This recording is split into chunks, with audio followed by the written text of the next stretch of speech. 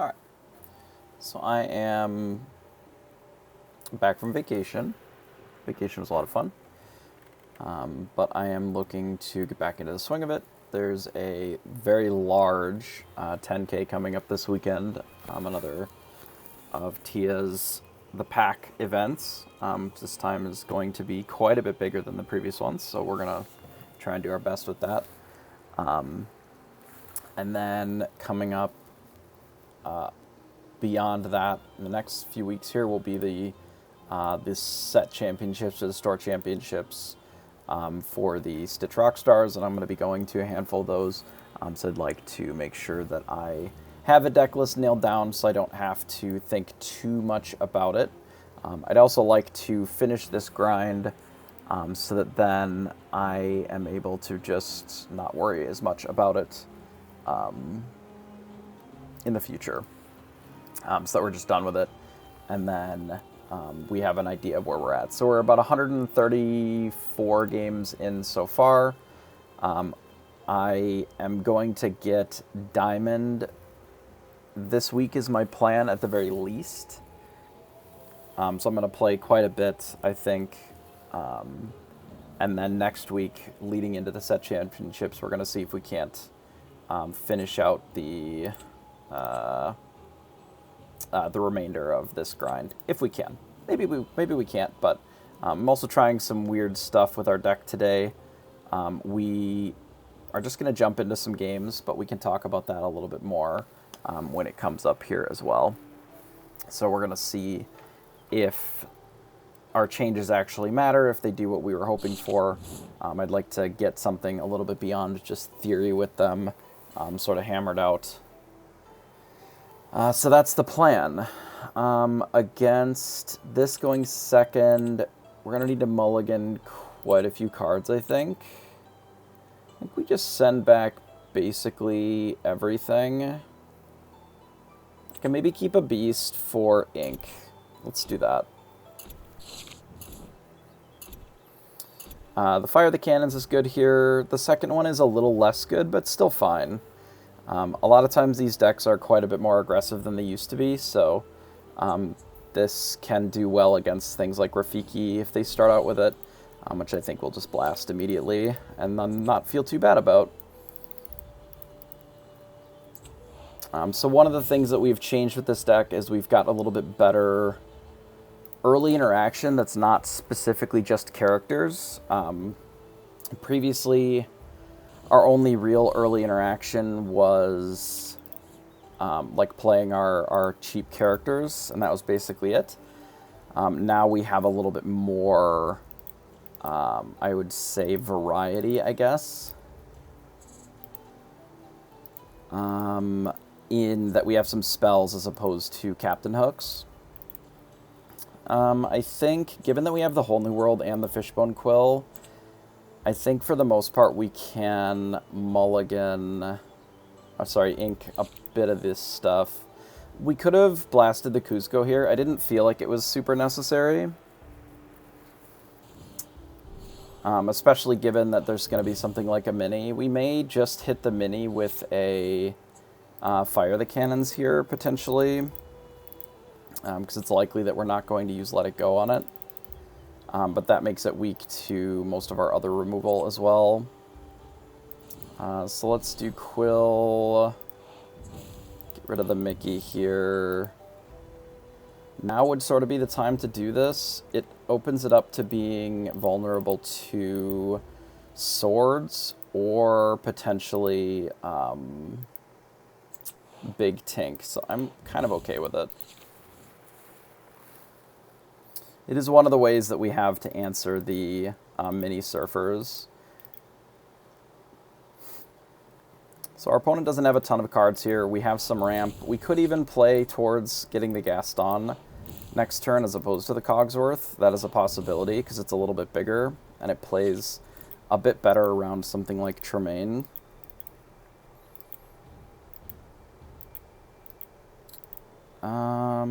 And it gives us a little bit more ink to work with as well, which I'm sort of on board with. Let's go ahead and do that here, I think. There is something to be said for the Cogsworth, but because we're on the play, they're not going to be able to kill our Gaston most of the time anyway. So I think I'm on board with just doing this and getting something out, and in theory this can also race too, which is nice. There's a world where we want to put Bell into play as opposed to the Flaversham, so I'm going to go ahead and grab the Bell. And we may end up casting it because it gives us the ability to ramp quite a bit more ink as well. We'll see. Sort of depends on what the plan is. If we need to deal with what our opponent is presenting on board, specifically this mini, like right away, then that may be a direction that we're looking at. Not too concerned about the Maui killing Gaston. Drawing a second Bell. So if we play this, we can ink 1, ink here. That puts us at 9. So we would still be able to swords, but we wouldn't be able to tink. I think given that, I'm just going to ink 1 and then Fishbone Quill the other to make sure that we can actually clean up this board after the whole new world here.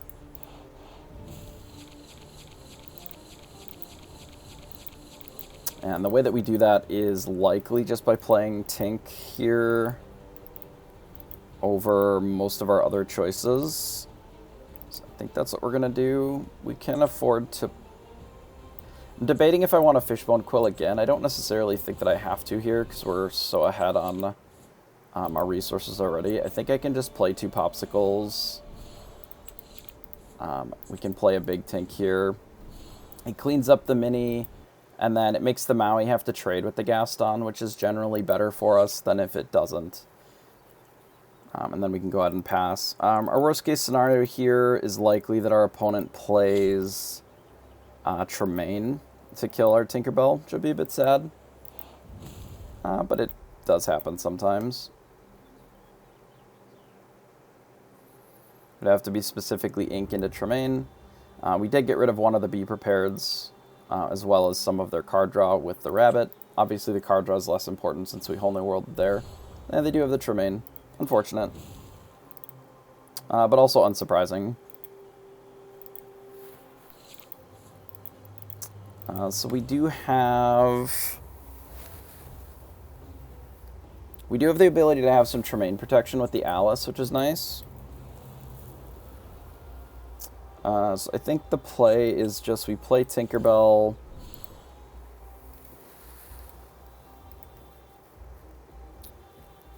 I'm going to ink one of these cards here. We don't need to ink too many. We'll probably just get rid of the Quill. Just run out Alice. We can stay at 9 for this turn and just pass. This makes it difficult for them to run out like another Tremaine here. Not impossible, but a little difficult.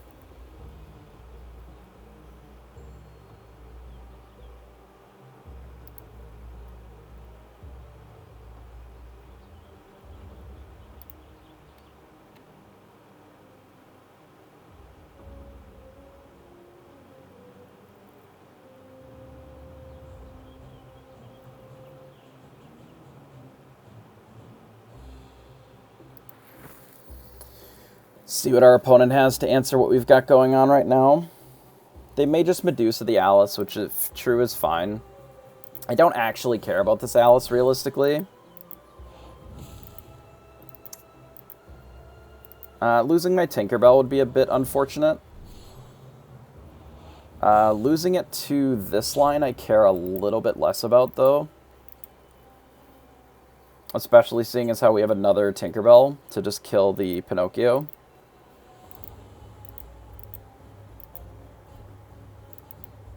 Unless they're looking to snake it, perhaps. Hey, Jane, how are you?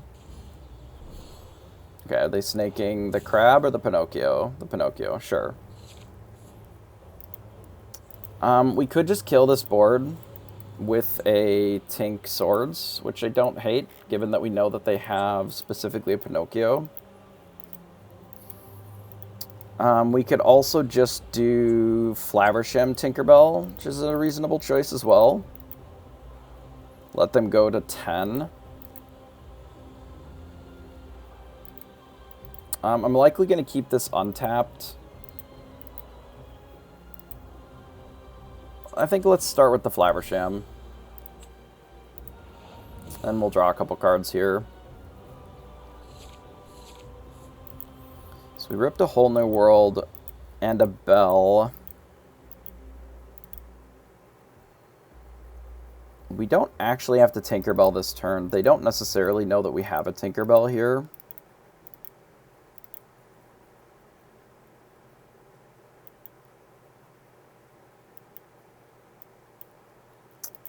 I could just run out of Cogsworth. And then ink maybe the Rise of the Titans. So if we play this, if I quest here, they can double attack the Alice, which I think I'm okay with.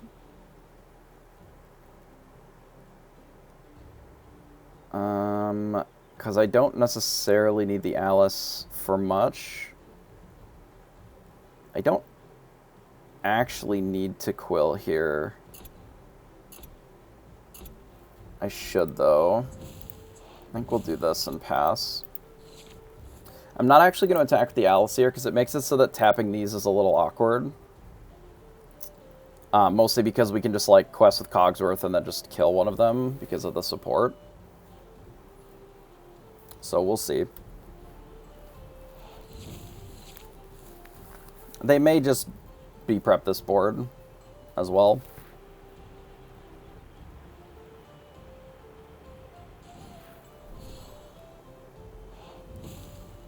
I assume that they're going to kill Flaversham over anything. That's fine.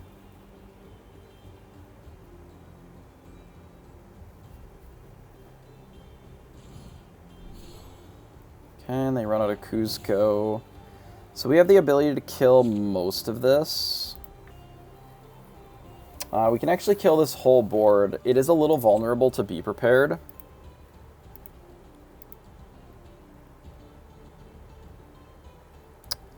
We can't kill the whole board, because I can't play both of these, because we don't have enough ink. We're 1 ink short of that. We can kill everything but the Medusa, without over-investing, which I think is maybe the play. I could shift. I think that's just worse. Like, I don't think killing the Medusa is worth just using an entire extra card. I think that's maybe my thought on it.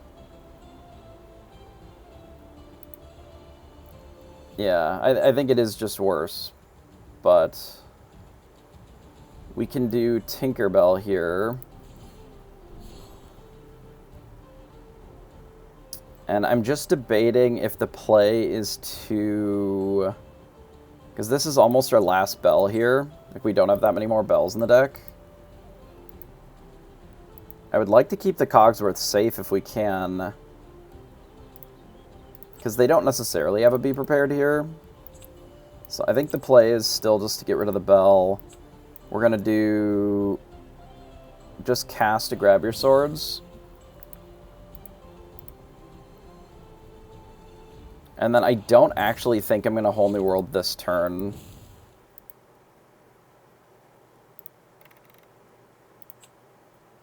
Though obviously it's a little awkward if they... Whole New World here. Or if they Be Prepared. Maybe I do just quest, actually.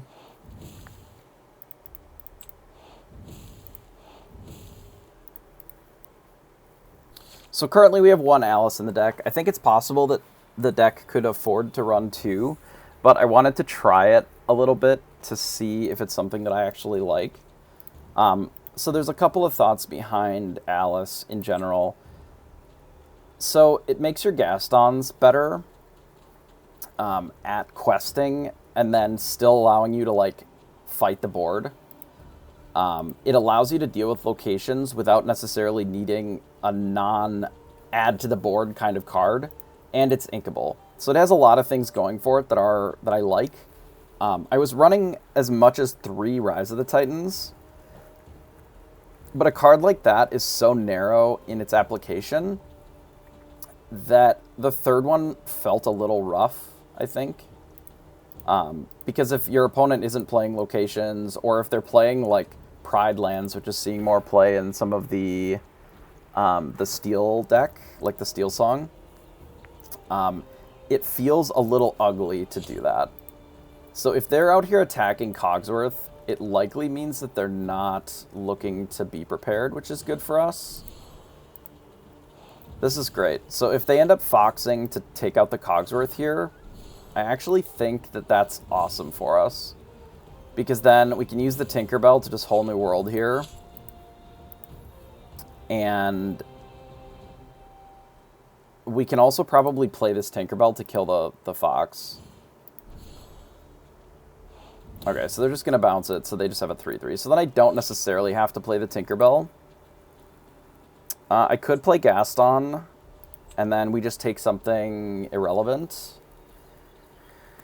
How much better is Gaston than almost any other thing that we could be playing, I wonder? It's pretty good, right? So I think let's do the Gaston. And then we'll take something that just doesn't matter, which in this case I think will be Cogsworth, as opposed to the Grab Your Sword and the Bell, though this means that our Bell is on the bottom. But I think that's fine, because we still have all of our Cogsworths in the deck. We'll just have to, or all but one of them. It's a little rough, but I think it'll be okay. So let's ink, and then we're going to do this. Okay, so we didn't hit any Be Prepareds, but we did hit a Goat and most of their card draw. Like, they're basically out of rabbits now. I unironically think the play might just be play the dime. Like, just cast it here. And then pass. And then our plan will be just to try to dime them every turn for kind of the rest of the game. Because we may need a double dime to be able to actually close. 10 or more, she gets +4. So I would still need one more character to get this even higher, which is fine. So, like, Alice, realistically, does not have a secondary ability most matchups. But there are some steel matchups where you sort of flood the board with Cogsworths. And then the way that you are sort of... able to ramp her up is it just, she is a support that's able to allow you to challenge favorably. And then, you know, once you have a big enough board, it can actually pop off, which is nice. So they end up playing a Maleficent, which we can actually kill with Baboom, which is pretty likely, I think, here. I'm going to start with the Flaversham, I think.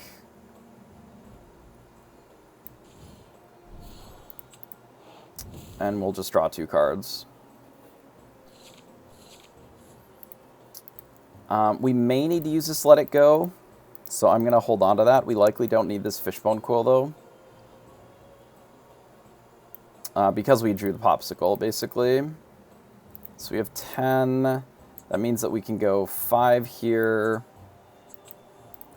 for the Cogsworth. We can dime it. We can Baboom this, and then just play our Popsicle. And then we may or may not ink another one. We don't necessarily have to here. Yeah, I think we'll just pass. And I may use the Flaversham to get rid of the Quill. I may use it to get rid of the Popsicle, if it's even still around. But essentially our play is we're going to run out a 2 lore quester basically every turn. Until hopefully we're able to catch up in lore, and then the Lucky Dime will close it out. We know that there's a Bell in the bottom, like, handful of cards, so that could be an out with the Whole New Worlds as well.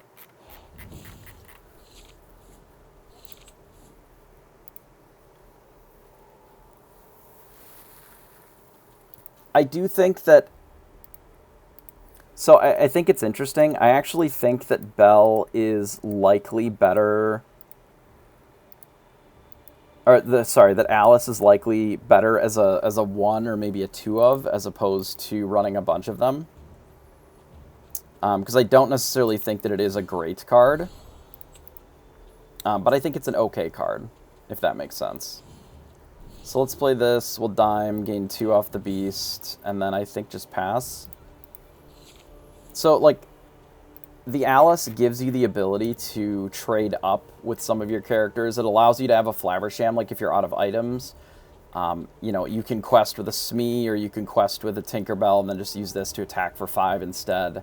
It allows you to keep questing with Gaston instead of using it just as a 4/4. Same is true of the Beast Hard-Headed. So ideally our opponent runs out like a Be Prepared, like at the last, because there's only one left in the deck. And then we can Whole New World them and just play a bunch of shit. Yeah, so now they're out of Be Prepareds. So they'll run out one card. We'll likely let it go, but we may just straight Whole New World. We'll see what they play. If they play something like Castle, then we have an answer to it with the Rise, and then we can Whole New World. And then we can ink our whole hand and try to set up for potentially even double dime with a Gaston in a single turn. But we'll see what they play. They are now out of Be Prepareds, which is something of note. So they run out a Pinocchio and maybe something else. 3 of our Tinkerbells are gone. So they run that out on a Crab. And they inked a Castle. That's interesting that they inked a Castle. This is not a great draw for us, but it is what it is. I suspect that we do have to Whole New World this turn. So let's get rid of the Rise of the Titans. I inked a Tink as well, so we're basically out of Tinkerbells then. And we have, like, 1 Grab Your Sword at the very bottom of the deck. So we're just in a total race then against our opponent, which is not ideal. What that means is that we should probably minimize our ink consumption. We'll let them keep the Crab. I'll hit this and then Whole New World. We should try to minimize our ink consumption as much as possible. We can potentially play towards the Bell with the Flaversham, but we need to make sure that we're spending 4 on this Lucky Dime this turn for sure. And also not using this Mickey at all. So let's do this. And then I think just run out of Cerberus and then pass.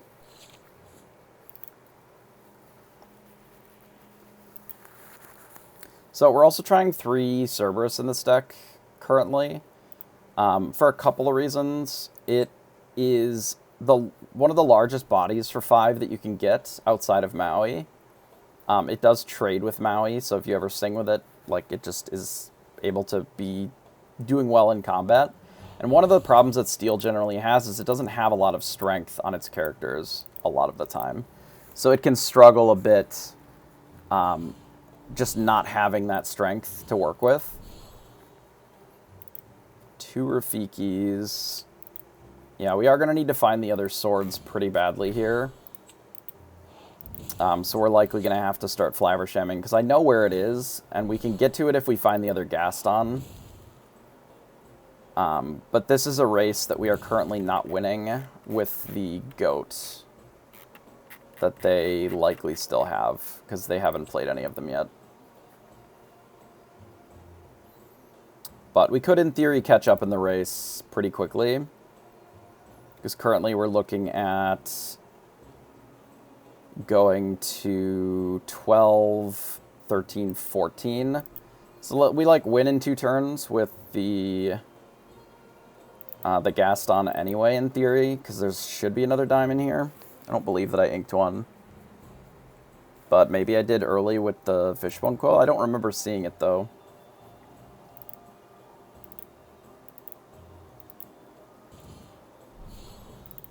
Okay.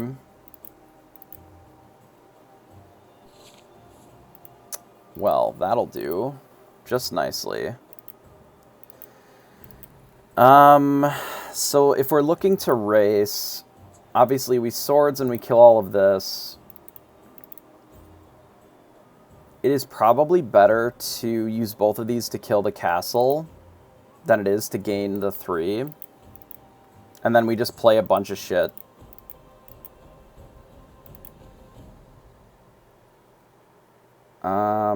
Let's start with this, I think.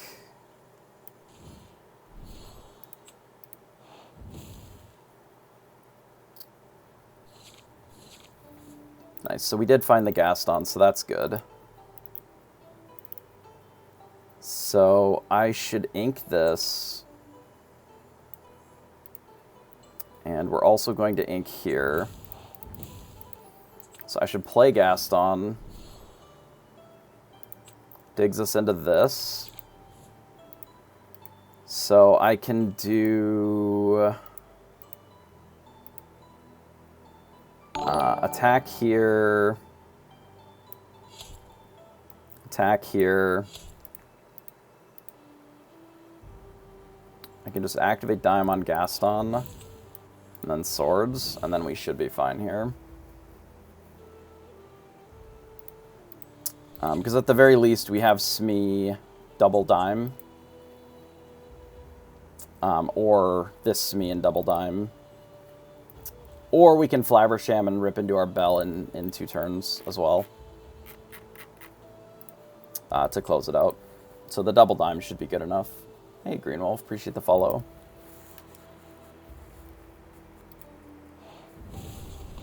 Yeah, so they Dragonfire the Gaston, which is reasonable. Luckily, we were able to Dime it once, which caught us up on lore, and then they concede, because they don't have another answer. Makes sense. Can appreciate that for sure. So this is 1-0.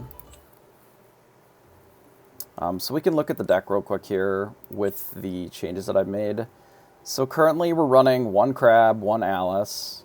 We have 3 Gastons and 2 Dimes.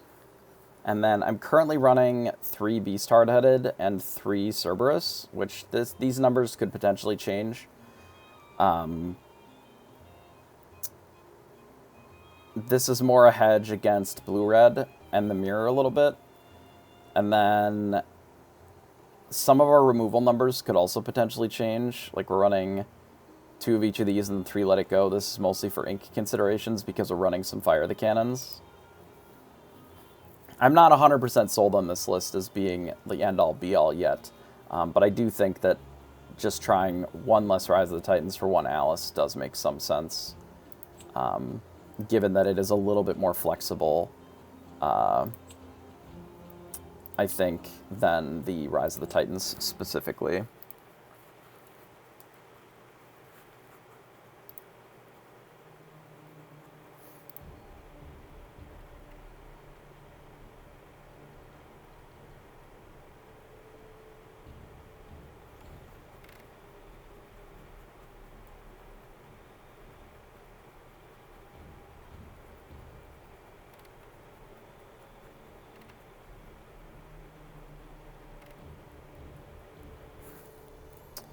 Alright, looks like we fight another red-purple.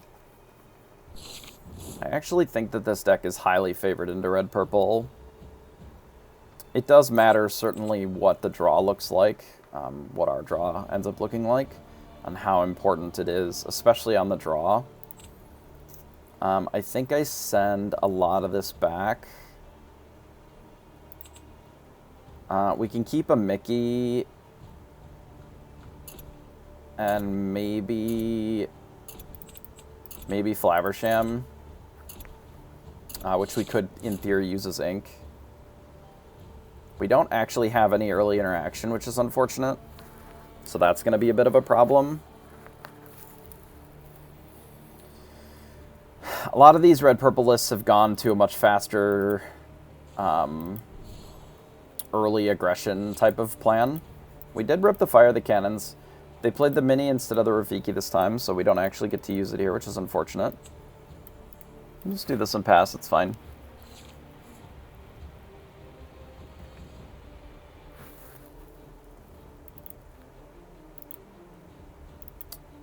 I may use this to blast a Kuzco.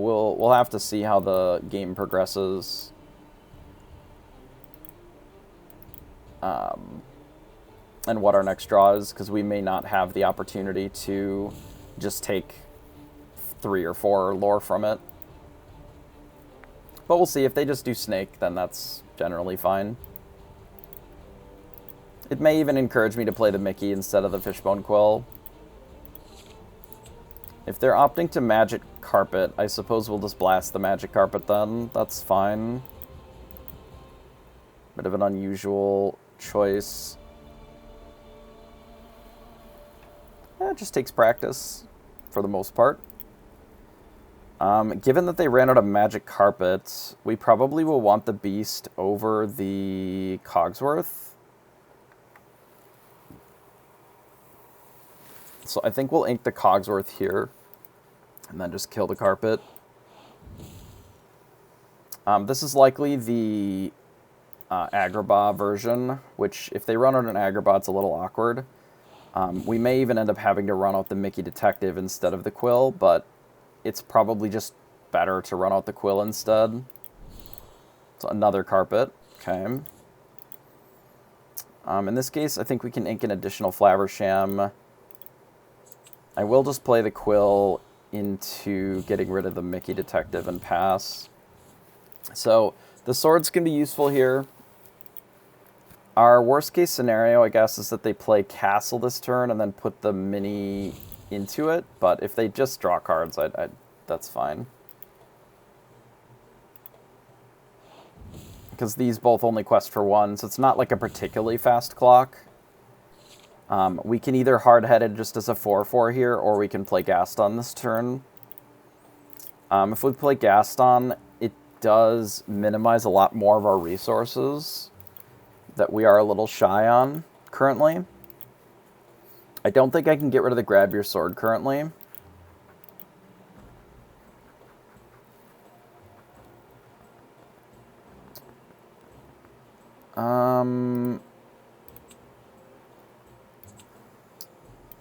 I think I'm going to play Gaston. So I kind of want to get more ink down anyway. I think I'm okay even Gastoning into Gaston. It's like we can race this board too. With what we have. If I rip into something like a Popsicle as well, it could be nice with the Flaversham. We'll see. So they did run out of castle, and they did suit their dorks up into the castle. We can actually kill both of these if we do the Grab Your Sword and just attack here. Which feels kind of bad, but we don't really want them to draw a bunch of extra cards either.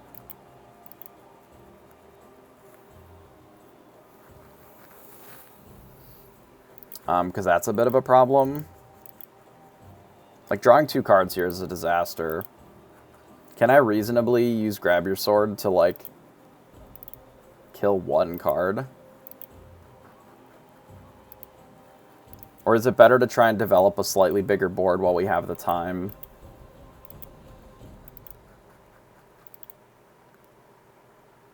I can ink 2 and go to 8.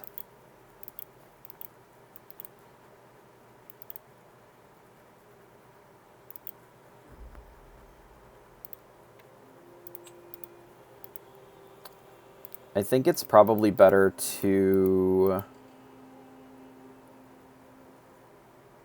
just kill the board.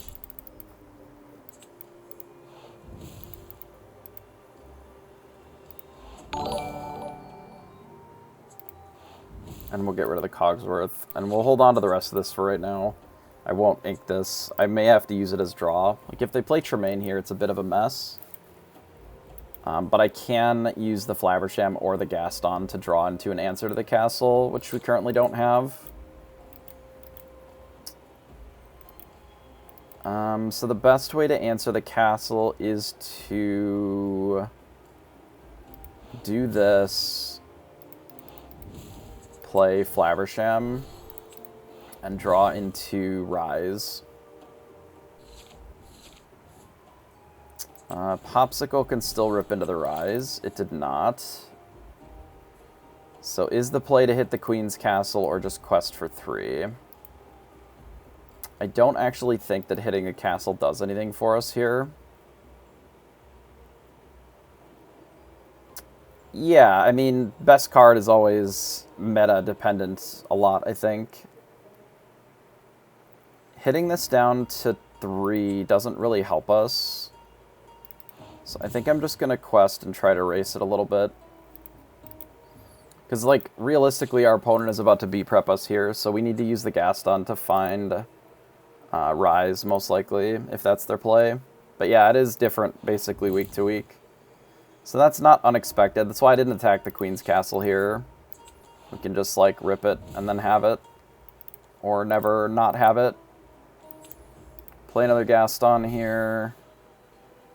I think it is probably better just to draw a Smee and then pass. Because then we can do Tinkerbell Smee in a turn. The second Tinkerbell is interesting here, but I think going a little bit wider is going to be more useful. I can hold off on the Tinkerbell to answer a Maui, which I don't hate. Let's do this and pass. So what this lets me do is if our opponent has Maui to answer the Gaston, I can Tinkerbell and just kill it. We don't have a great hand if our opponent has another Be Prepared. But there's not a ton that we can do about that unless we rip well. Just sort of the nature of how our draw was. Since we have not found a whole new world. Another Flaversham or a whole new world would be good off the top. I am likely still just looking to play this Tinkerbell next turn as a fail case here, which is pretty okay-ish. I don't think we let it go. I think we just play the Tinkerbell and then pass. Certainly don't want to just let it go a mini when they can play Dragon. They also have Fox. They're likely just going to replay it. Okay.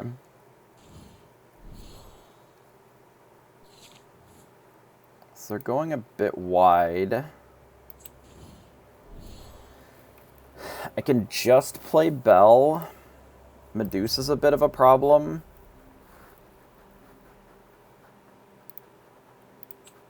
If we let it go the Fox, we can quest here.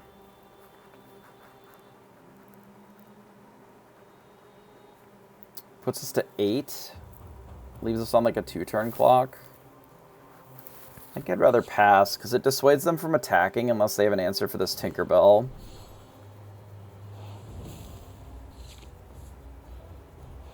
Attacking with anything other than just the Magic Carpet.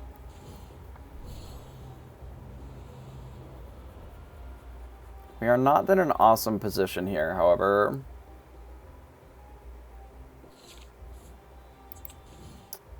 Let us draw. We ripped up a Boom. They can go to 17. Well,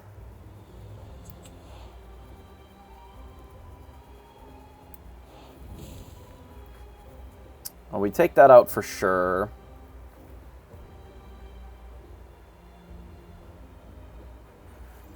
It feels like I have to remove this goat, put them to 14.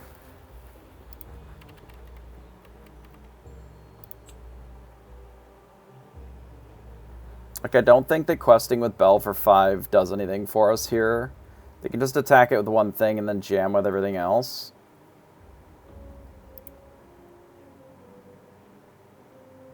It really does feel better to remove the goat, because if they can bounce the goat, then we're just dead for sure. I think it's this and this. Even though I'm not particularly thrilled about it, because we're still dead to a goat bounce goat here. It's nothing that we can really do.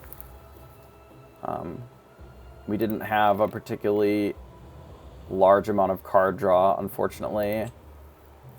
And being on the draw made this pretty tricky. So they did have a Fox. So realistically, it is good that we...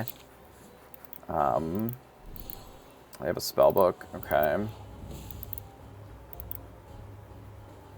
surprised that they don't just attack here.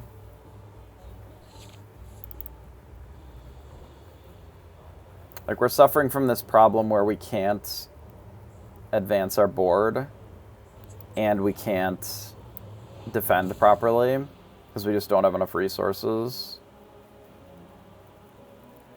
We know that they have a rabbit.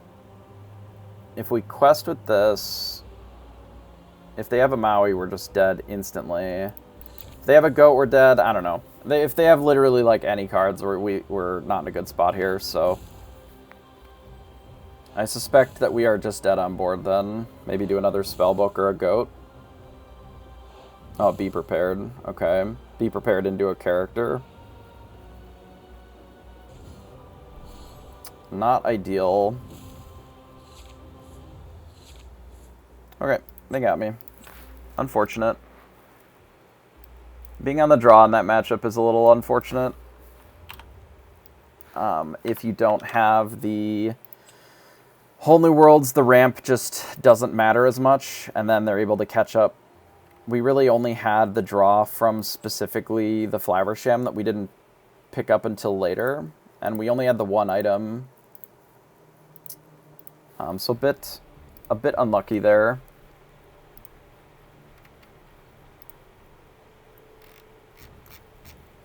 The deck, the red-purple deck, which is literally all anybody plays anymore, apparently.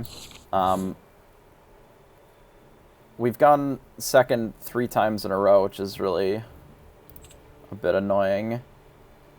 We have Fire the Cannons into Smee, which is nice. I think we have to get rid of some of this stuff. We can keep the Popsicle, maybe. Could have potentially kept one of those for ink. Like, we have Popsicle if the thing that they play is not Fire the Cannonable. And we can play Smee, which is a pretty good follow-up to their turn 2. Being second, like, being on the draw in this matchup. So, it isn't necessarily that RP is good or bad. It's never really been bad. It just...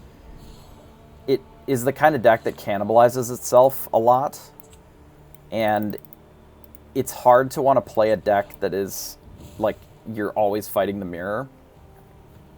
The new lists are very aggressive. Like, they play a lot more characters.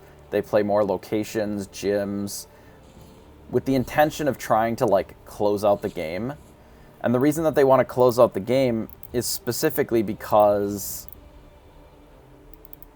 they can't beat red-blue if they don't, right? Like, they can't be fast enough to beat red-blue. And in the mirror on the play, then they can just, like, ramp out locations and they can boom them that way as well. If we get rid of this bell, we don't really have any ramp, but with the way that our hand is, we don't necessarily need any ramp. Because we don't have any card draw either. But we may need to answer an item. So let's do this. Yeah, they're basically all aggro. They're on mini surfers, and they're just trying to be as aggressive as they can be. Mini surfer is still fine, yeah. Like, the castle is good. Like, they are aggressive lists because that's just what they have access to, realistically. This could be a line where we end up playing Bell next turn so that we can get to Tinkerbell the turn after. I'm thinking about running out a second Smee here, unironically. Which means that I would want to get rid of the hard-headed, which is fine. So let's do this. Let's play Smee, quest with this, and pass. In theory, I can keep up with the Surfer a little bit if I take this line.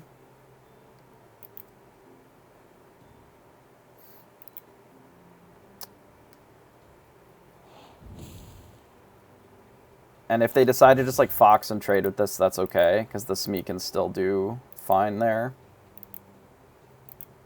Teeth and Ambitions. They play a Prince Eric. Sure. That is fine.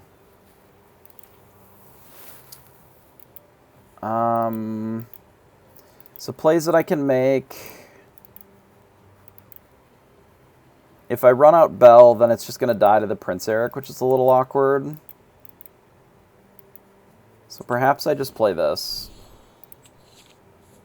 So if I want to Rise of the Titans. Okay, well, Rise of the Titans is not it here. But what I can do is actually just attack here. So that our Smee dies. And then I can quest with this Smee here.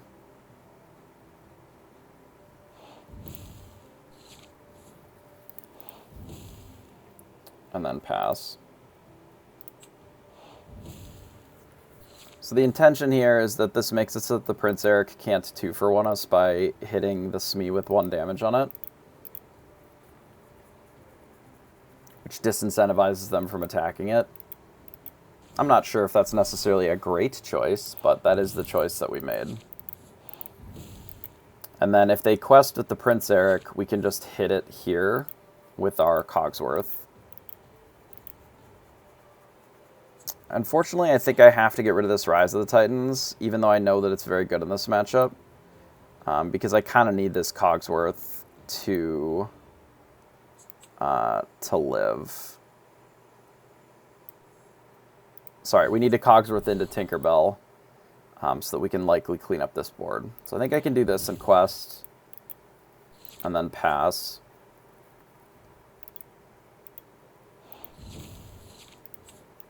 So you may banish chosen character. So I actually don't hate that they're drawing cards here, because we're pretty likely going to Whole New World in this spot. I don't love it, but we almost have to Whole New World here.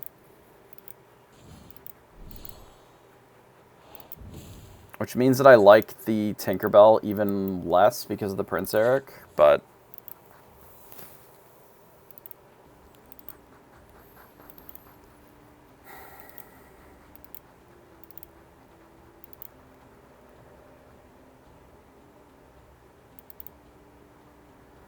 What's my alternative? Is I just play Tinkerbell and that doesn't do anything?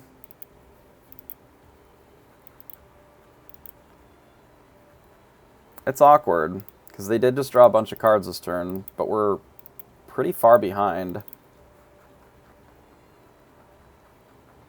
Maybe the play is we don't Whole New World this turn, and I just run out Tinkerbell and then pass. And then we set it up maybe for next turn. Not having ramp makes it really tricky. Because this also means that it disincentivizes the Kuzco from attacking. If they Tremaine, I think we have to get rid of the Cogsworth awkwardly.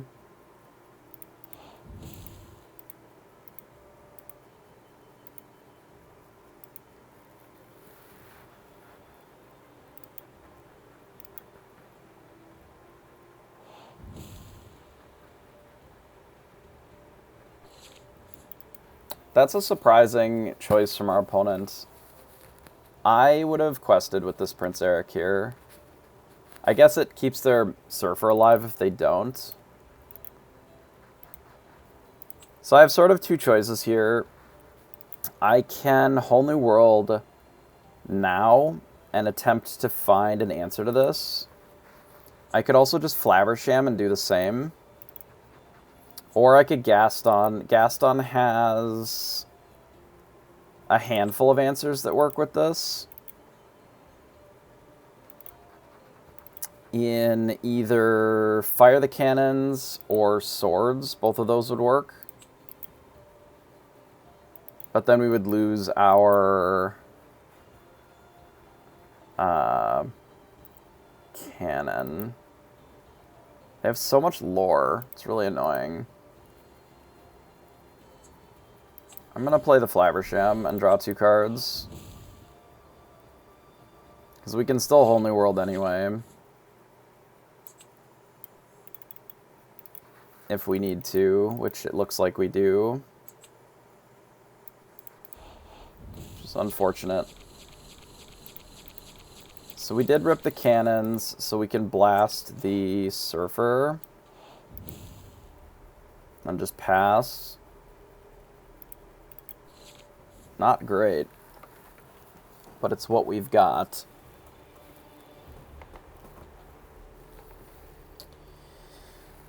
Yeah, being on the draw is not awesome in these matchups. Like, it's certainly at its worst against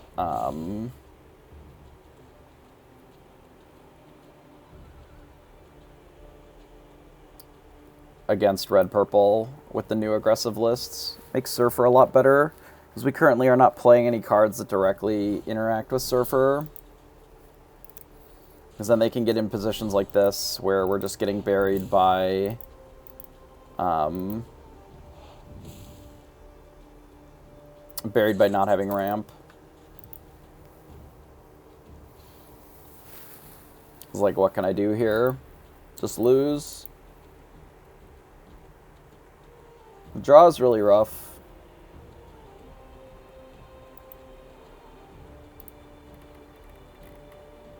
It's not like they played a lot of cards, we just also didn't do much to be able to interact. What can I even rip into here with only 7 ink?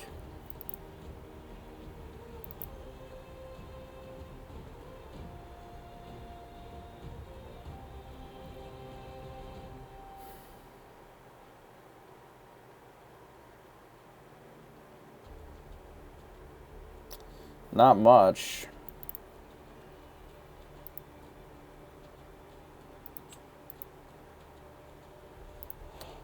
Well, let's dig. Mini aggro, not Simba. Yeah, I just don't have the ability to play more than one card a turn, so I guess we just lose again. Okay, fair enough. I'd like to try these games on the play as opposed to the draw, so that it feels like we actually have a decent sample size of competing against them, but perhaps we'll just be on the draw all day.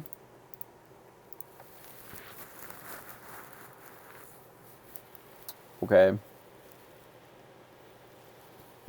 I get to play this time, so that's neat.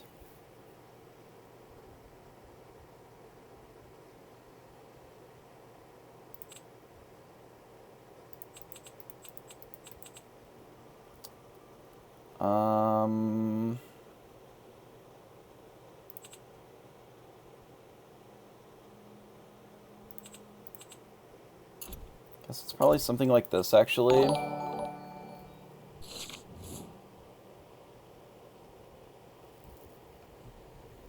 It's not actually that bad.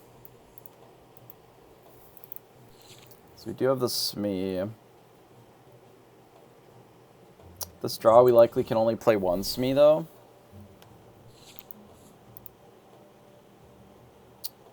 Maybe I'm supposed to just blast Rafiki here. What do we think about that? I don't actually hate it. Knowing how this deck sort of wants to curve out. Don't mind just killing that here. Not as worried about a Kuzco. We can have Cogsworth as a guaranteed way of whole new worlding.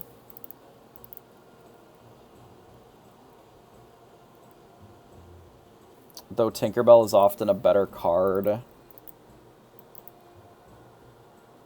just don't see a time when we're going to be able to play this, like when we're going to be able to sneak that Smee in.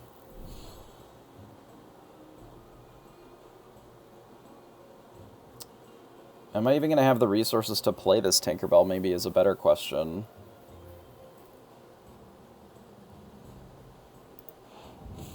I guess not, huh?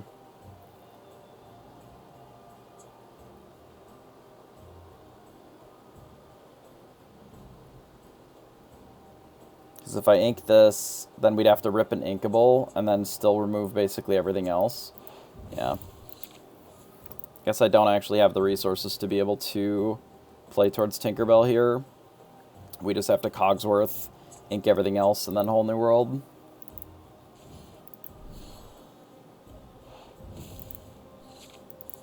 If this is their play, I may consider Grab Your Sword here as well.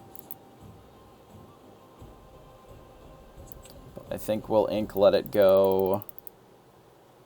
Play Cogsworth. I'm debating on Grab Your Sword here. Or if we just ink it and try to go big.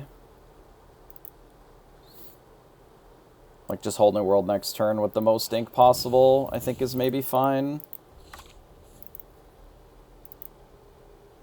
That could be a total mistake here, given their draw, but just doesn't feel like a super winning game if our play is to swords. But maybe, given that this was their draw, the swords looks a lot better.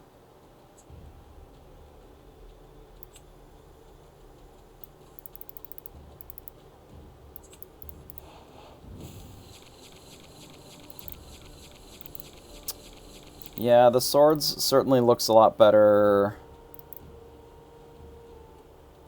on this board.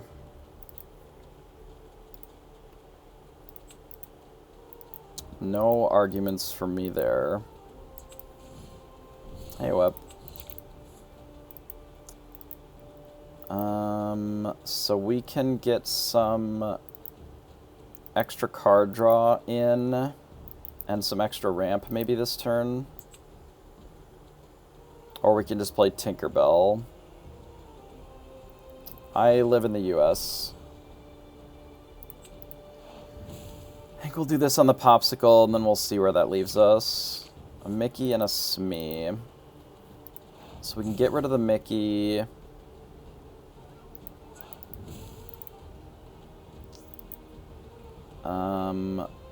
We can maybe ramp even more. I think I'd rather just play a Smee this turn. Then pass. Yeah, I currently live in the United States. In the Midwest.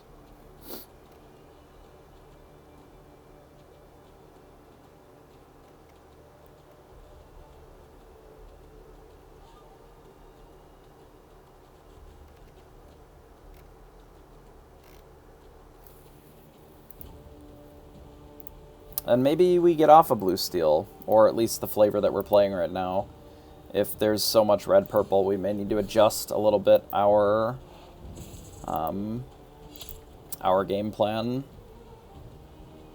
Because as it's looking, our deck is not constructed in such a way that this is a good matchup in the early game. And if you're struggling in the early game, then you're going to lose against this deck a lot. The Fire the Cannon seem fine, but it may be that we need to adjust what we're doing a little bit.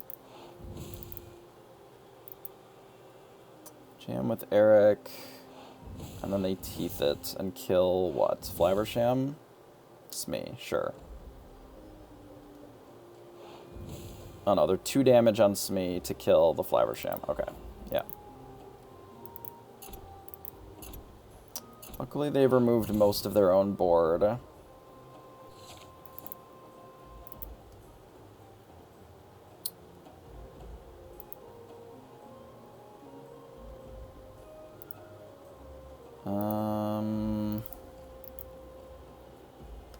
Without the Flaversham, this looks a little bit worse, certainly.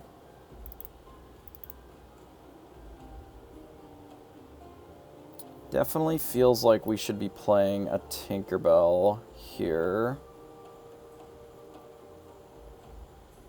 Yeah, there are quite a few running them locally, which is nice. I think we play Tinkerbell and maybe another Smee.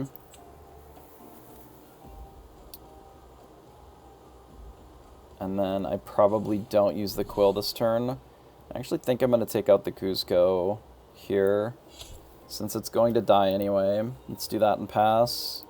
This gives us some terrain protection for our Tinkerbell. Hey, Ducky.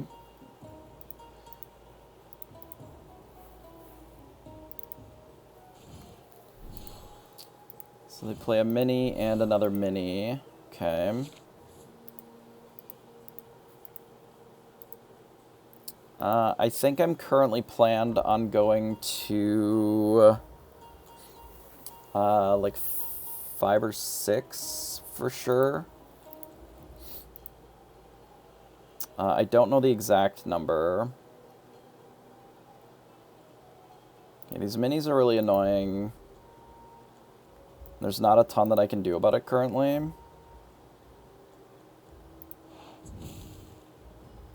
So let's do this.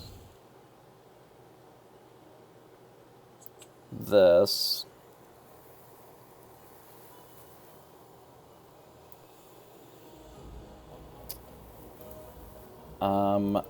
I can swords that. I still have 2 left in the deck, which might not be a terrible idea. So let's do this. It means that I'm not playing this bell here, but I think that's fine for this turn.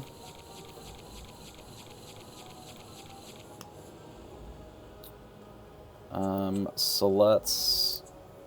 I think grab your sword is better than using 2 cards on it, because I could use...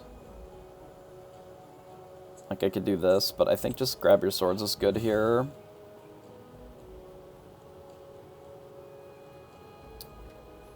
And then we'll quest with our Smee and pass. I would assume that they're going to be prepared. They likely have 2 more in their deck. A lot of these lists have been shaving down to 3. But it's fine if they be prepared here, since we're going to put out our dime and get ourselves positioned towards racing soon. I'm going to start with a popsicle, though, so that we can draw a couple more cards. Yeah, a lot of lists have been going down to 3, which I don't necessarily agree with personally, but I think I can understand why you would make those choices. Since I have another...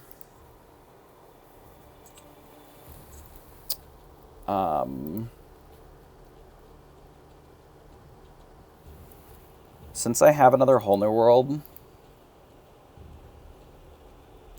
I think my play is going to be just getting more ink. I'm going to keep the Rise of the Titans for now.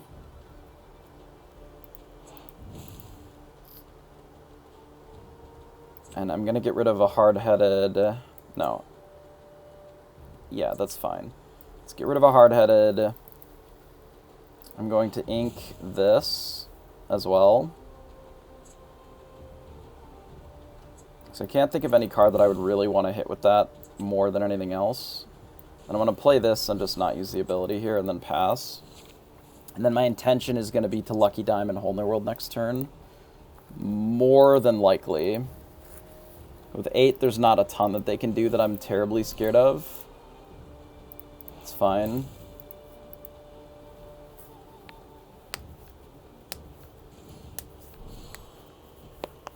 Yeah, that's acceptable.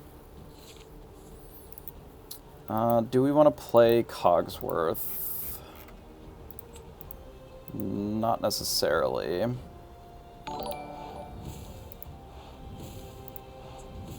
We're going to do this, we're going to do this, we're going to play this. I'm going to sing Whole New World. Hey! Thanks for the raid. Shout it out real quick here. Welcome, everybody.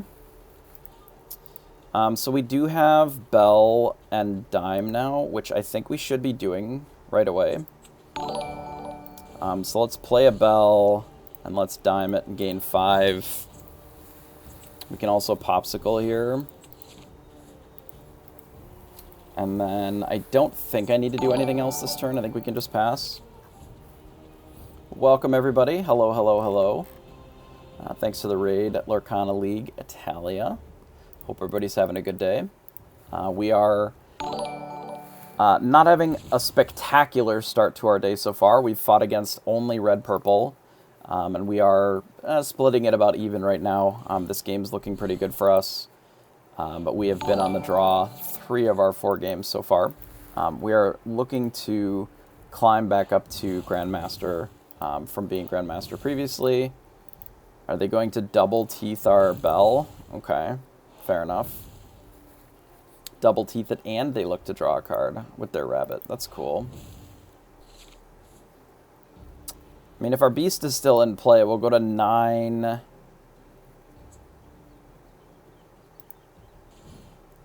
We don't even necessarily have to bell this turn either, but we'll see. We could also just kill the Tremaine and then clean up the board too. That is another option. I think I am going to eat the detective because I really don't want to get rid of another bell, ideally. Like, I could dime the beast. It'll put us at 9-13. I'm feeling like I should just kill this board. But I don't have to make that choice until after I Flaversham. I likely don't need 2 quills anymore. Fire the cannons and a popsicle. Well, with fire the cannons, that changes the equation a little bit. Because I can do grab your sword plus fire the cannons. And I can clean up the Tremaine. And then we can still bell dime if we want. But it feels probably better just to do this. And then we can run out probably just Coggers. Honestly, we can run out Cerberus, that's fine. I think we can run these out, no problem. Well, welcome everybody, appreciate all the follows. We are playing a blue-steel ramp dime deck that is running a couple of one-ofs that we're trying. We're currently also running 3 Cerberus because I feel like it's quite strong in the metagame right now. Especially on turn 4, there's literally 1 card that can answer it. Which some lists have been running, but not a lot of them. Given that they are just doing Tremaine, I suppose we can get rid of our Cerberus, that's fine. We'll keep our Flaversham, because we can use it to draw a couple more cards if we want. We don't necessarily have to, but we may as well. Alright, so let's quest here for sure, but we'll start with the Flaversham.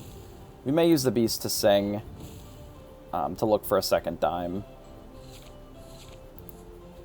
It is on the table, certainly, because we're 1 short of just finishing it. I suppose the correct answer, since we're so close, is just to do this. And then it doesn't really matter what we do from here, because we actually already won the game. We can just pass. There is no combination of cards that red-purple can have. World's Greatest Criminal Mind, I guess there's 2 answers. The other one is just Dragonfire. Dragonfire also can answer Cerberus on one of the earlier turns after you play it. But yeah, it looks like we're pretty well done. They don't have an answer for dime in their deck at all, so we will take that one here.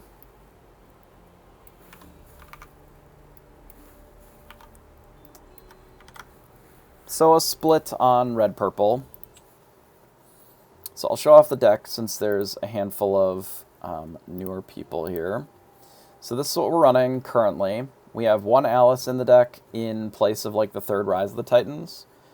So we're trying this as a way to allow things like your Gaston and your Hard-Headed to still quest, and then use some of your other characters, maybe a Flaversham that doesn't need to draw cards at the time, or you don't have any items. You can use your Cerberus or your Mickeys. You can kind of combine these together to take out locations similarly to the way that Rise of the Titans would. You can also combine a few of your characters together to take out, say, a Cinderella, or punch through some nonsense in the mirror where there's a couple of Cogsworths and it makes it really difficult to challenge normally. So you can kind of combine your characters together, fight it that way. That's the thought behind it, at least. And sometimes the secondary ability, where it has 5 lore, can come into play in, realistically, like the steel mirrors that get kind of gummed up with Cogsworths. You have a pretty wide board. Maybe you have a couple Cogsworths and, you know, a Beast in play. And then, you know, a Mickey and an Alice, and you can kind of quest out, pump the Alice, gain your 5 here, and then also dime it. You know, things like that can potentially happen with some of those clogged boards. We're running 3 Gastons, mostly so that we can afford to fit Fire the Cannons in the deck. A lot of these, like Robin Hood decks, you really have to be interacting with them and dealing with the Robin Hood. The Baboom is a little expensive, but it is inkable. I think if we're not running Fire the Cannons, we would just run a little bit more Babooms, and then that would give us more room for Gastons. I'm debating finding room in this deck for the Robin package, like the 1-drop Robin Hood and the 5-drop Robin Hood. It likely would be in place of probably where the Cerberuses are, maybe some amount of the Hard-Headeds, and then a little bit more of this sort of earlier removal. Obviously, the Fire of the Cannons is less valuable when you are looking to play perhaps Robin on 1 or 2. And then that in combination with Alice can give you a world where you perhaps are questing with some of your other things, making your Robin, your 3/6, into something with higher power to be able to take out, you know, a Tinkerbell or one of the 4/4s cleanly, and then you still get to gain the 2 lore. I feel like it's probably a little bit more of an aggressive version of the deck, but it is something that I'm thinking about. I just don't know where all the cuts are. To be able to fit in 8 additional cards is quite a few, because we still like a lot of the cards in here. It's possible that it's just shaving down a little bit on some of the number of bells, or even just cutting the Tamatoa entirely, and then just being more cognizant of this lucky dime count being down to 3 rather than 4. Because the Tamatoa functions as sort of the 3rd lucky dime a lot of times. So it's kind of the idea behind the deck, at least. So we'll jump back in. We'll see if we can get some matchups that aren't just red-purple. Okay, looks like we found a Steel Song deck of some flavor. We go 2nd. So we're going to want to mulligan for Fire the Cannons, which we found, which is good. Cerberus is pretty okay in this matchup. And a bit of ramp would be nice. We can maybe keep the Flower Sham to work with the Popsicle. We could maybe do something like this. I think would be fine. Maybe the 2nd Popsicle's okay. It's a little slow, though. Okay, so the Mickey Mouse is really important here, I think. Being able to get some amount of ramp, I think, is really valuable. I am likely just going to blast this Cinderella here. We can get rid of the crab. It's a bit early for Tamatoa. We'll go ahead and hit the Cinderella. The reason that you get rid of it here, I've done a bit of testing against this Steel Song deck with this. You want to get rid of it because if they have something like Bare Necessities, you want them to have to pay 2 and just cast it for their turn, rather than being able to just sing it and then also play their character. So if they shift Robin, it's not great for us, but we currently don't have anything to do about it, so such is life, right? Looks like we're just going to play out a couple of Popsicles and then pass. So our opponent is going to get to do kind of whatever they want, and there's not much that we can do about it. Ideally, they don't shift Robin and Whole New World us this turn. But given that I've played against this deck before, like, that's probably going to happen. They shift into Bare Necessities. That's actually fine. I don't really care too much about Bare Necessities here, since Mickey was our ramp that we were able to find. We lose a Popsicle, but that doesn't really matter that much. I don't really want to let it go, this Robin Hood, but I will, if that is our only out here. So I think what I'm going to do is I'm going to get rid of one of these Tinkerbells, and we're going to play the Mickey Mouse. I'm going to put another ink in the well, and then pass. And then on 5, we can either decide if we want to let it go the Robin Hood, or just do Cerberus. It sort of depends on what they play this turn.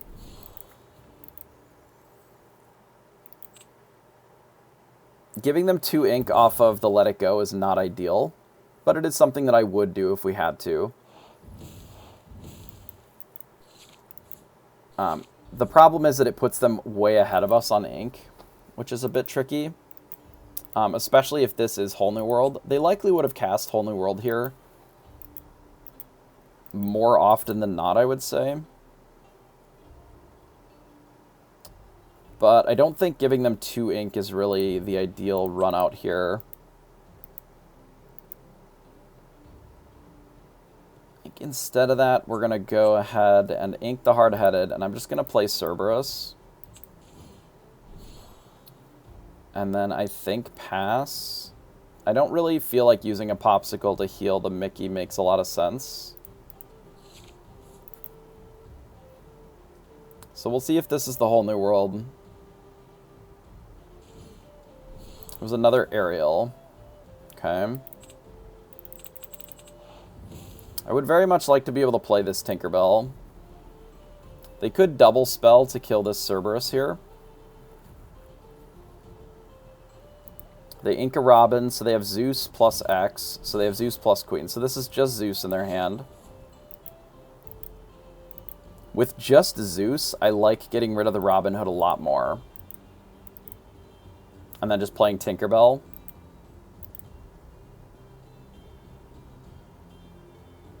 Yeah, that feels better. Putting them to 7 doesn't matter as much when the rest of their board is bad. And if all they've got is a Zeus, like, we play the Tinkerbell and it forces them to use it. Or we could play the Flaversham and draw towards something else. Honestly, the Flaversham might just be better here. Feels a little weird, but it might be fine. Let it go on a dime. We've already inked here. I actually think that I can just quest with the Mickey now. I want them to use their Zeus on one of my cards, if we can. Which is fine. Like, if they want to trade with the Cerberus here, that is a-okay. I can actually just smash both of my cards into one of their aerials and kill it with the Tinkerbell, too. We'll see what their... They just have a Cindy here? Okay. There are not very many locations or items that I care that much about in this matchup. We can just ink this. We can then Tinkerbell. And then I think I'm supposed to just bash this. And then pass. And if they blast our Flaversham, they blast our Flaversham. That's fine. It's unlikely that they're going to want to sing it anyway. They could bash everything with the Flaversham, or into Flaversham now to remove it. Which is not unreasonable here. But it is also pretty unlikely for them to want to do that. I'm debating if I just let it go the Tinkerbell here. I think my play is going to be to draw with Flaversham first to see what we've got. It gives me more options. I don't feel like we're going to be using this Whole New World anytime soon. I would rather do other stuff first. I think here it's sing, let it go, and then advance our board. We do this, we play Cerberus and pass. Like, it's unlikely that we'll Whole New World, but there is a world where we do. Once we've played out all of our resources. Because if we can sing it and we're relatively even on ink, I feel like we have better cards to play with. So they grab your sword, and then they just pass. Interesting.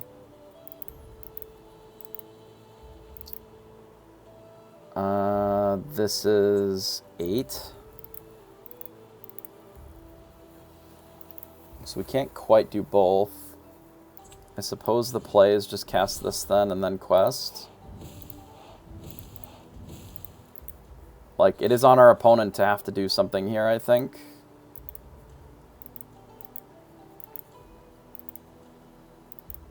Like, ideally, they're the ones that have to Whole New World. But if we can find a removal for their board, that would be ideal. So they run out a queen and pass. So we did find an answer to the aerial.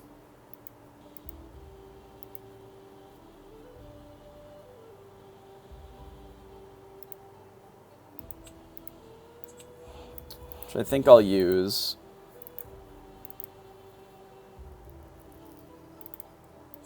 And we'll play this. And they concede. Okay. Yeah, I think we're in a position where we can almost just quest out with, like, the Cerberus, and it's hard for them to actually even challenge into it, even with the buff.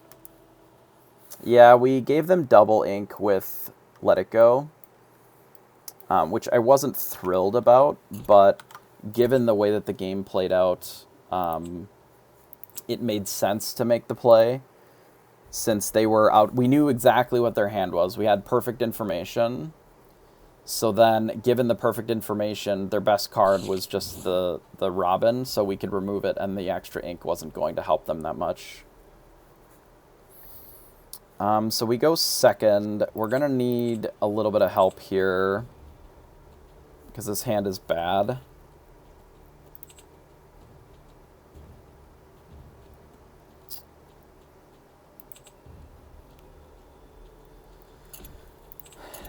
I mean, sometimes your hand is just not great and doesn't get there. That'll happen. I think we do this. It may have been right to mull the Popsicle there, too. That's kind of hard to say. I was ideally looking for something to answer a turn 1 play. Cogsworth is very good in this matchup. Cerberus is also okay, but we have to ink something, and I think we're going to get rid of that first. I would like to ramp into Cogsworth and then see if we can play some of the rest of our characters. So we'll see if we can sort of navigate the game to that position. They didn't rip... Or they didn't play a Robin, which is generally pretty good for us, I would say. Alice is maybe usable in this matchup. It's likely going to get hit with the Quill. If we can get a Quill down before it gets bare necessitied, then I don't necessarily need it to ramp me twice. We can just play Cogsworth into Tinkerbell, and that's usually going to be okay in these matchups. They let the Storm Rage on and kill their own character. Okay, fair enough. That's one of the reasons that I haven't liked the Captain Hooks as much, because it really does feel like they are just dog shit a lot. So, given this hand,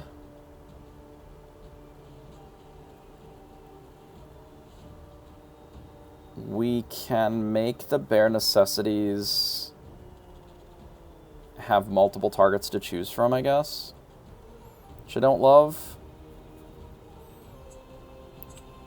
We can make it just always take the Lucky Dime, because it's not really that good of a card in this matchup anyway.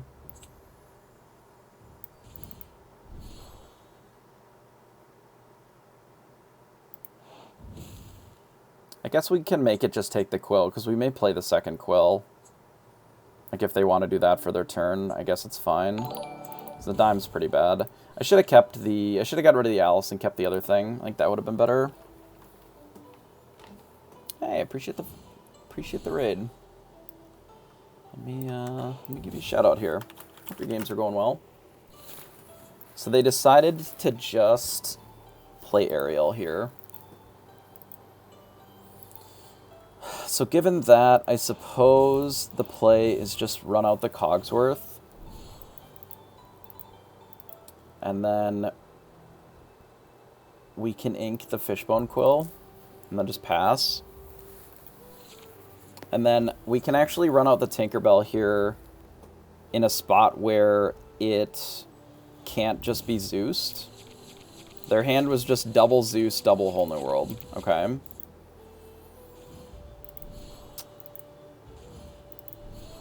So they Benja our thing, which is not great. So this can cost us 1. We can run out like double Bell. It's probably better just to play Cogsworth here.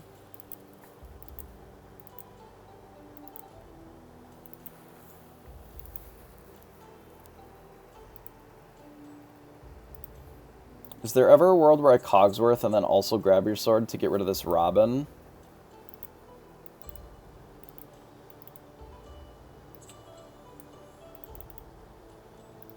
I wonder. Like, it definitely feels like it's Cogsworth. For sure. It's pretty well always Cogsworth.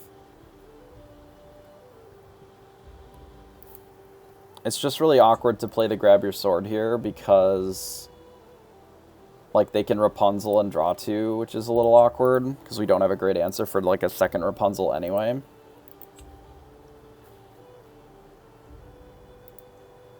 But it's kind of a crapshoot because if we just do nothing, they're just going to go to 10. And our follow-up the turn after isn't great either. I think we may as well do it now. Yeah, our next turn follow-up isn't amazing either way. I think is kind of the problem. Because unfortunately we lost to Tinkerbell. If we can find another Tinkerbell or another Swords, the Rapunzel is still a bit of a problem. Unfortunately, we have the Mickey in our hand instead of just like another Inkable. Okay, they blasted us with a Swords. That's fine.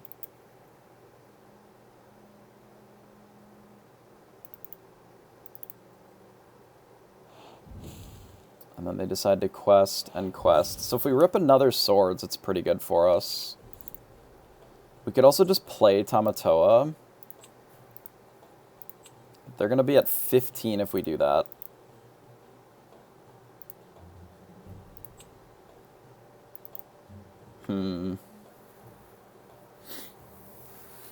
So if we find Swords off of Gaston,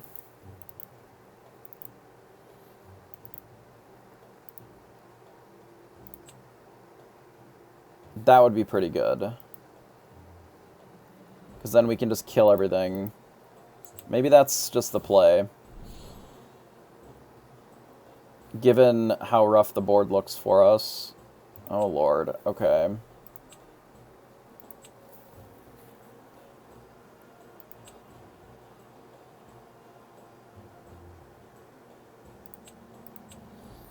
Is there ever a world where the third Cogsworth is ever, like, the play?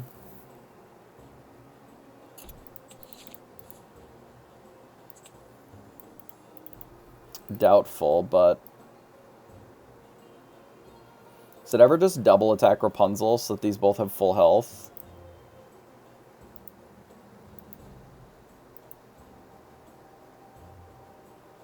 This can attack for 6, which can kill a Cogsworth, unfortunately. It could just be double attack Rapunzel, because then these both would have to trade.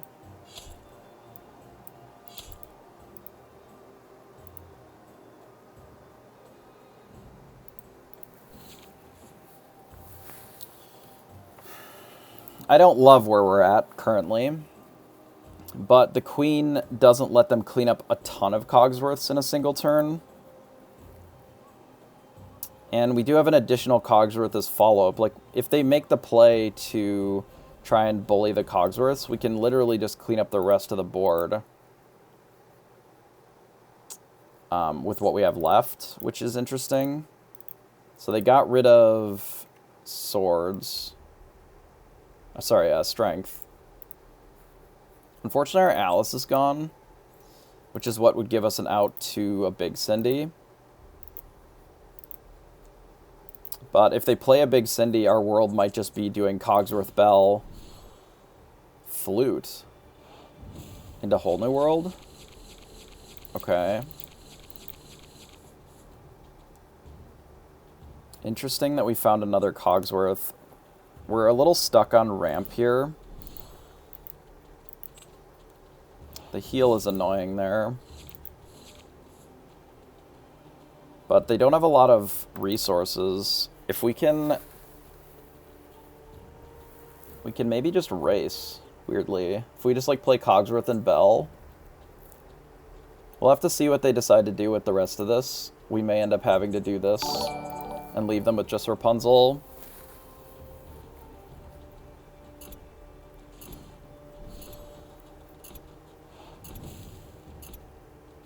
This card is a problem. Like, actively a problem. Hopefully they just quest with Benja. That would be the ideal. Nice. Okay, so that actually helps us here, I think. Because it means that we can play Tinkerbell, which will kill this. Put damage on everything. And then we can actually Whole New World again and look for the swords.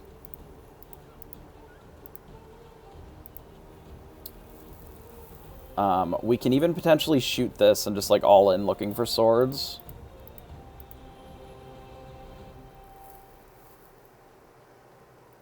I can... That would mean that I wouldn't get to play this Cogsworth, basically. Because I can't really race what they have right now, even if I play, like, the Bell. Because if they shift Cindy here, that's another 3, so that puts them at 11. So if I remove this, and let's imagine, say that I remove, like, the Queen, they would still have 1, 2, 3, 4, 5, 6, 7 with the flute, which is just, like, absolutely lethal. I can kill the Queen. I mean, I guess I can kill the Cindy so that they can't shift. I don't think that we need this Popsicle. I don't think that we need the Popsicle. I think we need to...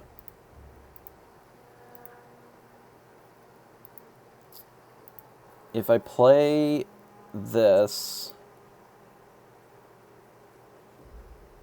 Okay, I think we need to do this. I think I need to play this... Holy shit, come on.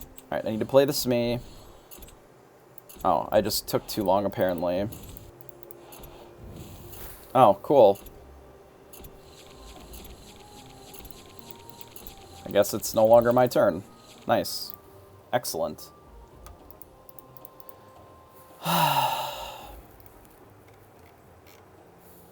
Sure glad that happened.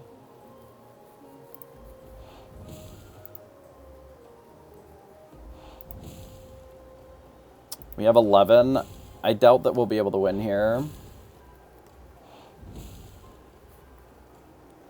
Because if they flute or double flute, we lose. Okay, cool. Nice. Good outcome. That's a very reasonable outcome. I didn't even see what our hand was.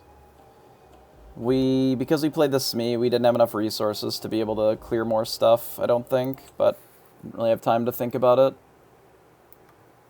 I find the timer to be really obnoxious sometimes in this game, where you don't have the opportunity to play faster early turns and longer later turns, but maybe I just need to play faster. I do find that to be pretty fucking annoying, though. I would have to go back and look and see how long that turn actually was. Because I can't imagine that it was much longer than 2 minutes, but whatever. Play faster, I guess. So we are against green steel. This into this, into this, into this is fine. I can probably keep this hand then. No, it's never reasonable to think about anything in this game. You just have to play. Is what I have figured out for this. You just play. Don't think, just play. That's why people play simple decks like Steel Song, because they don't have to think as much.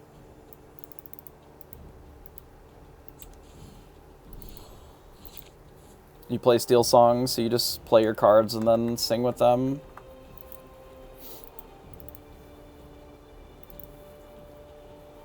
I don't know. I do suspect that streaming is a bit of a handicap for me overall. Because the...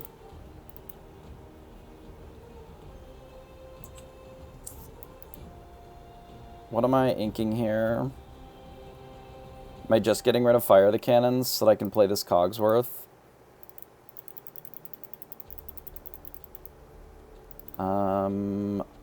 I guess.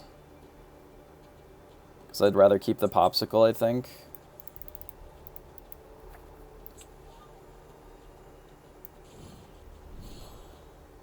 I don't have to keep the popsicle, though. Could just fire the cannons, the Flynn Rider, and quest.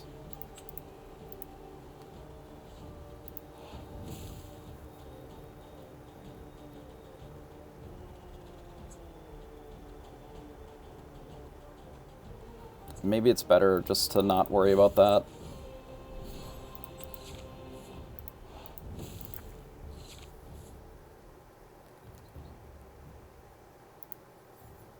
I'm glad that it's helpful.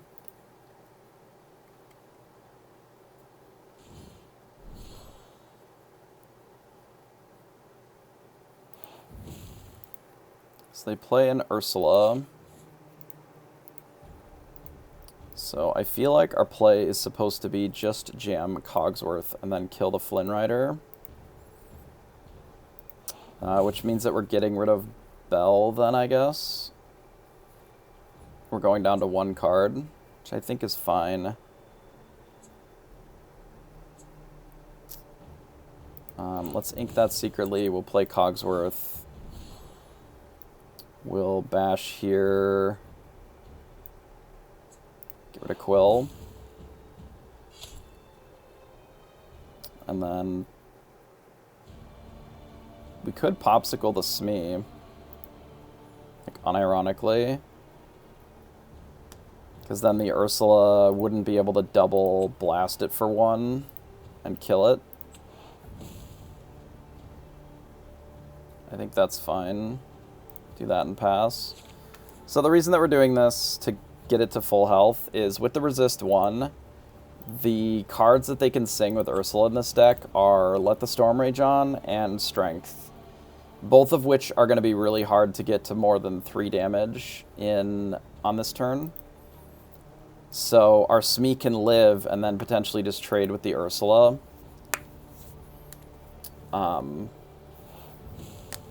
Okay, they make us discard instead. Sure, that's fine. I don't really think that making us discard in this turn matters a ton. We already have a Cogsworth in play, which is just very good for us. We can just play every card that we draw and just start questing.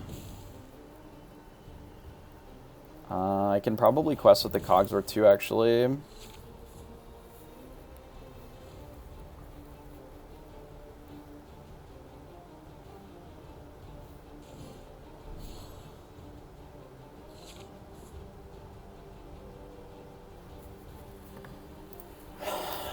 They have a Robin, which is a little awkward.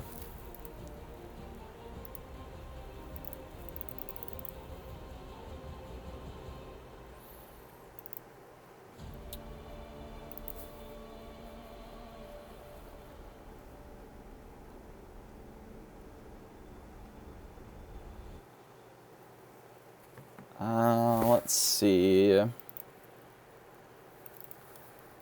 I can just quest with Smee. Can have a weird roundabout way where the Robin can get baboomed, I guess. So they don't draw the card. Could also just ink this and pass. And work towards the Bell.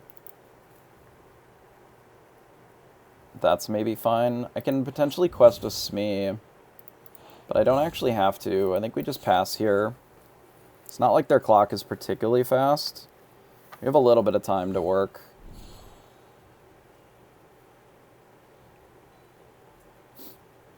Not a ton, but a little bit.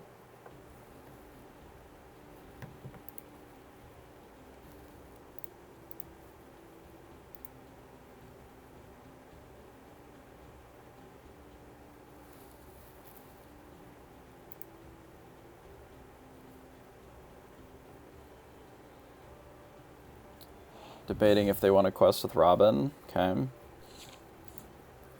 So we rip a Cerberus. Yeah, we can play it, I think. Just pass.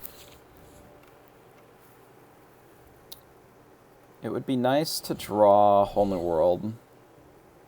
I would also accept swords. Swords would be okay here. Friar Tuck obviously doesn't do anything on this board, given that they would just discard a card. So we were able to do pretty well to play around that, which is nice. There's a swords, which we can just cast. Which cleans up some of the stuff. And then we can just quest with the Cerberus here. Not a particularly fast clock. We can also gain 5 with this. Go to 12, but I don't think that we have to do that yet.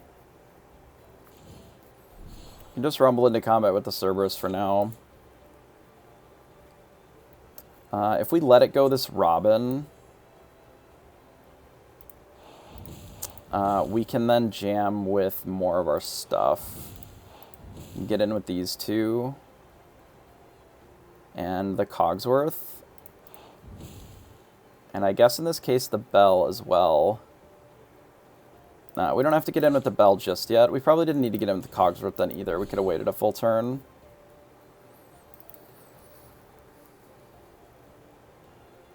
But I think it's okay. We'll see what they do with this Ursula. Nothing. I guess we can play the Mickey Detective. Get another ink in there. And then we can quest and go to 19. 1, 2, 3, 4, 5, 6. We can go to 18. I don't think that we have to quest all out, right? We can just do this. And then they still have to kill Cerberus and the Smee this turn. And they can't necessarily do that through the Cogsworth. So we'll see. This might be good enough here. I'll have to take a real quick intermission here. I gotta grab some papers.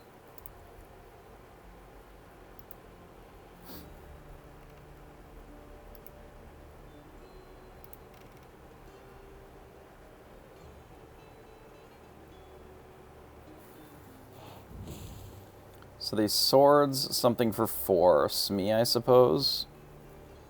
I guess they can do it twice, so they can do 8. So they would have to hit,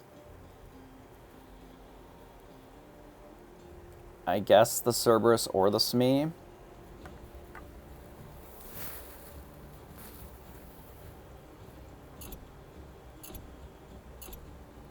Because they're only dealing 3 damage with this. They can deal 3 damage twice, which buffs the Pete. I wonder what's happening. They're trying to kill Cogsworth, I guess, by timing it out. That would be weird. Or are they double blasting Cerberus and they're just going to attack me with the Pete? That seems possible.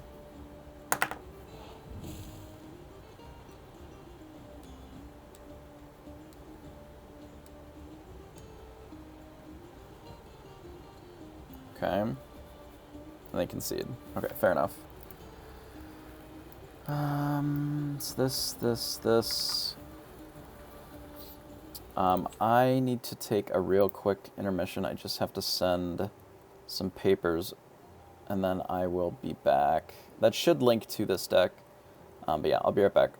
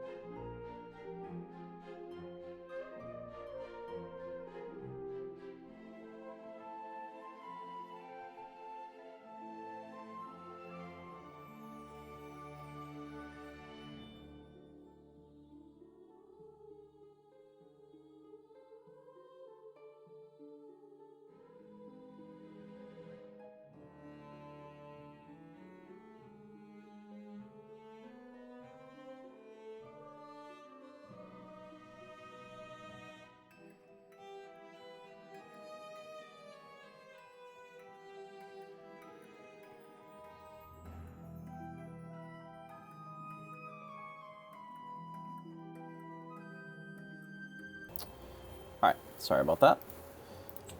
Right, we jump right back in.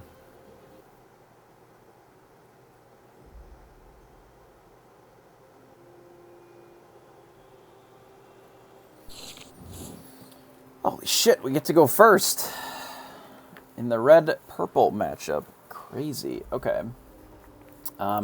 We don't need this because we have the Quill. Quill is better. Let It Go can be ink. The Tinkerbell is okay to ramp into as well. We like ink this, ink either this or this, and then Smee. Potentially. This hand is actually fine. It's not the most exciting hand I've ever seen, but we could even double Smee, is not embarrassing. Let's do this and pass. If they play Rafiki, I'll probably Baboom it. Because this card gets a little worse. But if they play this, we'll just play out a 3-3. In this case, I think I can ink the Bell. It's a little early for Bell. I can play a Smee and pass. There's a world where we don't need the second Smee, and we would rather have the Baboom to combo with a Tinkerbell to take out a Surfer. But if they decide to quest here, we'll just eat it with the Smee. I likely am not going to attack to play around Crab, because we don't need to necessarily go fast in this matchup. But if they quest here, I'm definitely just smashing into it, and that's a-okay. There's even a world where I bash into this, and then I just kill the Kuzco with the Baboom. But I'd rather get the Fishbone Quill online, I think. Because it feels like that is more helpful. And then I'll just let them crab and kill the Smee back is fine. If that's what they want to do. Or Fox, or whatever they're going to end up doing with it. I think we Quill and just get rid of the Quill. The redundant Quill here. I guess they can just Kuzco it because it's got 2 damage on it. I suppose they don't need the crab here then. It's fine. I didn't exactly think of that, but I'm honestly fine if they're just trading into my stuff, because this deck has a better late game than red-purple does. Like, the way that this deck beats you is they out-aggro you, not... like, it's not that they just do random shit to fight you. So this is a little awkward, because I have the Baboom to answer the mini, but we'd have to get rid of double Flaversham to set up for the Tinkerbell here. Which is the majority of our card draw.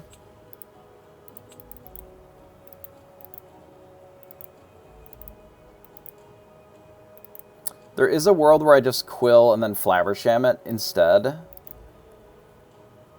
Because I can still Baboom this and then do Tinkerbell the turn after. Maybe that's better.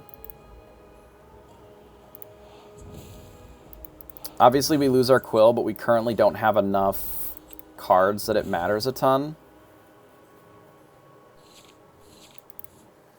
So we picked up a Fire the Cannons and a Popsicle.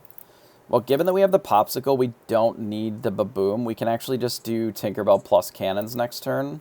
So I think we just play the Popsicle then. And we either ink the Baboom or the Cerberus. I think in this case we'll ink the Cerberus. And then we'll pass. The reason that I'm opting to ink the Cerberus and also not use the Fire the Cannons, if our opponent plays another Surfer, I want to be able to Tinkerbell them both and then still get the Fire the Cannons on the mini here, is our plan, at least. Wow, they're just singing to draw 2 cards? Okay. That is fine. They're just going to snake it back. Okay. That is more than acceptable here.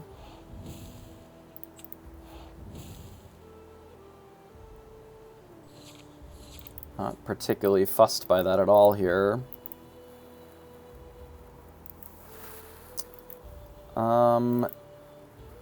If they have a Maui, they're going to kill this Flaversham either way, right? So I guess let's start with the popsicle and then decide what we want to do. Because the answer could be run out Cogsworth to make it so that they have to commit more resources to just killing Flaversham. Do we just not ink this turn then? Feels a little weird. Okay, I'd rather keep the fishbone than not keep it. Yeah, we don't actually have to ink this turn, it's fine. We can hold off for one round. So we can always have a turn that's just double this, or just play this, inking this. I wouldn't hate having a detective as a Tremaine protection anyway. And this makes them have to commit Maui to actually kill the Flaversham. Because Crab on its own isn't enough to kill it because of the Cogsworth here. And if our Flaversham lives, like, it's insane for us, right? Like, they have to kill it this turn, otherwise it's really bad for them. Because Fox also doesn't do it. Because this is 2, and then it'd be 3, so that's 5. So the Cogsworth is actually pretty good here. It means that their outs to killing Flaversham are a lot thinner than they were maybe the turn before. Especially since they don't have that many more snakes. They've already inked one and played one. So they did have a crab. But again, the crab isn't enough to actually kill the Flaversham here, which is super good for us. Yeah, so we planned that out pretty well, I think, to be able to draw the extra cards here. Which I think I'm inclined to do.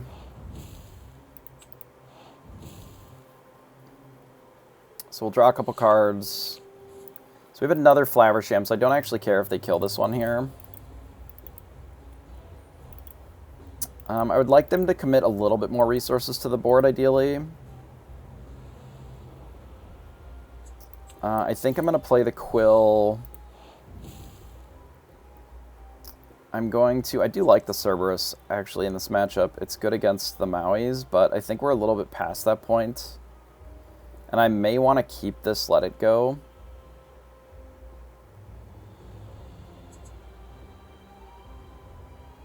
Yeah, I think I can remove the Cerberus here.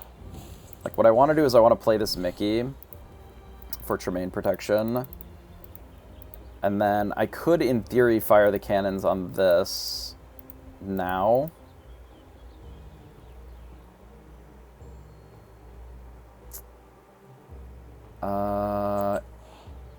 Yeah, let's do that. So I'd like to keep our Cogsworth back, if I can. And if they want to kill this, I want them to commit their whole crab to it, instead of being able to bully it with that. I think this is fine. There's a world where we let them jam their snake in so we can kill it with the Tinkerbell, but I think this is acceptable. And now that we have the Quill down, we can actually draw more cards with the Flaversham if we want to. I also wouldn't hate drawing a dime at this point, because we can probably take a turn off here to dime. So I suspect a Tremaine. That's a Medusa. Medusa on Flaversham. On Mickey, sure. That is something that you can do.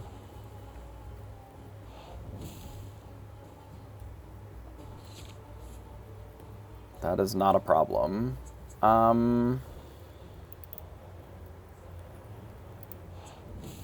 Okay, I think I'm getting rid of Let It Go now.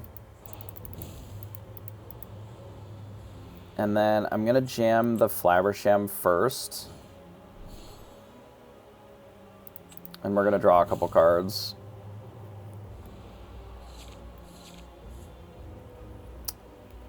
So I don't necessarily want to show off the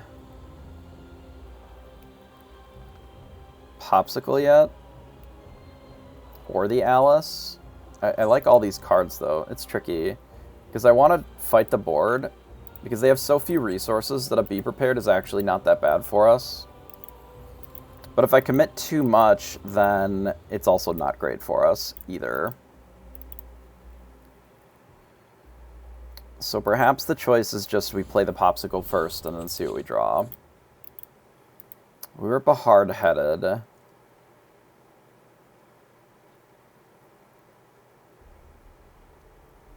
So maybe the Alice is just unnecessary. Maybe this is just unnecessary, since we have the swords. What if we just did this? Don't use the ability. And then... yeah, they're probably going to be prepared next turn. I think we just do this and pass. They're only going up to 6, which is not particularly scary. But if they be prepared next turn, that's all of their resources. They're out of gas then. They have 2 cards left. It's unlikely that that's what they're looking to do here. They might. You know, it's not impossible. But ideally, they commit a little bit more cards to the board. This is their 3rd snake then. So that we can hit them with this and then be able to actually quest. Because, like, if we can draw a few more cards with this Flabbersham, which it looks like we're going to be able to, we're going to be in a pretty good position here. So let's start by doing that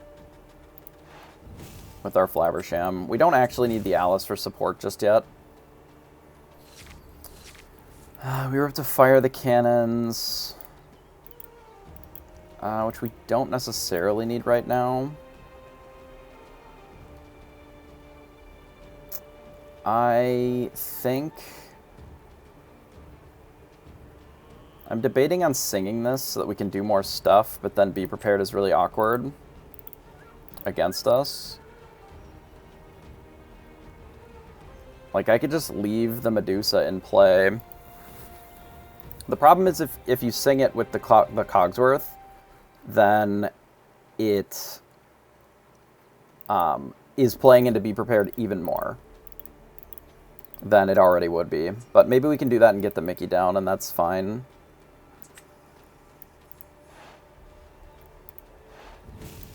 So we'll do this. Like, this lets us play these, and then we get to keep back Alice and Smee, I suppose. I don't love it. It does feel very all-in. But maybe it is very all-in, and that's okay. We maybe don't even have to play the Mickey to give us something else to follow up with. Maybe that's better.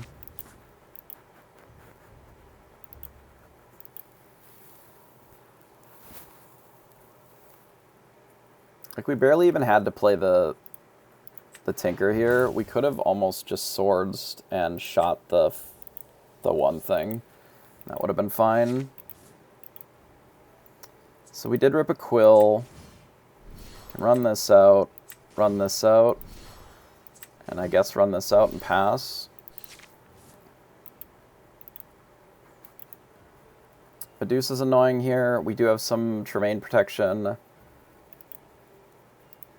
I would like to find a Whole New World. I think we're in a position where a Whole New World would be good.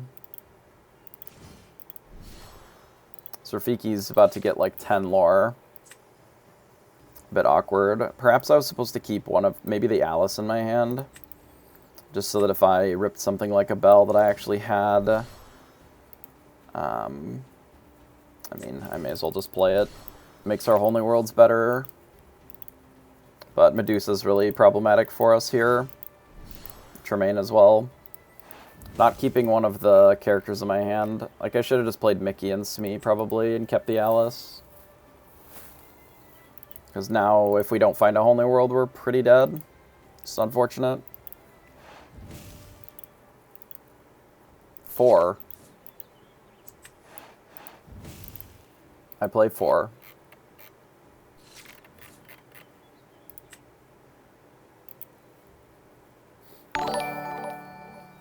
JB, appreciate the follow. We look quite dead here. So we have drawn an awful lot of cards to not really have a great answer to what they're doing.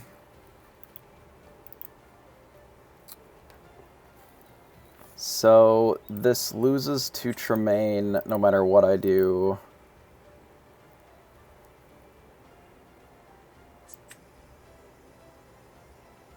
I just don't feel like Cogsworth is it. But it could be Gaston. Like, I think this has to be the play, and then we just pass. Like, they're going to go up to 14 here. I mean, Medusa didn't hit any of our cards, so that doesn't really matter. Literally 0 of the cards in our hand could be Medusa there. The double castle is more of an annoyance, I think. Medusa has to hit 3 power. None of the cards in our hand were 3 power or 3 strength. Actual none of them. So I don't know what I'm supposed to do against the double castle here.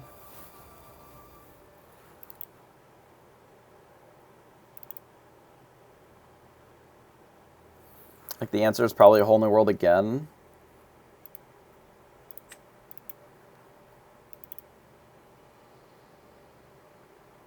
To find Rise. Double Rise could work. But we're not in a great spot either way. It would have to be Swords double Rise. Do I have more Tinkerbells?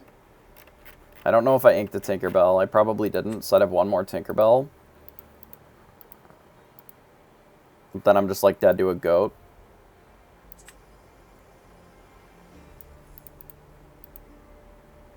If I kill these two, I'm just dead on board.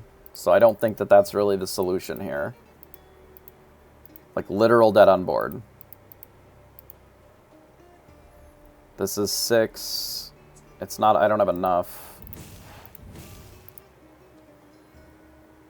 Like, this is 1, 2, 3, 4, 5, 6. Dead. I'm just debating if I can actually use this Tinkerbell. If I can play it, whole new world, that leaves me with 4. Which is not enough to do anything, so I can't use this Tinkerbell. So I have to just whole new world.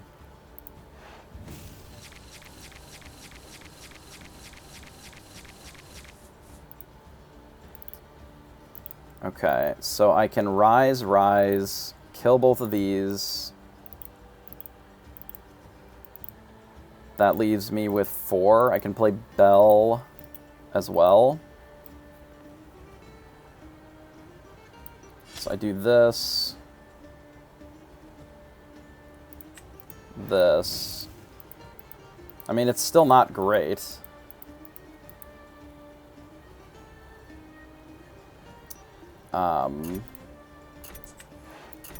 Rise here, rise here.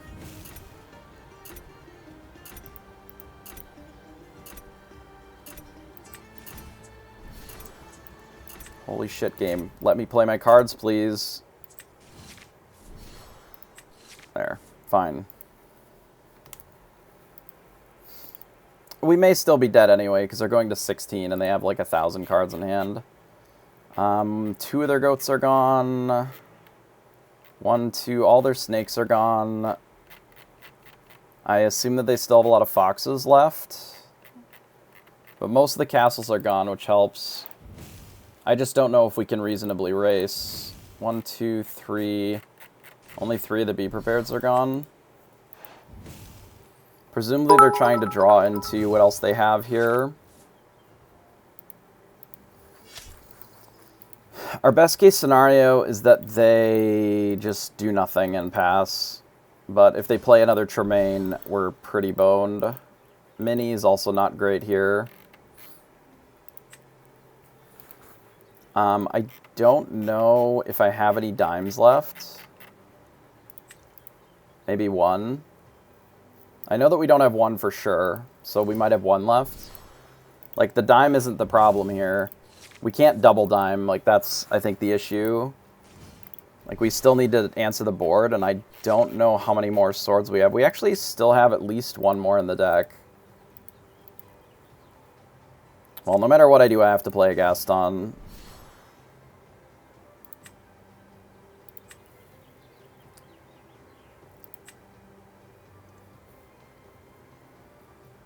Well, I can't actually take the dime here, because I have to kill this board, or the majority of this board, or I'm just dead. So I have to take Flabbersham. Because I can't really Whole New World. Maybe I'm supposed to Whole New World here to guarantee that I draw it. Yeah, maybe that was correct. Like, just guaranteeing that I find the answer. Okay, we did find it. Is it enough, though, is the question. If they can gain 1, we lose, basically, is the spot that we're at. I was supposed to play this bell. Hopefully that doesn't cost us. We were supposed to, like, ink our whole hand and play the bell. Because I think it's the only way that we actually can... maybe if our Flabbersham is still alive, we can dig enough to find the dime. I don't know what order I put it in. I don't know if it's a random order or not. It may not matter. If they have a goat, we lose anyway. And there's still 2 goats in there. 20 cards or whatever that they've got. I think we did the best that we could with the draw that we had.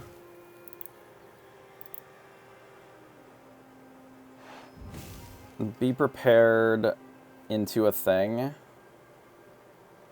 Not a goat, I suppose, so we have some outs, maybe. 2 fire the cannons. I think we inked up a boom. So it would have to be, like, let it go that we find off the top, which is not ideal. And they're still digging for more goats anyway.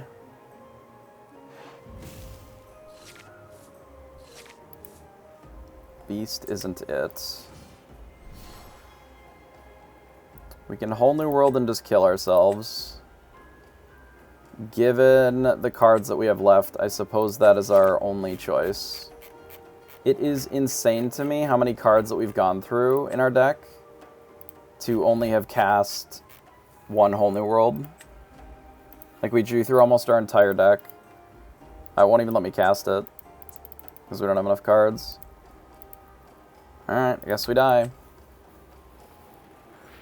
Man, not been so good today.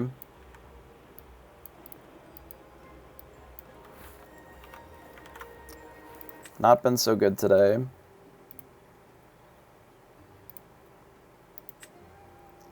Have we played against anything other than just fucking red-purple? Let's look. Because I don't know. Can't remember.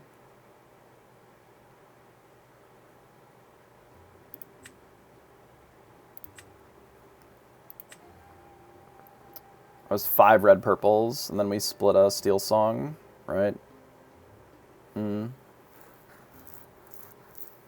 Maybe this deck just isn't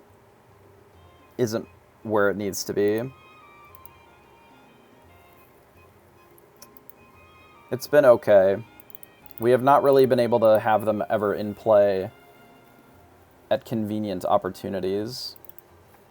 It's basically just been awkward times when we've been getting them. The theory behind it is still fine, but we have not been having them in good positions. It's not like Beast would have been better in these positions either, though, because all the times that we had it, it felt okay when we've had it in play. But a lot of the times that we've had it, it's been kind of an awkward position for us. Like, I almost want to start running more Zeus to deal with the surfers and such without ramping them. Like, the Let It Go is okay, but the deck just doesn't feel fast enough to be able to keep up with some of these aggro lines. And the Grab Your Swords and Tinkerbells just don't seem to be enough currently. I don't know. I don't necessarily want to change it too much yet until we have a few more games.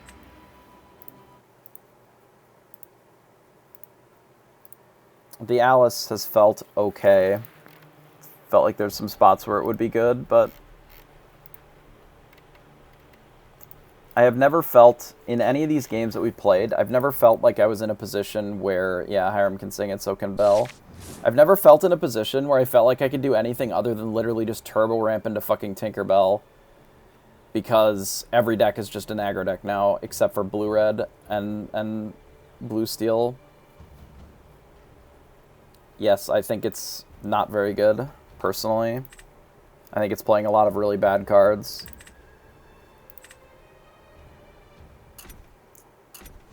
In this matchup, I think this is what we mulligan. Maybe even the Tinkerbell. Okay, we got this is good. Baboom can be okay. The dime is kind of whatever.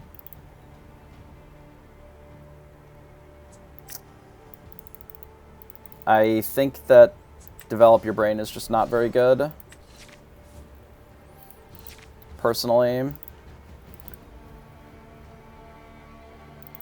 I think it's a card that does even less than the cards that I have in that place. This can kill the Curse Merfolk instead of using the Baboom. But we also have a handful of cards. Like, I'm likely going to use the Fishbone Quill to ink the Lucky Dime.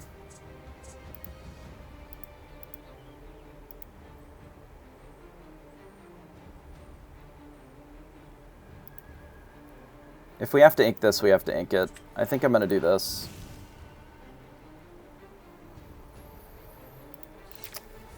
And I may even just play the Mickey instead of playing the Quill, but we'll see. We'll see what they play this turn. If it's a Robin, I'm likely going to blast it. If it's just double Curse Merfolk, we may not. And I may just try to wait a turn. Well, that's fucking awkward.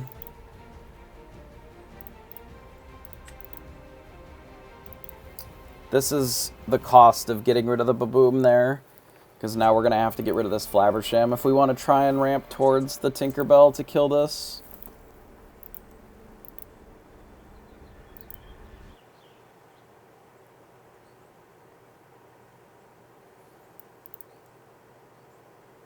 But maybe it just doesn't matter to have the double Merfolk here. Maybe we do just get rid of the Tinkerbell.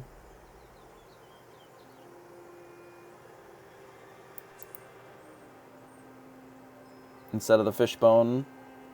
Benja would be a fucking disaster. But Benja's already pretty good against us anyway.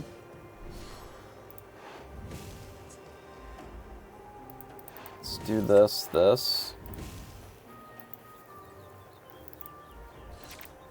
It's a world where we want to run out the Mickey Detective here just because it challenges these, but I don't know. It's tricky.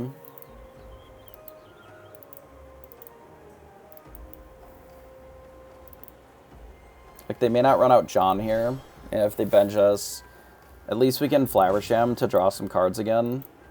But I suspected that this might happen. Yeah, I thought about that. I think it's just a little slow is the problem. It's the only reason that I didn't do that. I mean, I don't really care about Benja having the high value. It's just I have to keep the Flaversham so that I can mitigate some of the damage that it's going to do anyway. And if I do anything other than, like, pretty much what I did here, then it's really miserable. Is there ever a world where I can just not do anything this turn?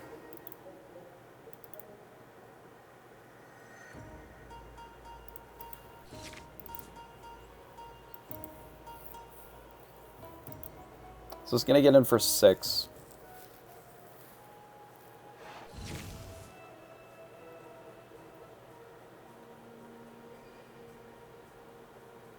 Most likely.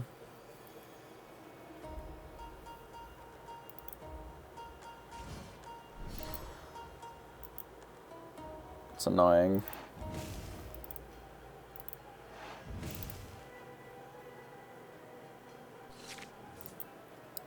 Okay. So I feel like I need to try and kill this board.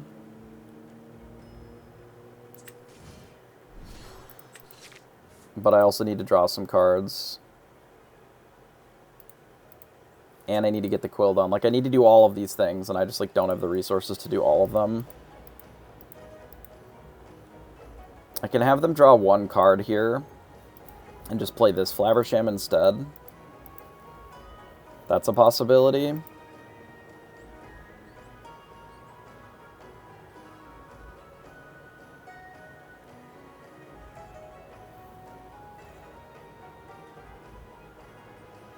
I think it's maybe better to quest with this and draw 2 first.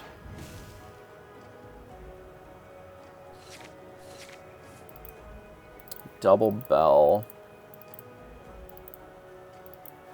Play Bell and draw a fuckload of, or put a fuckload of ink down.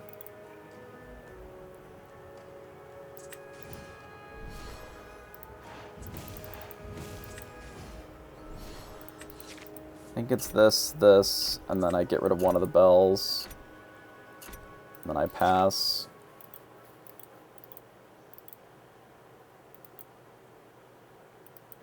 I don't love any of the position that I'm in right now. I especially don't love it now with the Kuzco. We just die to that Kuzco. We might. If I don't rip a swords here. It basically has to be swords off this Flaversham for me to not feel like I just lose.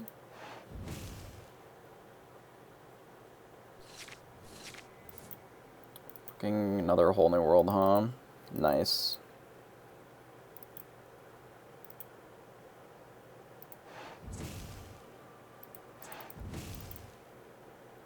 So I guess we just die.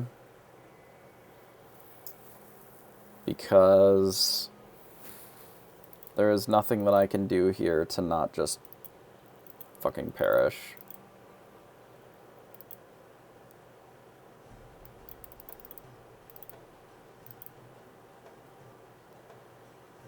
If I draw 2 more cards here...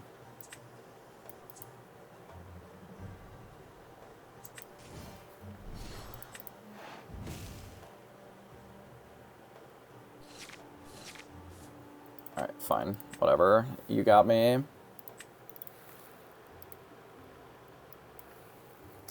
I don't know. I don't know what to do. I think I made a mistake that game, though.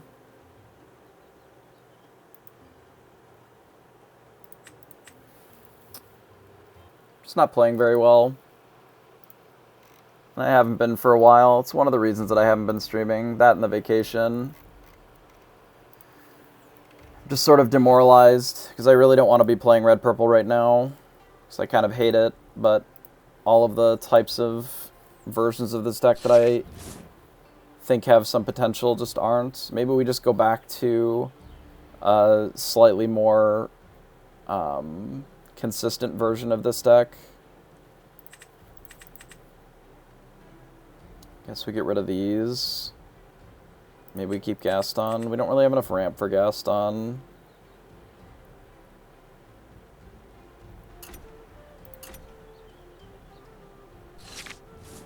Smee would have been nice here.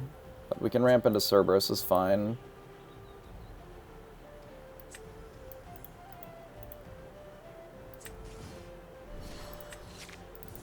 I don't know.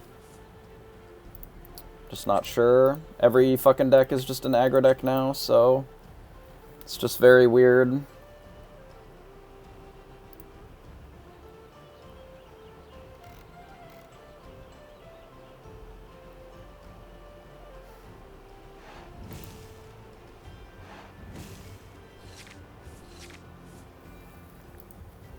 Smee is good here, though.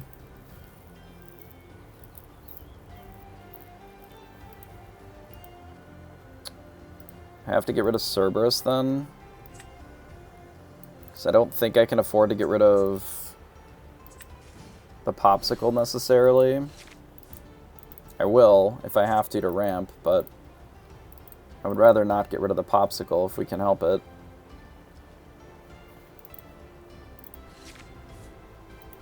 I will get rid of Grammatala, that's fine. Sorry, they get rid of a Grammatala, we'll get rid of our crab. We'll just quest a Smee. If they opt to just send a queen into the Smee this turn, I think that's fine, because this is the ramp turn. Don't really have a huge problem with that. Like, I'm more worried about a Quill this turn or a ramp than them killing our Smee here. That is an awkward draw. Let's play a Flaversham. Draw a couple cards first. So, given that, I guess we ink Baboom and play this Popsicle. Quest out and pass. If they want to trade their Mickey with Smee, I think that's okay. It's fine. Ideally, we keep this Mickey so that it's Tremaine protection. I may not end up questing with it.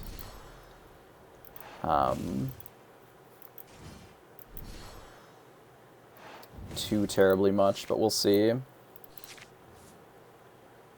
guess we'll use our Flaversham to draw more cards, so I don't necessarily need to play this one yet. Hard-headed would have been the ideal draw just to blow up the Popsicle this turn, but I think what we'll do is we'll just play Gaston and force a Be Prepared. What's the alternative? Is I play Mickey and just that's it? That sounds pretty shit to me.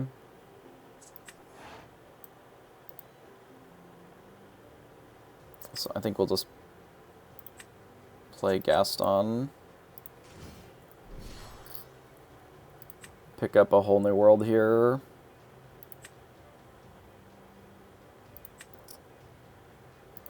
Likely are not playing it anytime soon, but we'll pick it up.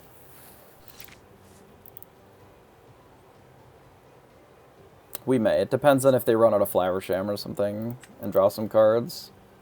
They opt not to Flaversham and instead just Medusa our Flaversham. That's fine. It is well past Flaversham's prime here, I think. Another Whole New World. Well, that's a bit unfortunate for us. I guess we'll play a Mickey. If I quest with this Gaston, they're just going to hit it with this Medusa. Feels pretty bad. But I guess that's okay, if that's their turn. I'm debating getting rid of this Flaversham myself.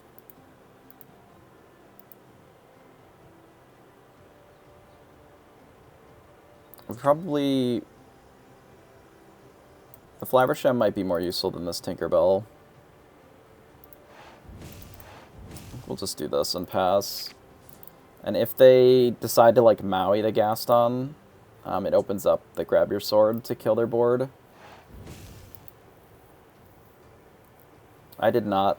I still do not have my Atlanta ticket. Unless they emailed me in the last 2 hours. They have not. In theory, tomorrow we will have some more information on tickets. This is a little awkward because they are drawing cards with the Flaversham and now they have a Quill, so just getting buried. Yeah, it'd be like that.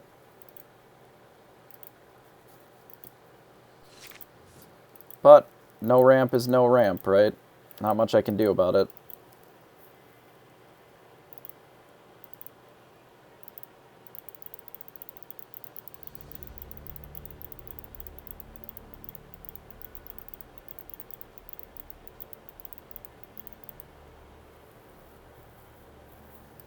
Nice, yeah. I mean, we'll see tomorrow. I think they're doing another wave. Like, I'm strongly debating just, like, trying to deal with this board.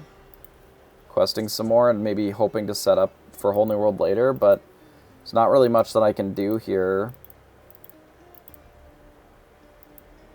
Maybe I just get Flaversham in play and we don't ink. Like, we kind of have to ink.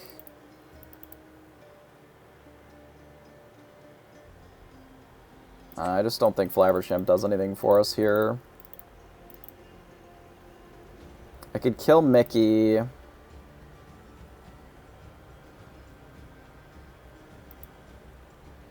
I just don't think it does anything. But maybe it's kind of free.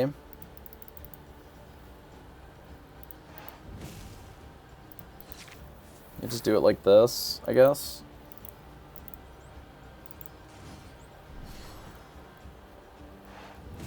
They play Maleficent Dragon.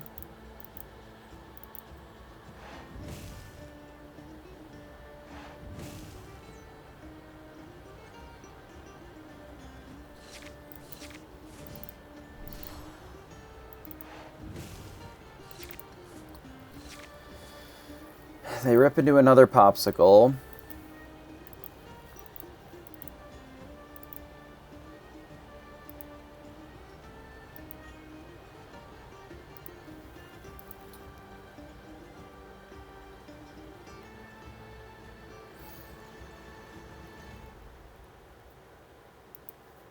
Really awkward that we're 1 ink short of being able to play Cogsworth and grab your sword to be able to at least take out the Flaversham, but I guess them drawing cards kind of doesn't even matter here, is the true answer.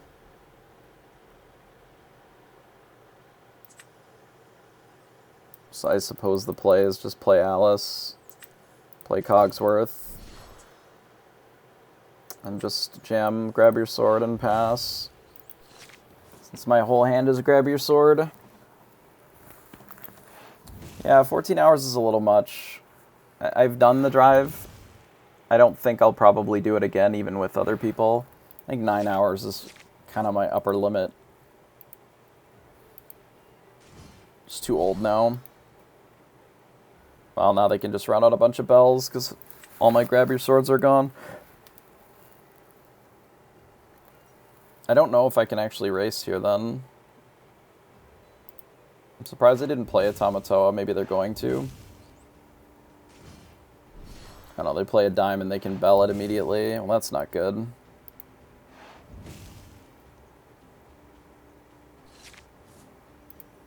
It does get kind of costly, that's true. How am I going to race this?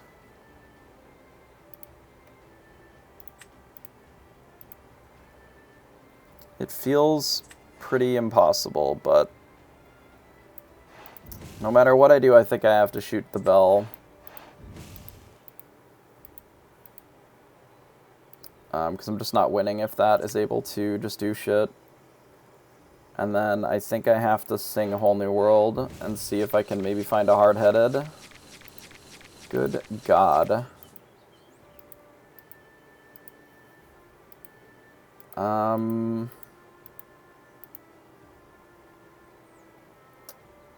Well, that's fucking dog shit. Alright.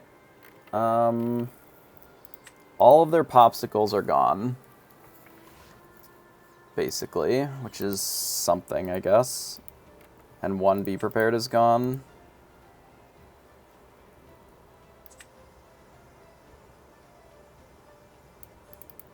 I'm unfortunately in a position where I can only do one thing. If I find Baboom, I can kill the Maleficent, I guess, by smashing it and Babooming it. Maybe that's better than my alternatives.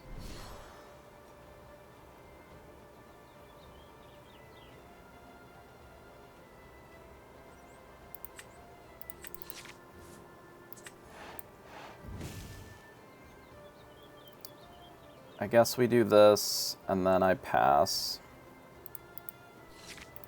I can't actually take dime there because I don't win the race. So if my opponent just plays a crab or plays a bell, they just kill us with double dime. Why don't I quest Mickey here? Because I need this Gaston to live for me to have any chance at playing this game farther. Which means that I need this to be Tremaine protection, because they can just Maleficent and kill the Cogsworth. If I quest the Mickey, they can kill it with a ham sandwich, you know, any of their queens or whatever. Maui, and then they can also Tremaine, and they just wipe my board but keep their board. Then I'm never winning. If this is in play and I can go to 15, I can try to maybe dime bell. But I have so little ink this game at 11 that I can't dime Bell in the same turn. Which is problematic, right? They may even just quest with the Fishbone Quill and be prepared this turn. Like, sing Be Prepared, play Crab. Like, play Crab Dime, because they can get the dime back from the bin. This also isn't that surprising, but it's to try and play around Tremaine. If they have 2 Tremaines, we lose anyway. We're just not beating that. We're just barely beating this. By barely, I mean we're just not beating this at all. Right? Because Dime Bell is 4... Yeah, we're 1 ink short of being able to Dime and Bell, because it's 9-13. So even if I would be able to Whole New World with the Gaston, it's still short of being able to do that. So another Bell just kills us no matter what I do, basically. I can hit here, and play, like, double Cogsworth. Or play a Cogsworth, I guess. That'll put us up to 15. Bell could double ink. That's true. Bell could double ink. However, we would need to also quest with Gaston, which we can't Whole New World and quest with Gaston, which is the problem, I think. But that could be viable for next turn, potentially.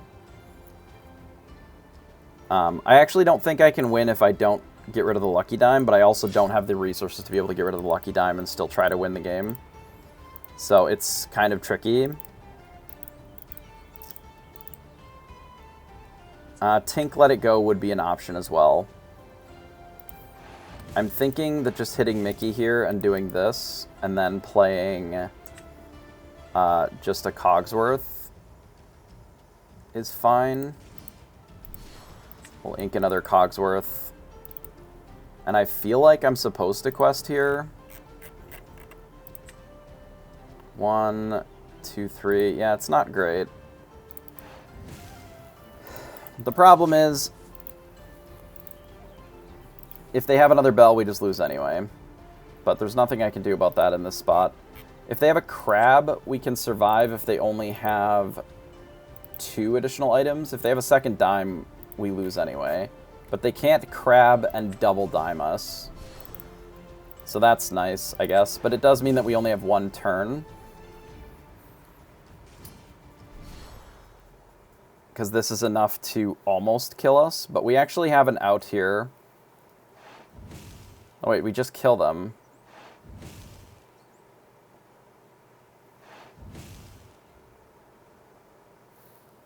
Did they count wrong? I see. Either they counted wrong or they just didn't have enough to stop us in that spot, which seems likely, I guess, given the outcome that we had.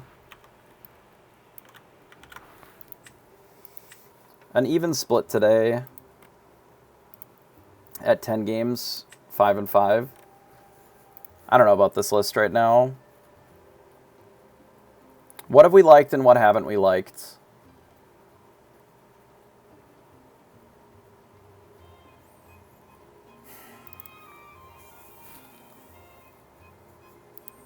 We've been playing against an awful lot of red decks, which makes Sad Beast terrible. So I don't hate not having Sad Beast in the deck. If it were to be Robin, would that be any better for us? Not necessarily, but it does give us an additional 1-drop to play around Tremaine. So it sort of depends on the ratio of Medusas to Tremaines. Having Robin in the deck would give us an alternative to ramping, right? You just like shift a Robin and you just attack with it. Like that is a way of not necessarily needing as much of this early interaction.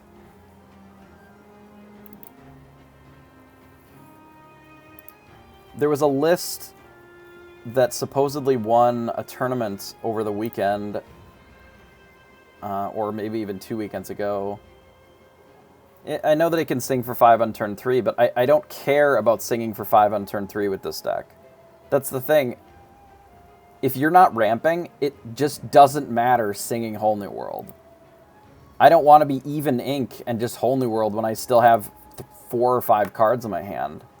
So you don't really want to shift it and sing on 3. The reason that you would play Robin is sometimes it can sing, 4 or whatever, but you can use it offensively and defensively together, right? You shift onto a Robin and you attack one of their things to remove it. And then if your opponent then spends a turn removing your Robin, that's fine.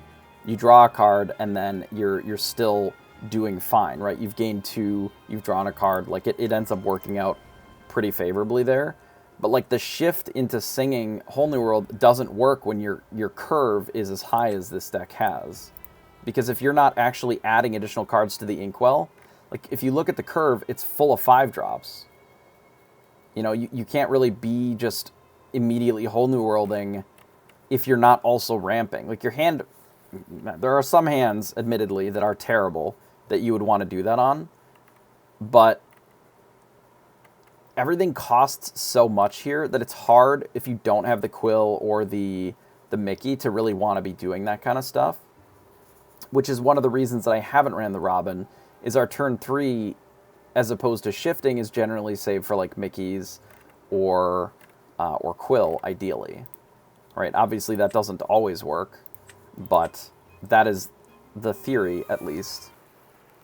And maybe I just need to adjust the deck for what people are actually playing, because it does seem like a lot of decks are more familiar with it. The removal isn't necessarily on point right now for where I would want it to be, and it is causing us to struggle a little bit. So we are against red-green, which is likely evasives. We can keep 1 ramp and maybe no Let It Go and no Flaversham. We can maybe keep the Whole New World, and we can actually keep the Alice just for ink. I mean, but the problem is not that I need to find the ramp. Finding the ramp isn't impossible in this deck. It's that you don't always have the ability to leverage it when you're drawing blank cards that also cost 1. It's one of the reasons that I don't like, that I don't particularly like Develop Your Brain. I'm going to get rid of Alice, I think, and pass. So I'm looking to play Smee into Fishbone Quill, getting rid of the Mickey, and then possibly either Belle or Tinker, depending upon how the rest of the draw looks. Given that we need to have ink, I guess it is just getting rid of the Belle here, because I would like to play the Smee. Like, the problem with Develop Your Brain is on turns 1 or 2, I need to be interacting with what my opponent is doing, which is why we've added things like Fire the Cannon, Baboom, because we actually need something that can do anything to the board, rather than not doing anything at all to the board, which is what a lot of the decks have been doing historically, and the reason that they, I think, have had a hard time with consistency, I guess. And maybe I'm just stupid. I don't know. I would just rather put more cards in my deck than have cards that find other cards, when a lot of your cards are very redundant. You have 7 copies of this. You have, you have 7 draw spells in Whole New World, or Whole New World, or the Flavershams, right? You have redundancy within your own cards in such a way that you don't need to be playing like a card that just tries to find something else. I think the blue-red decks have to play a card like that because they don't have the ability to do other stuff. They need that, right? They need to find the specific, like the Be Prepared or the Flaversham, because they don't have redundant copies of draw. They don't have redundant copies of anything. Okay, so this is pretty good for us, actually, if we are able to find something like Tinkerbell. I guess, in this case, we probably just play the Tinkerbell.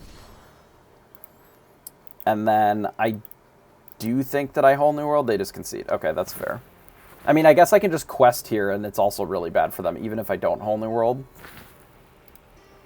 But yeah, losing that many characters to just Tinkerbell is pretty bad for them. So that outcome, I suppose, is not that surprising. I like the idea behind that deck. I don't know if it necessarily is able to be consistent enough.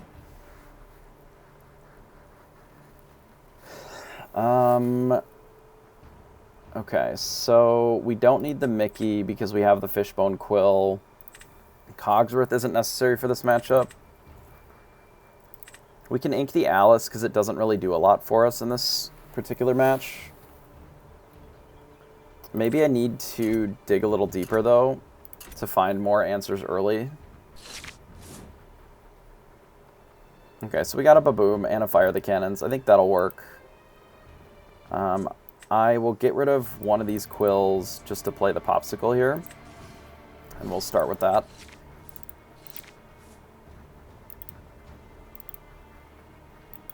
There's even something to be said for one jump ahead, though I do think that one jump ahead makes you worse against the green decks, like with Ursula. Mostly because you don't always have the ability then to deal with their shit. We're like low plat currently.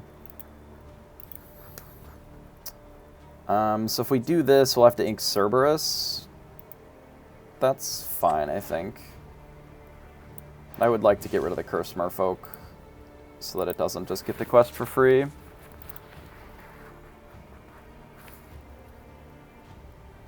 Yes, that would be from wood to platinum. Yeah, this should just be playing whomever. So that's the manor. So I would like to ink the Hard-Headed. We'll play the Quill. Get rid of Mickey, and then we'll fire the cannons and then pass. So they don't have a particularly fast clock. We'll be able to play either Cerberus or Gaston. We'll see what we draw. If we would rather ink that and just play Gaston to find another answer. But there's a world where we just ink one and play Cerberus too. Just depends on what we draw. Given that they played a Simba and double Manor, I think it's probably better to play Gaston because we want to find an answer to this stuff. And Cerberus on its own doesn't, but Gaston plus whatever Gaston finds could do. Like a Tinkerbell, for example. Because then we can Gaston and hit a Manor, and then still Tinkerbell the board. They are getting pretty high on resources here, though, which is spooky. Because they'll end up playing some of their bigger flyers. Just a mini is okay. We can manage just a single mini here. I think we'll play the Tinkerbell. It'll clean up the Simba. And then I suspect we're supposed to kill these Manors. Even though it's trading 1 for 2, I think we can hit 1 Manor. And then we have such a big board that we can pretty easily race just a mini on its own. But we'll see. This is very scary, actually. Because this we can't race. We found a whole new world, so that's good. So I guess we'll ink the Cerberus. We'll likely whole new world. I guess with the Tinkerbell, because I can't attack this anyway. And then we're looking for another Tinkerbell. Like, obviously I don't love giving them a bunch of cards here, but I don't really think I have a huge choice.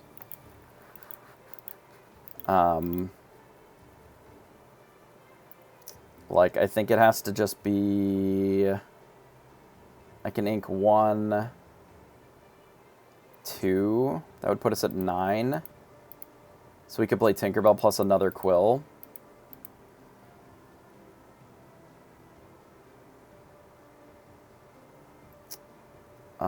We probably don't need to do that, actually. I can just do this. I can play a Tinkerbell. I can play a Smee. So they're going to go up to... If we go up to 3, they'll go up to 15. I think I'm supposed to just attack this again. Because this is going to be a 2-turn clock, kind of no matter how I navigate this. With the bell and the dime.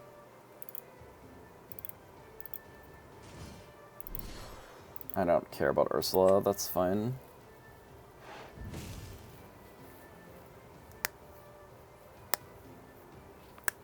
Yeah, the mirrors definitely have a bigger first place advantage for sure.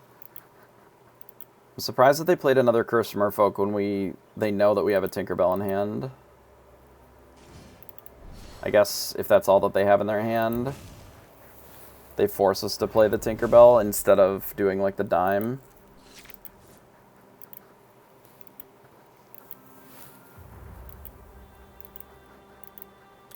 Okay, so 3, 4, 5. I guess we die. Like, I have no way of not dying here. It's a shame. I can kill this and this, but then they still have the Ray plus the Cheshire Cat that gets me. Shame. I needed another removal spell instead of only characters, or another draw. Either a Flaversham or another Whole New World. Unless I'm missing something, I don't think we can actually win here because everything has evasive.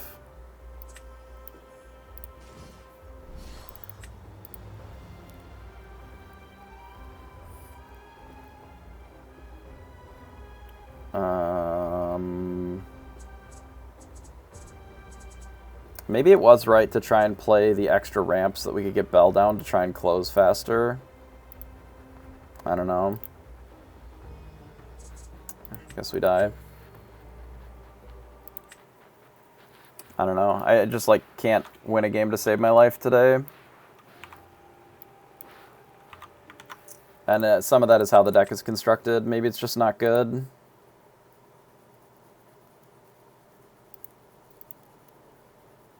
I mean, I have 3 Mad Beasts in here. It just isn't good enough. Good, we're going second in this matchup. That's what we want. Hard-headed isn't great here. Bell's kind of mid. Maybe we're supposed to keep them for ink, but...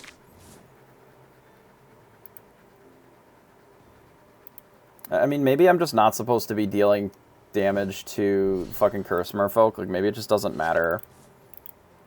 Is the real answer. Oh, Jesus. Okay. Yeah, I should have kept another thing for ink. I guess the true answer is just we get rid of a Popsicle to play a Popsicle then. Nice. 10 out of 10.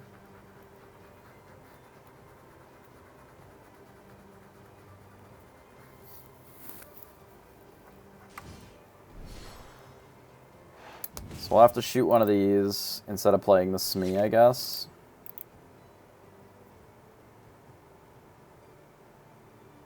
We could actually play Smee. Let them gain 3 off of it and then just shoot it the next turn, assuming that they even attack with it.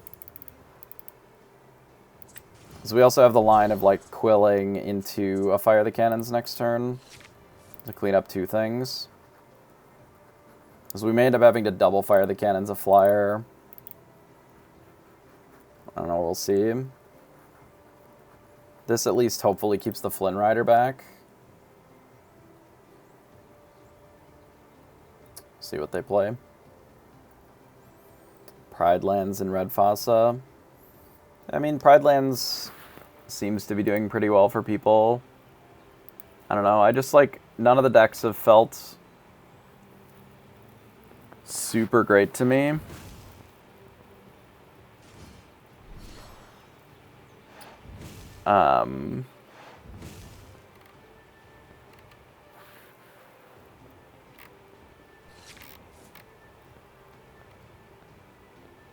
I'm not sure.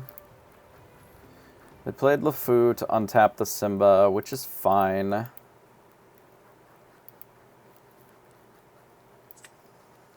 I'd like to keep the Flaversham, I think, over Cogsworth. In case we have to draw. Is it unironically getting rid of the second Fire the Cannons, or is it Gaston?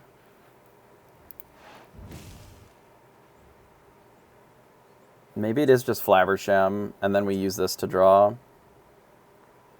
No, there's no way that we Whole New World here, given where our hand is versus their hand.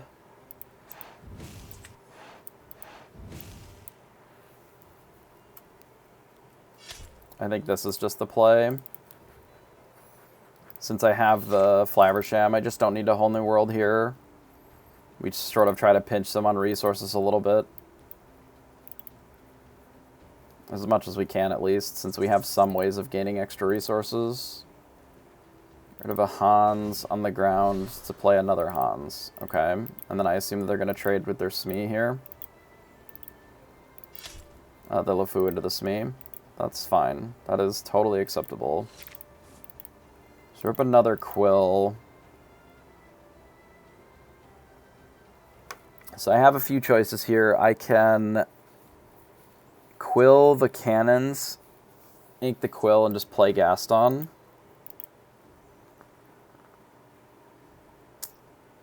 It gives us a better board to work with. Alternatively, I can play Gaston, get rid of the Popsicle, keep the Fire the Cannons, and then I can like attack Hans and fire the cannons at the turn after. Just in case I need the Fire the Cannons. I feel like that's maybe better. It's also more unexpected, like just hitting here and dealing 2. I mean, sure. We'll just do this and pass. And then we can use this one to draw 2 cards with, potentially, if our Flaversham still exists.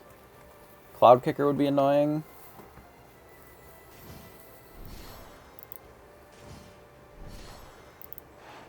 Yeah, I guess this is better because it lets us potentially attack the Simba instead.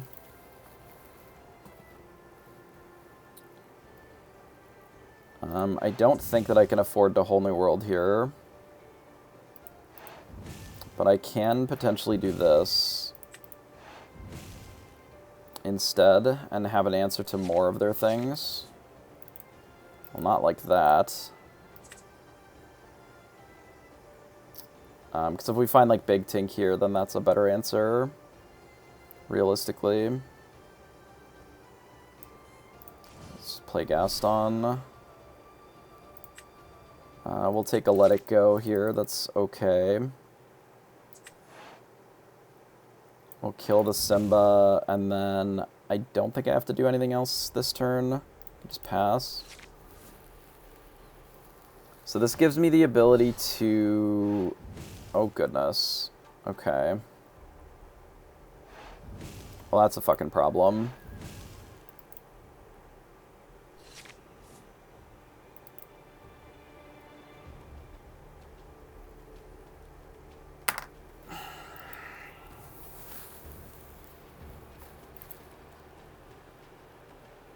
Can I race just the Mini Surfer?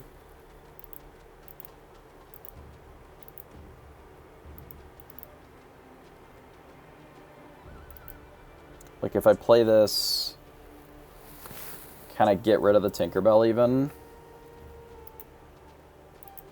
Let It Go, Hans. And then... we just, like, look to do Belle Dime the turn after. Maybe the play is we just do this. And then I ink here. And then I quest here and draw 2 cards. Because, like, double swords would be better. Or we don't hit that. Would be an option as well. So we do this on Hans. We play Belle. And then I guess I ink Cerberus, and then I pass.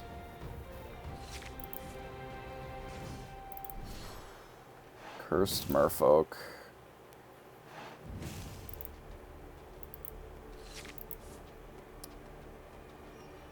Okay, so we can gain... I can't actually kill one of these, unironically, because I have to ink that. So that'll let us gain 9. So we can, in theory, race. If we do this, just quest out. And then pass. Because then they have to kill Bell. Why Hans and not Minnie? Because Minnie's only questing for 2 and not 3. So Minnie, at the time they were at,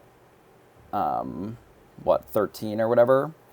So Minnie on its own is an extra turn clock versus Hans. So in this instance, because we didn't leave them with Hans, they were able to play this, but they could only go to 19 instead of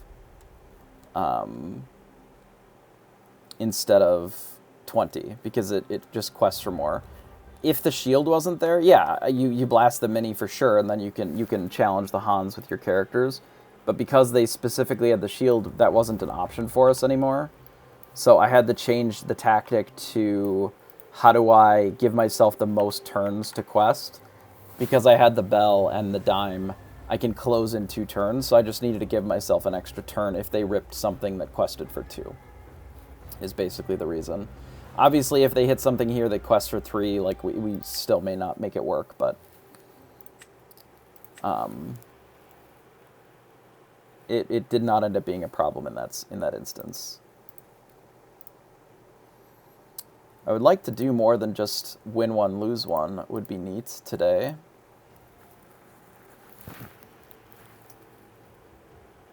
Let's see how we do against red purple. Hey Alice, how are you?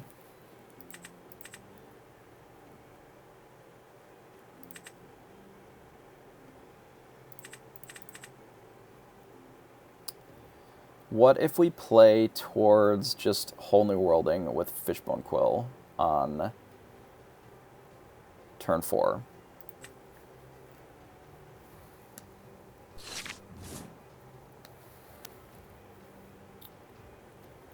Okay.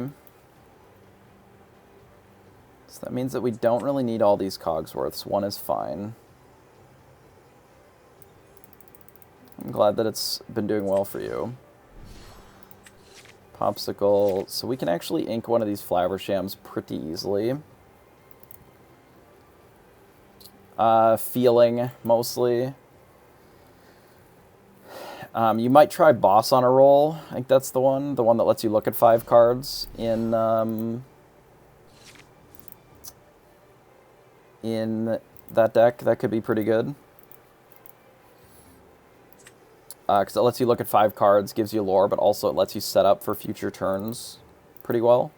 It's kind of interesting. I think we're just going to Baboom the Rafiki here.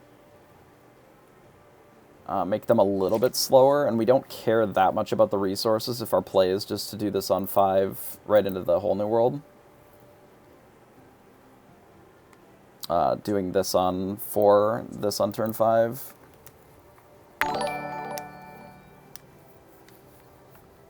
Hey, Rend, appreciate the follow.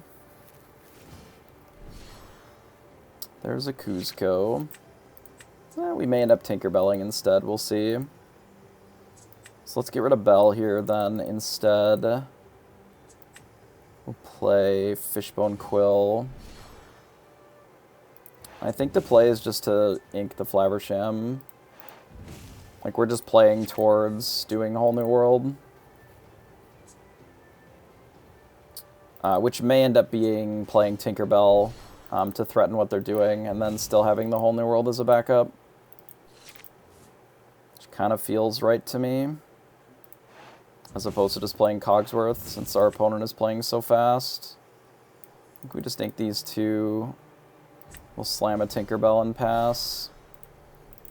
This means that we have the option of either whole new worlding, or we can threaten their mini. kind of at the same time. But we can also Whole New World and then threaten their whole board. So if they don't quest here outside of just the mini, then we can attack instead, which I'll certainly do. And then I'll just play Cerberus, I think. That feels pretty good to me.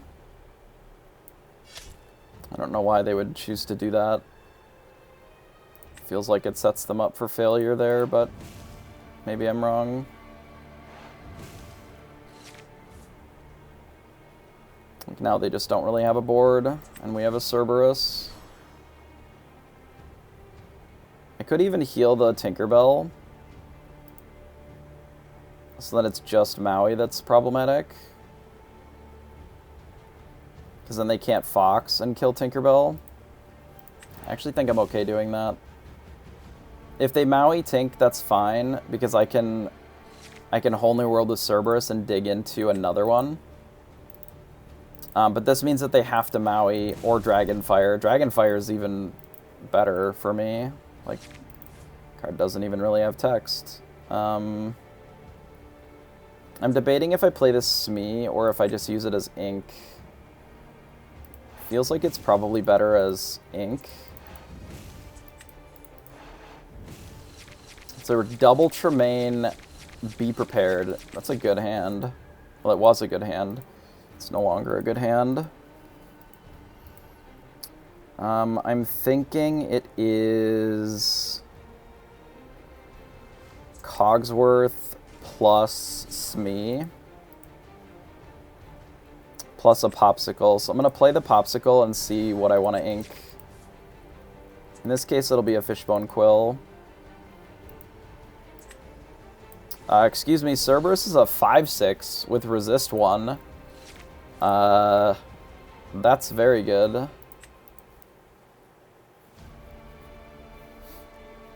There is an Alice in this deck.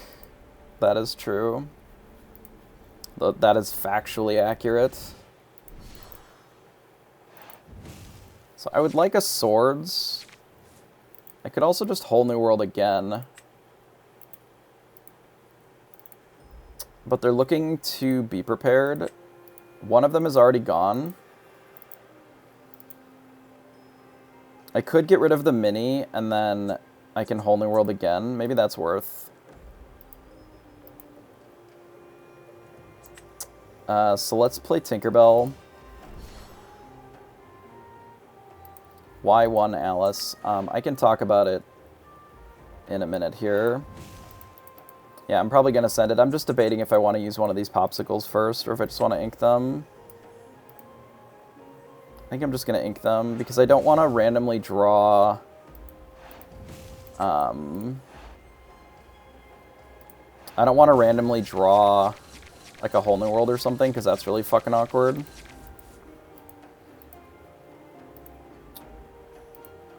I suspect that they're going to B-prep this. Well, we can find out. So another one of their B-preps is gone, so they don't have that many left. So I think we're going to play the Quill.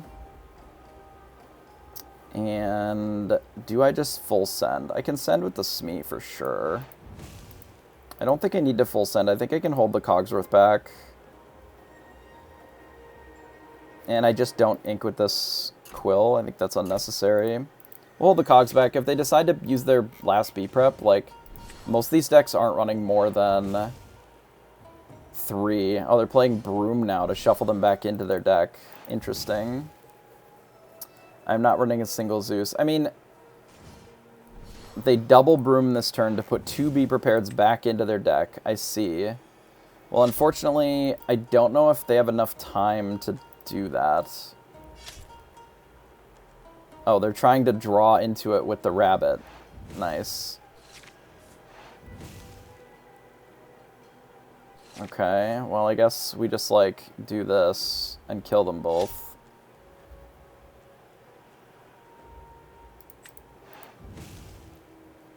I suppose. We're gonna Gaston. We're gonna grab a dime here. And then I guess our play is just to draw some more cards. Yeah, let's draw. We can get rid of all these grabs. We don't need this many. It's a bit unnecessary, so let's do this. And draw 2 more cards. Nice, now we have all of our dimes, so now we can just quest out. Do we need to get rid of this? Not necessarily, but I think I don't care about their things. I'd rather have ink because I can just race with this bell. So I think I'd rather just have ink. Red-purple as a color combination has like almost no cards that even say item on it.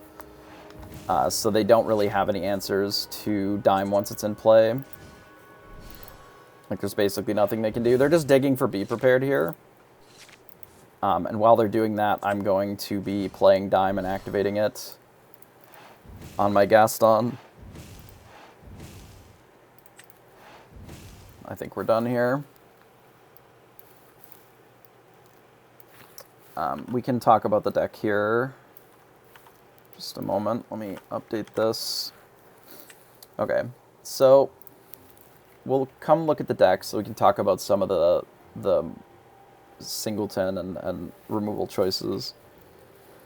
So we have the normal item package, which I think a lot of blue steel decks are running now, which is just the popsicles, the quills, and the dimes, which also takes up 2 of our inkable slots. Let's do view sort by or group by ink. Inkwell. There we go. So for our uninkables, we're running 17, which is still a little high. 3 of them are the Mickey, and we do have the quill, so it offsets that a little bit. And since 2 of them are the Fire the Cannons, this is for early interaction. We also have a split of Baboom and Fire the Cannons. That's more of an inkable decision here.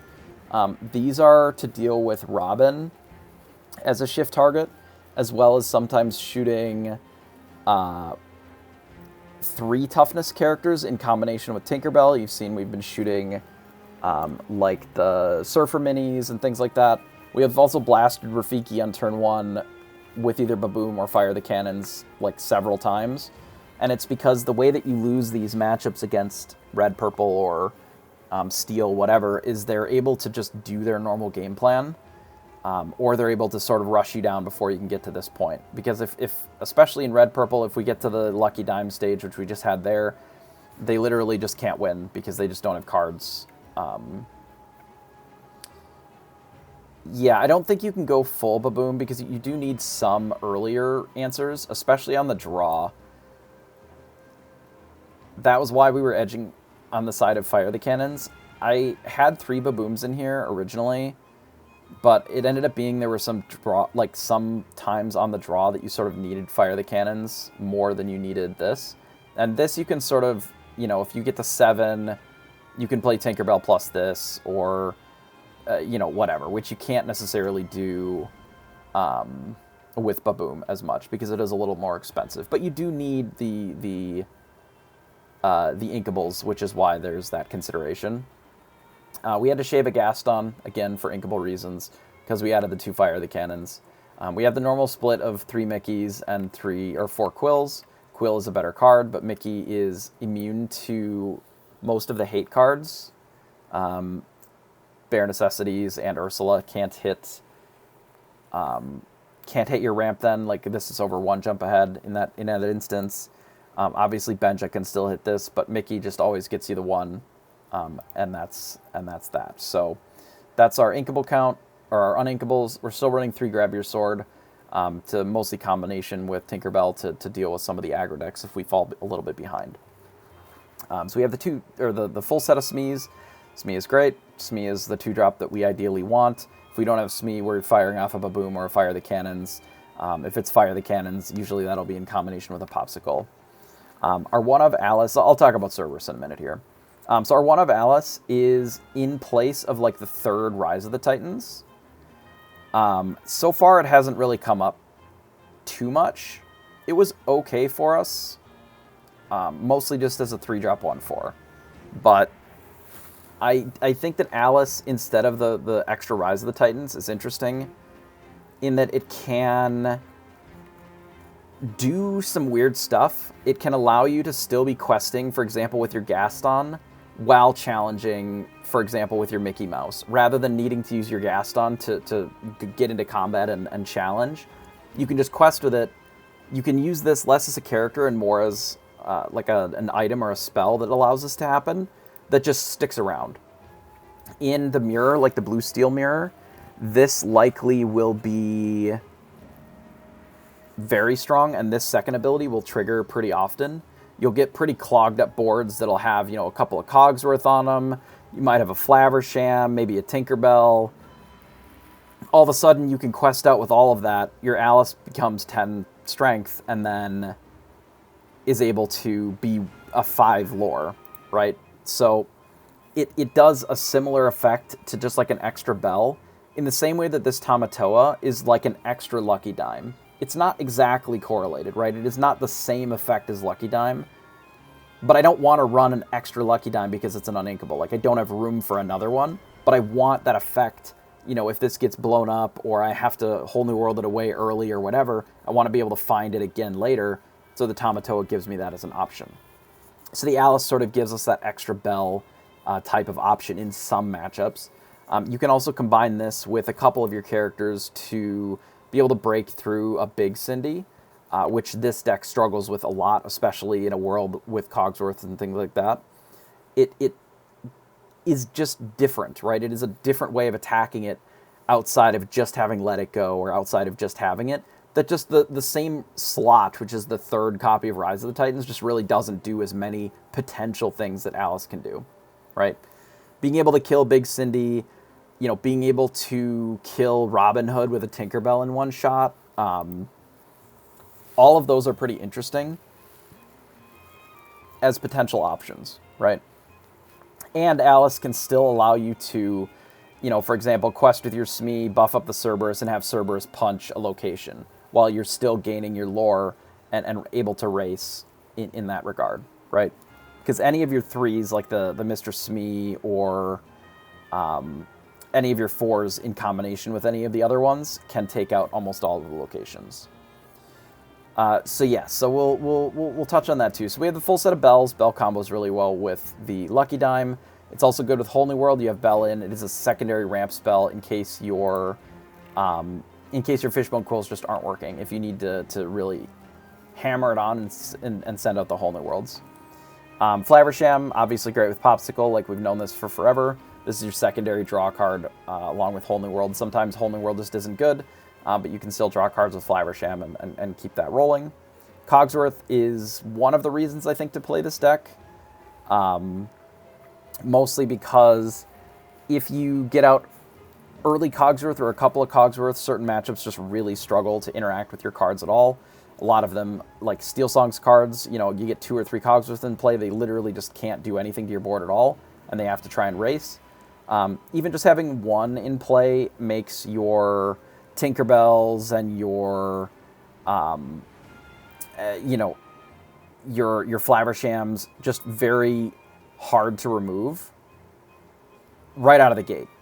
Zeus no longer can kill Tinkerbell, right? They can't kill your Smee by using, Raging Storm and things like that, because it just doesn't do any damage. It also combos with Smee in that this prevents the damage that he would take, so it allows it to stick around more. Just a good card.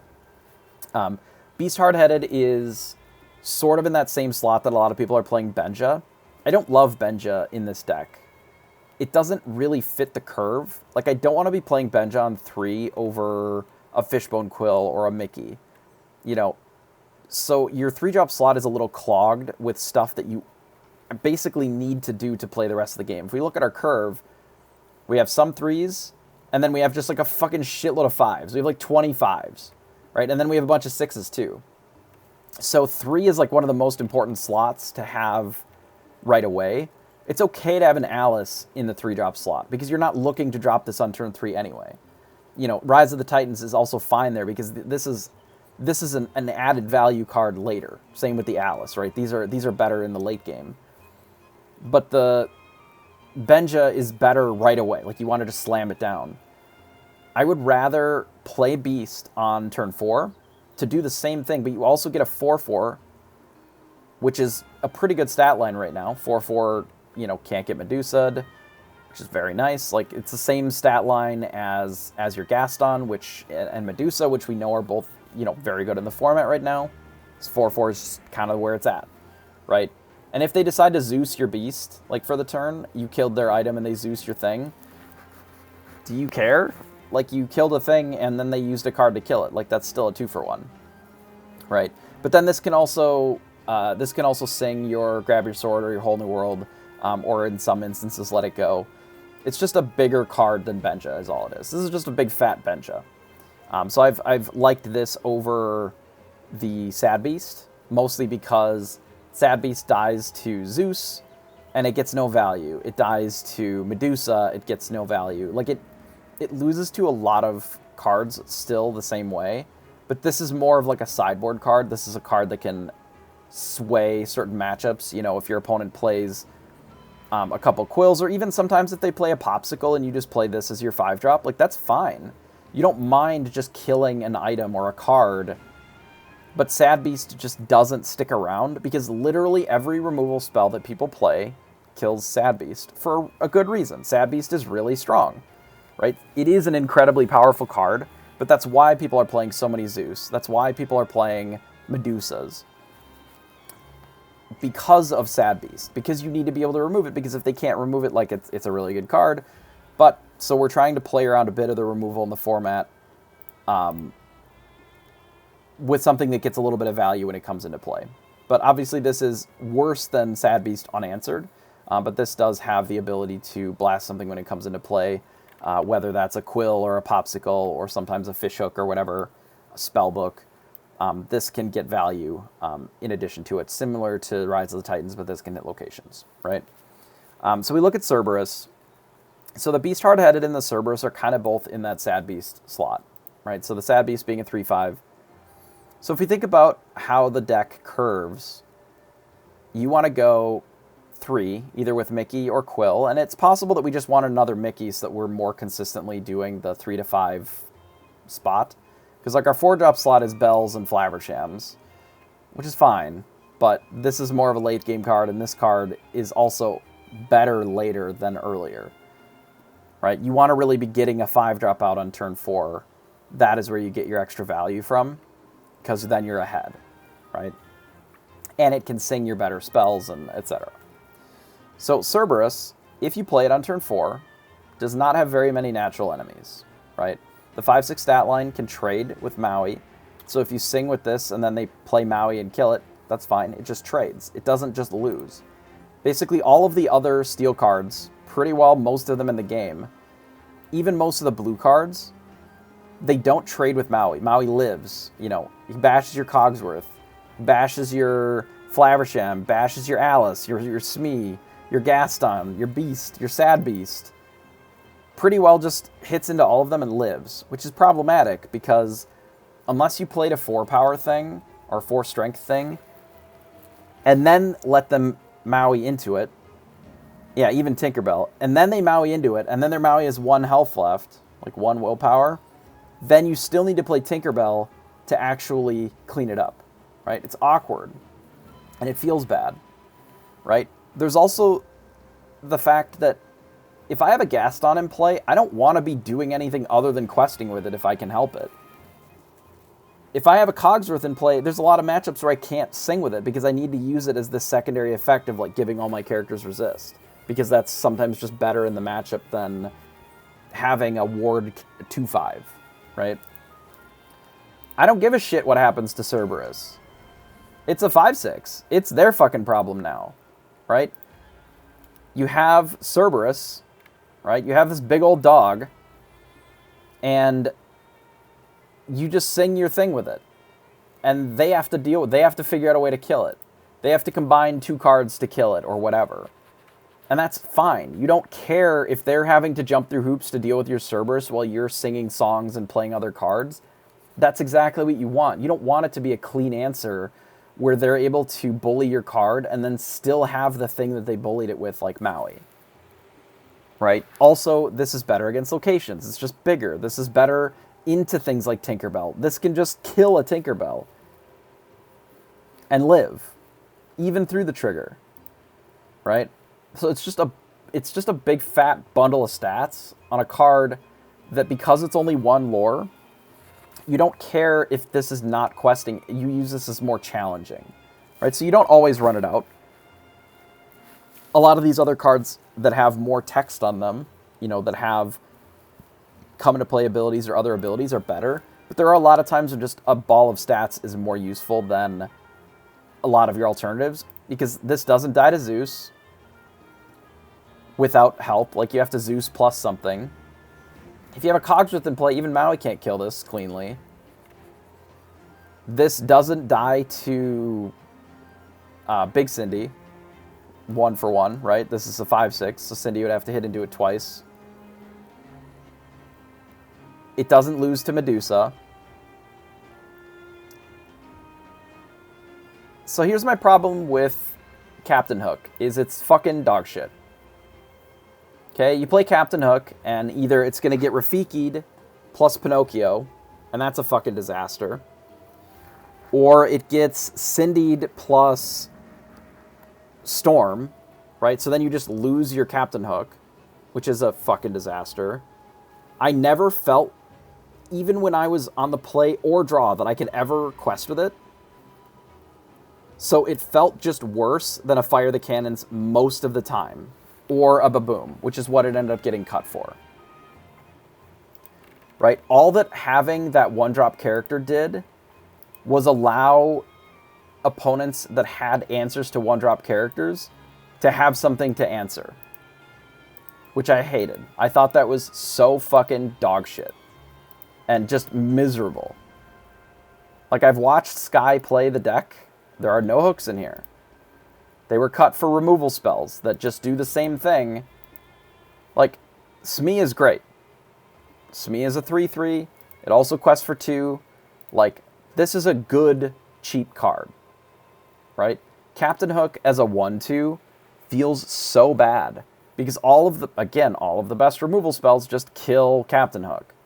Every time that I had it, I would have rather had it be a Popsicle almost every time. And it felt terrible to play it, because you can't play it into a Cindy. If your opponent plays Cindy, you can't go Captain Hook, ever. Literally ever. Because your opponent just sings and kills it and draws a card, which is miserable, right? The only one-drop I would consider playing in this deck is the Robin Goon, the 2/2, and that's if I would add the Robins to this deck, which we may at some point try that. It would likely be shaving like the Cerberus and some of the hard-headed, probably a little bit of these, since we would have some earlier plays, so that we're angling more towards Robin, even possibly an extra Alice line. I'm just not a fan. I really, playing the Captain Hook in here felt terrible almost always. I think that the Robin pair, like the 5-drop, when it's shifted, is incredibly powerful. The 3 is very contested. I would agree with that. And I think Quill is generally better, but there are some draws where you don't need the ramp. What you need is just a 3/6 that's also beating down. Right? You can have a draw that's just Robin into Smee into Shift Robin, and then you don't necessarily need the Quill right there. It's not to sing Whole New World, necessarily. But you could just be questing and attacking, right? It may be in a world where you're just getting on the board, because Robin, even when it's attacking and challenging things, it's still gaining that lore as long as it's banishing stuff. Right? And then it plays more closely to the Jafar wheel, right? Because the decks that struggle with the Shift Robin, like this one can struggle with it sometimes, because it's just a big card.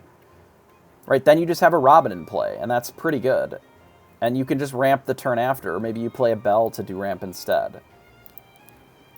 It's something to think about. It means likely Mickey would change to something else, maybe one jump ahead. I'm not really sure. It's possible that this would just become one jump ahead instead, and then you free up some of your 3-drop slot instead, which makes you a little bit softer to Ursula on the draw. because your opponent can take your ramp if your ramp is one jump ahead. But it may be that just the Robin is so powerful that it doesn't matter. I'm not 100% sure yet, because it is obviously still just worse than both of these cards against Medusa specifically. And most of the decks that we played against today, if we look, I believe were red. Whether it's blue-red or red-purple, I believe that the majority of what we've battled against today is that. This. So we split with red-purple, which is really awkward, because they're so fast now. And I think this was more play draw than anything. We lost one against red-green because they were just aggro. I mean, it's kind of a crapshoot, right? Like, I think no matter what you pick, there will be decks that counter you, and it depends on how they build their deck. If they're playing more Tremaines, if they're playing more Medusas, like, that changes how these cards are valued. Obviously, these cards, you know, with the bigger stats don't matter against Tremaine, but they matter against Medusa, right? We don't have a ton of awesome Medusa targets, so a lot of times they hit Smee or Flaversham, which a lot of times we don't care about. Literally, somebody had to hit a Mickey Mouse Detective today because it was protecting our Tremaine. Or it was protecting our stuff from Tremaine, you know? So, we just, like, we don't get absolutely blown out because we ran Sad Beast out.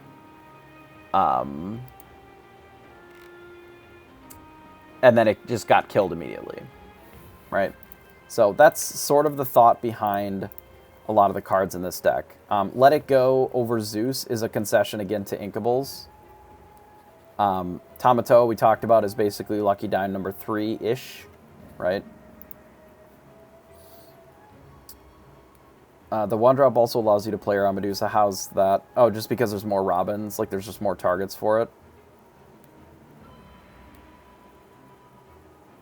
Yeah, I suppose that's true.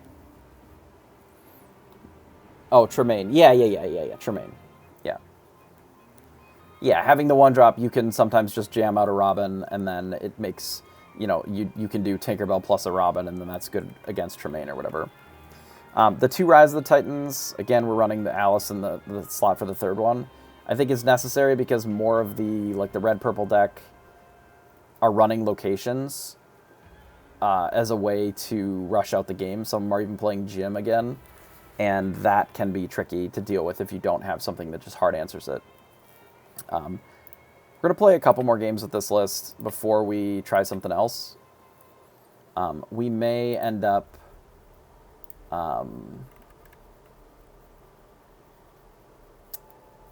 just taking a little break, going and getting some food, and then coming back later, and then playing a different version. Maybe we play it with Robins.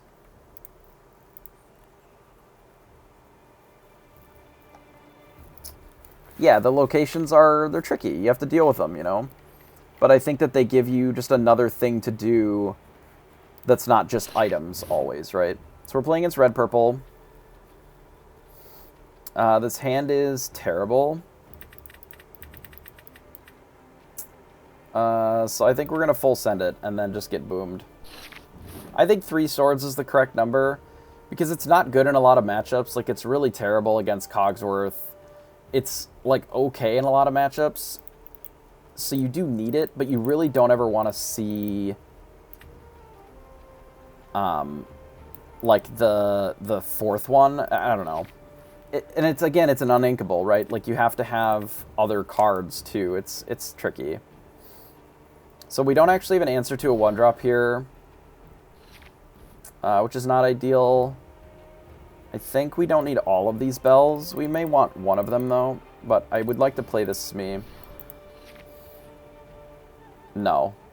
They will not ban any cards before Lily. They will not ban any cards. You can quote me on this, but they're likely not going to ban cards for another year, would be my assumption. They will not ban cards before the first Worlds.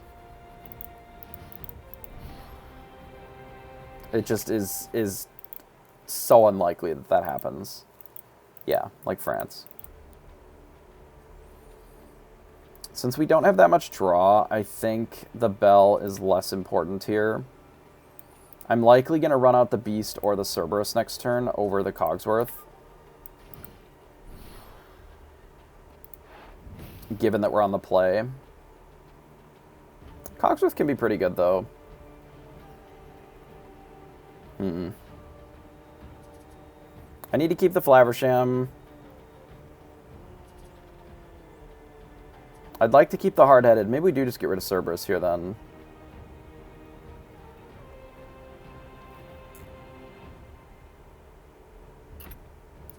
Alright, let's get rid of Cerberus.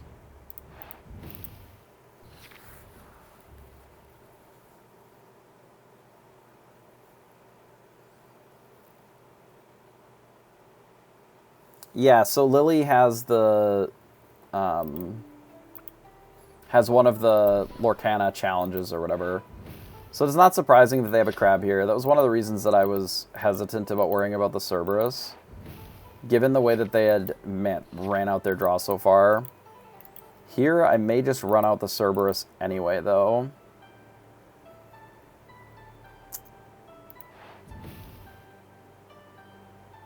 Given what we drew, I think we'll do this and pass. And then it makes them likely more hesitant with questing here. But we can run out the Cogsworth the turn after, potentially.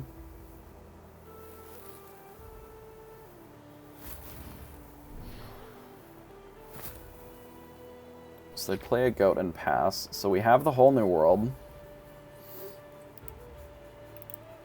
Now the question is, do we want the Cogsworth or...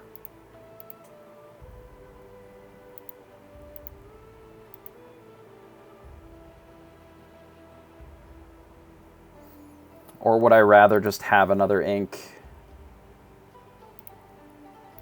What else would we be playing, though?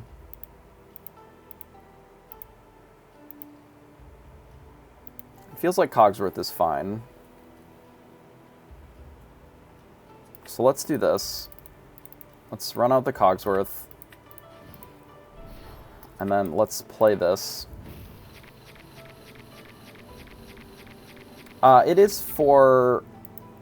It is also for watching. They have side events and stuff. I don't think that you have to pay to get in. That you might, I guess.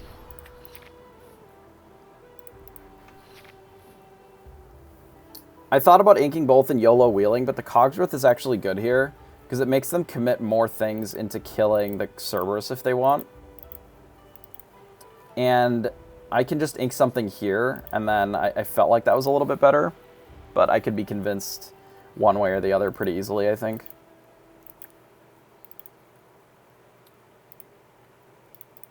But I definitely feel like whole new worlding there makes sense. We got rid of a Maui. We actually got rid of a goat and 2 bounces, which is pretty good. So they're going to bounce that, and they're going to trade their goat with the Cerberus. I think that's fine.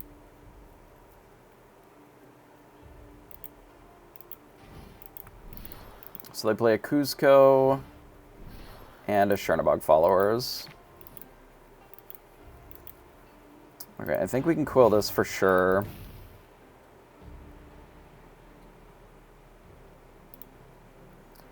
We know that they have a crab in hand. I would like to draw some cards, I think, this turn.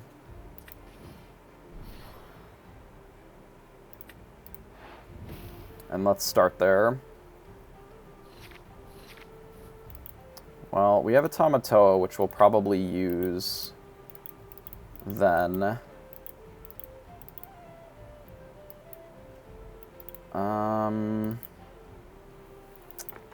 So I guess our play here is probably just to play something large. Do we want to kill any of these? I don't think so. Could run out of Smee. I'm thinking about just playing the Beast Hard-Headed and inking the Smee.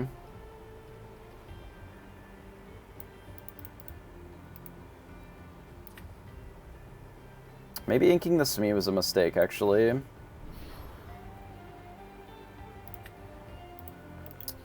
It could have been a mistake because it means that if I Be Prepared me in 2 turns, I can't Tamatoa plus Smee, which is a little awkward.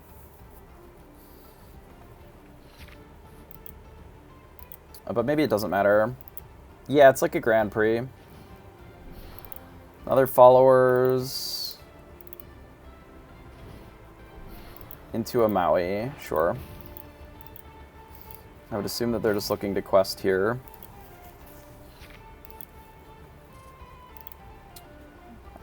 I think our play is just to quest first with our Flaversham and draw some card.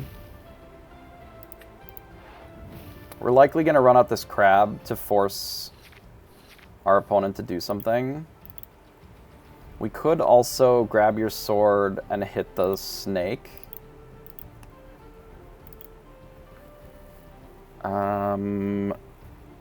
We can actually still play the crab if we do that, but then the B-Prep looks way better for them, right? But maybe that's fine. Maybe we play a Gaston instead. Yeah, I kind of like that better than playing the crab. Let's lead on a Gaston.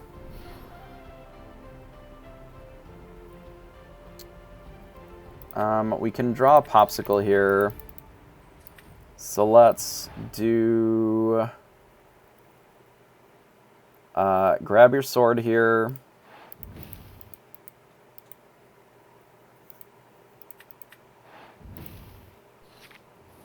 I'm going to fire the cannons this. I'm going to play another Popsicle. And I'm going to quill, I guess, 2 of these things. Maybe these 2. And then I'm going to pass. I'm going to quest with this and then pass. Okay.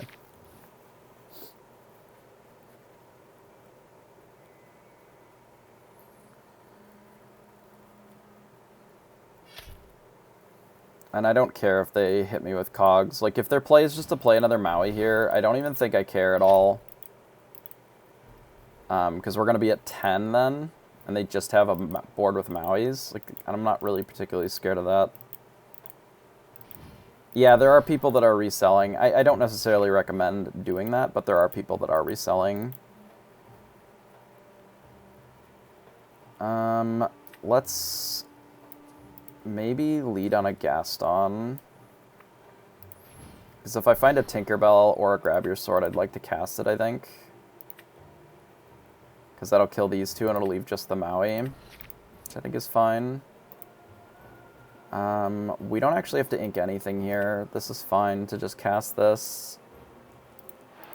And then quest for 5. And then pass.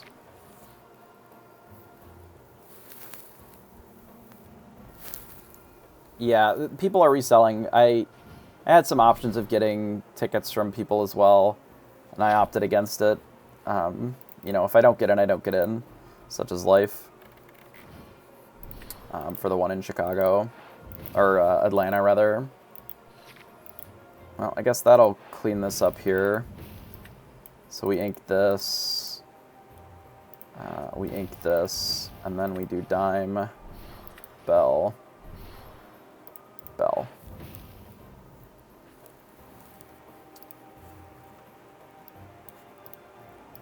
Alright, so that worked out.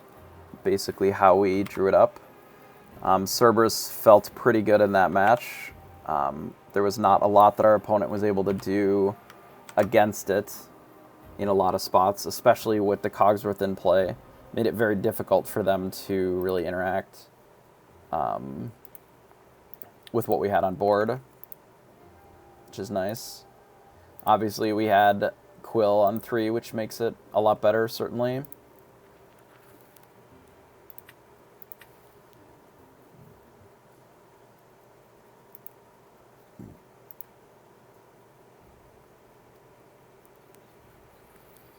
Alright, so we are on some sort of a Mufasa opponent, I suspect.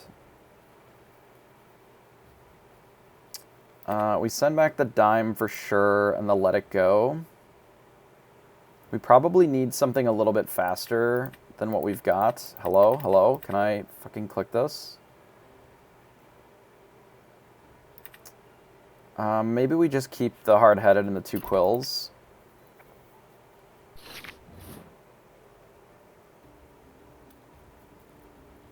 I don't like blue-red because there is too much aggro, and the deck has literally no cards that do anything against aggro cards. So I am just not interested in having a deck that's like that, because I think it's really awkward. I guess I'm going to have to get rid of the hard-headed here, then. Which feels kind of bad. Well, since I have the Mickey, I can get rid of the second quill. I think that's fine. Obviously, it makes our Flaversham a little worse, but I think it's okay here. Power fantasy of controlling everything. Yeah, I mean, we do like that. I think that we get rid of Bell here. I play Fishbone Quill. We ink the Mickey Mouse. And then we pass. And I'm pretty likely just going to grab your sword. But we shall see what our opponent does.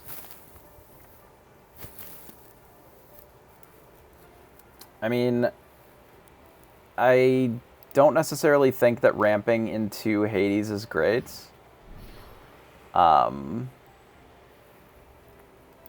Maybe it's fine. It's not my favorite, though. So this is a little rough. If they play Rapunzel next turn, we're in a pretty bad way. It is possible that what I'm supposed to do is just ignore this for 1 turn, let them draw their 3 cards, and then we use this plus this, like we double sing it. Like that might be the play.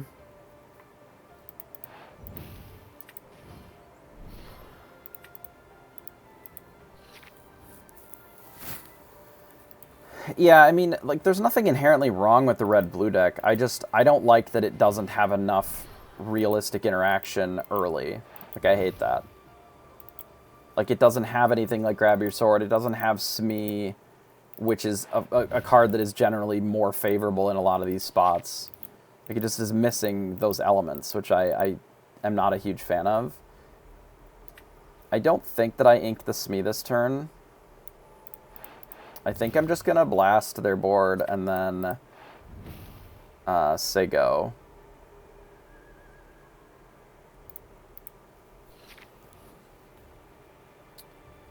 Obviously, Maui is rough. They've gotten rid of 2 Mufasas, so that's 3 Mufasas then. So we do have a Whole New World here, which I feel like with 3 cards left in their hand, we should do. I'm just debating on whether or not I play this Smee first or not. Because the Smee being a 3/3 is pretty good.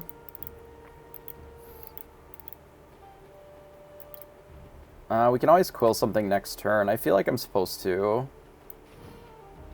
Or we can quill something in our new hand. Oh wow, that was a hand. Definitely a hand of cards. Scar, Medusa, and Hydra. Pretty brutal. So I can play a 5 here still. It's maybe supposed to be just Cogsworth or Cerberus. There are no real answers for the Lucky Dime in their deck either. Maybe I just get rid of the Fire the Cannons here. And then I play something like Cerberus and pass. I think the cards that would answer Beast are going to answer it whether I play Cerberus or not. Because the cards that answer Beast here are like Maui, Tremaine. So the reality is that it doesn't change much for us. Yeah, they don't quest with Mufasa here. That makes sense. So we'll ink this.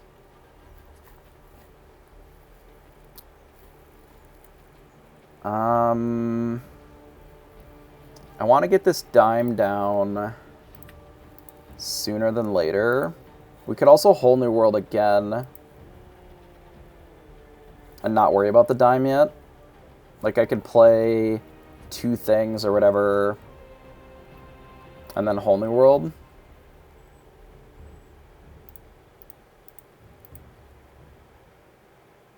We just don't run the Gaston out this turn. I think that's fine. We can leave this in there for the Tamatoa later. If we do this, we play Cogs, Smee, we Whole New World with the Cerberus.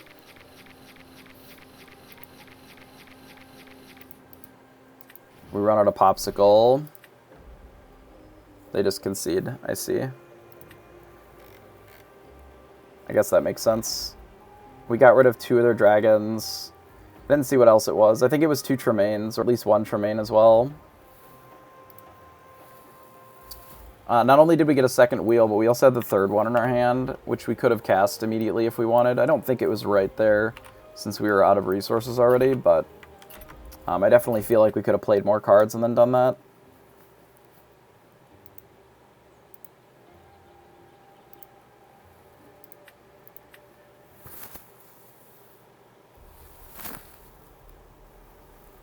Yeah, in tournament, like, realistically, any deck is fine. I think if you play any of the respectable decks, red-blue, red-purple, blue-steel, steel with emerald, you know, purple-green, whatever thing you've been playing the most games of, just play that. It'll be fine. Like, it's not going to ruin your day. And it's going to generally be pretty good, I would think. So against this,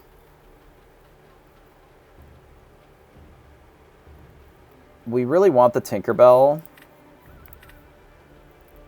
and the Cogsworth. I'm just not sure about the Grab Your Sword. I think we can find it later. The Smee is good here, though, especially on the play. This is a matchup where the Cerberus is less important than the Cogsworth, I think.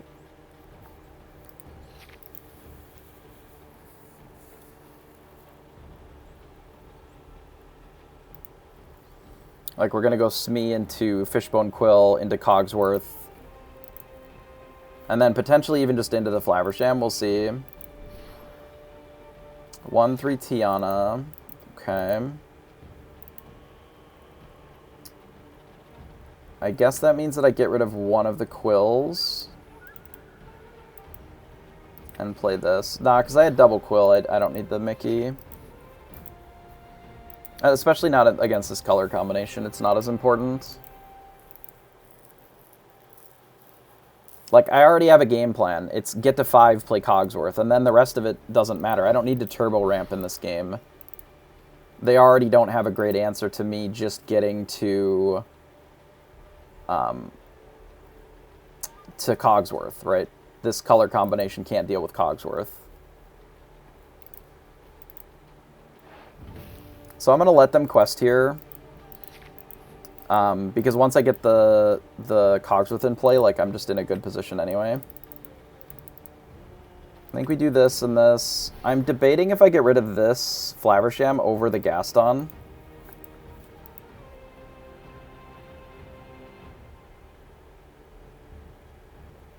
I weirdly think that I don't.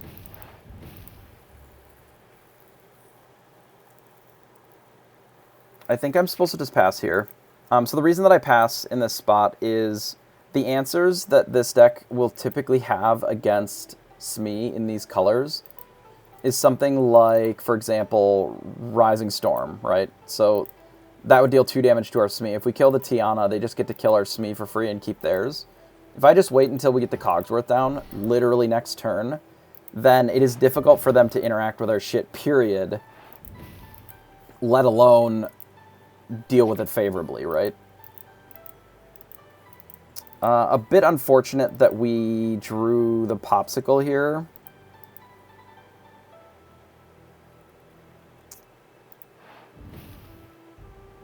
I honestly think I'm just going to get rid of the Popsicle. And it feels really bad. But we really want this Cogsworth in play. Now, we have an option. We can either kill the Tiana or just kill the Smee. Since we have the Tinkerbell next turn, I feel like I'm supposed to just kill the Tiana. Like this, and then pass. And then we have the ability to just play Tinkerbell next turn and blow up the board. If they decide to just quest and go to 8.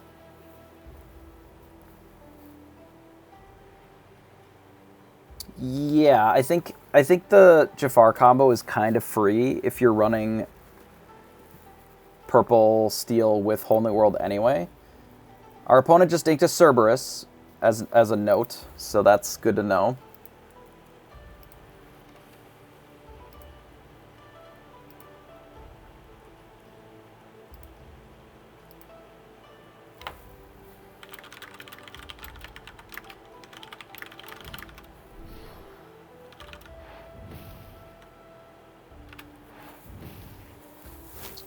Okay, so our opponent plays a Queen's Castle. We can opt to play another Cogsworth and then just kill their whole board.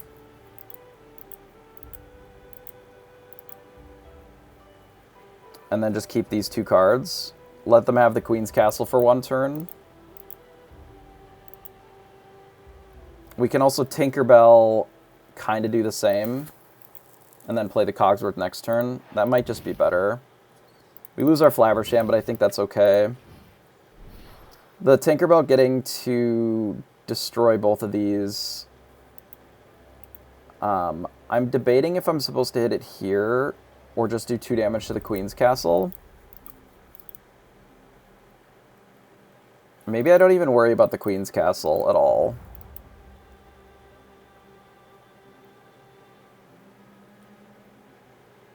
Because they can't quest with the Smee without it dying anyway.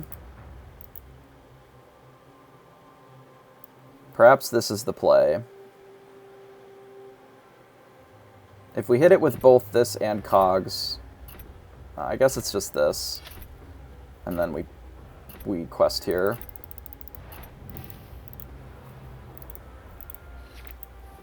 Like, I can get it next turn anyway.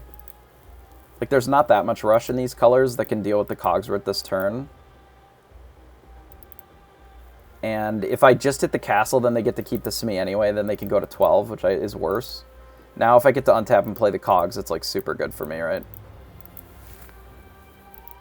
As I can still Smee and hit this, but then I just have another Cogs in play.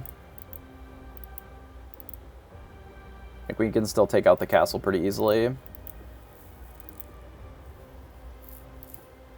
It surprised me if they Whole New Worlded this turn. Robin wouldn't be that shocking, though.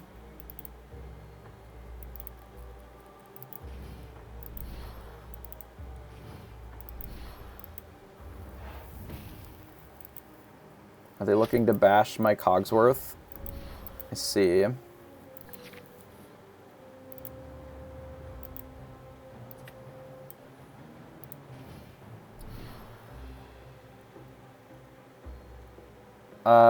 Unsure.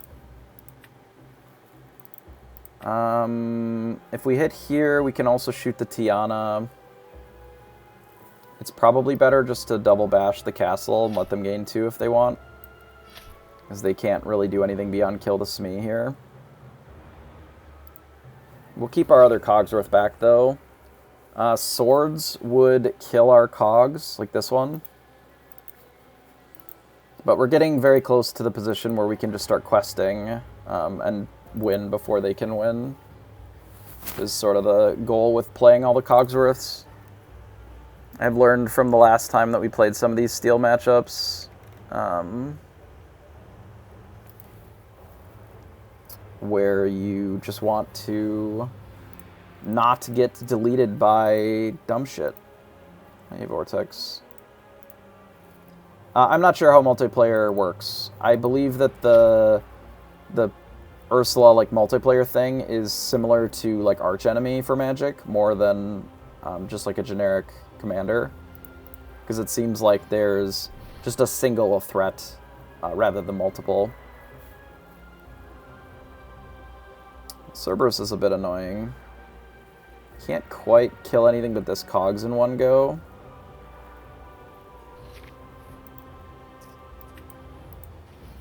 Let's play another one. Bash here. Cerberus can deal 2. We can deal 3 to these cogs. We can attack with this one as well. It's a big card. 5/6 is very strong. They're playing multiple Cerberus even. This feels like back in set 1 metagame where people started running a bunch of Cerberus in the Amber Steel deck. Eventually, people started running Kronk, the 6-drop 6/6, because it was better than the Cerberus stats-wise. Adding Thoughtseize to the deck. I thought about it. Unfortunately, we're not playing Amber, so we do not get access to Bare Necessities. And I think that the removal that Steel gives you in combination with the ramp and control that Blue gives you is too good. Reconnecting, huh?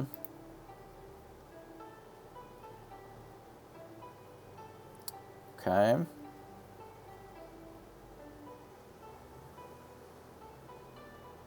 I would like to get this down. Could also just play Dime instead of playing the Bell. I think is maybe fine. Just play this. We'll quest with these. If we quest here, it kind of doesn't change much, so... Yeah, there's always sort of a race to the biggest thing. If the Cerberus is seeing play because it's just bigger than all the other things, then somebody's going to try and play something that's a little bit bigger.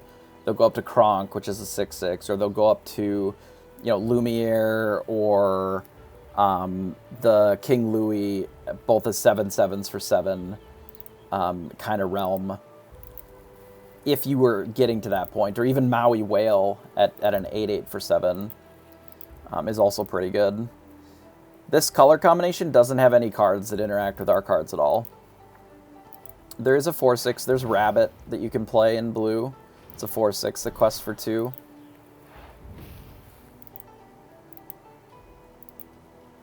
It is literally the card Rabbit. So that deals 2.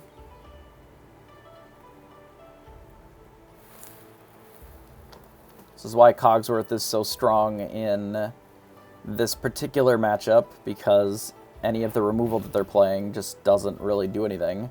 Cerberus also only deals 2. So they have the ability to deal up to 10 damage, and they're able to deal 4 to my Tinkerbell. So they just lose to the Lucky Dime then. Which they would have anyway, given... Oh, I guess they can also Fox it for 1. They got me. They're still dead to Dime. But I appreciate the moxie of slamming all their things into my stuff to win there.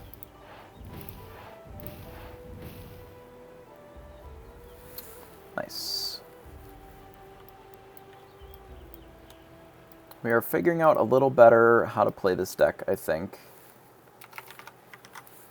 Given that we had some of those changes. Tampon Store, appreciate the follow. Alright, we go back. See if we can get a couple more wins.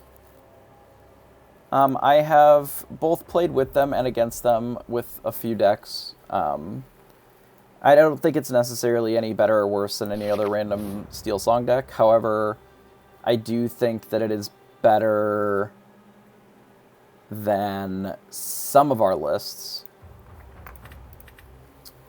This may be a whole new world kind of avenue, but it may be a little awkward if all we're doing is Mickey into Cerberus into whole new world. Like, these colors are going to destroy us, I think. So let's do this. We'll keep the Mickey in a 5-drop. Not great. Bell, I don't think is going to be it this game.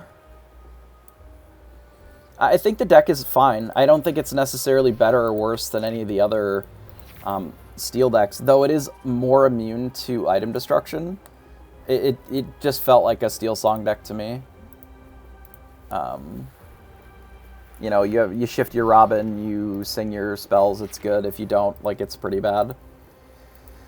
Well, that is a bit awkward. I'm going to just lose this game then, if they are on full Maleficence. We're going to need to get this Tinkerbell to do a lot of work. It's going to have to do a lot of heavy lifting. Hey, Midazo. Thanks for the raid. Oh, good lord. Well, luckily, this Mickey does get to come down and threatens these a little bit. So we're getting rid of another bell here. I could always rip a swords off the top. That would probably be our best draw here.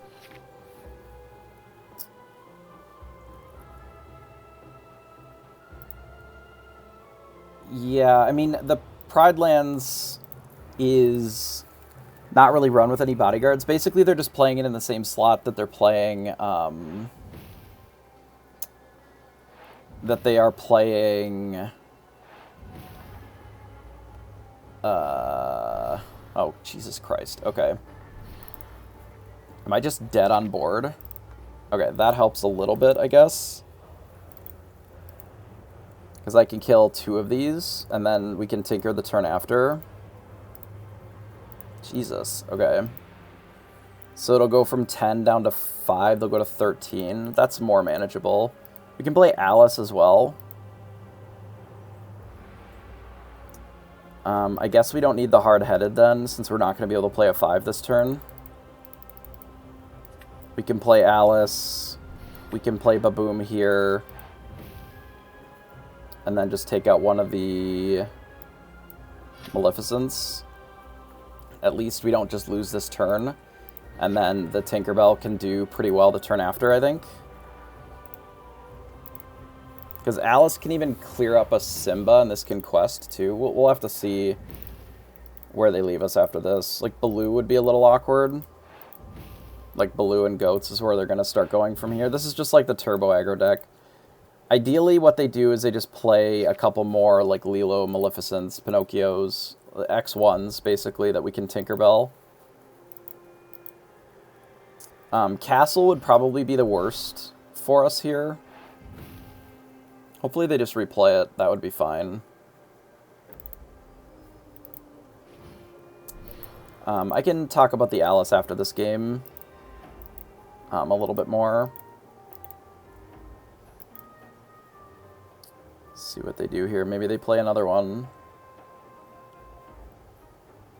Ink of Friends. Okay. I may honestly have to keep the Let It Go.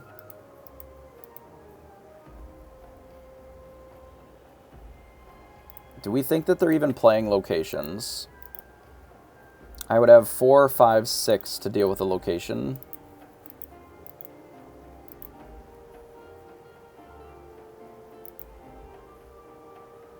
I think if their whole turn is just play a single location, that's maybe fine.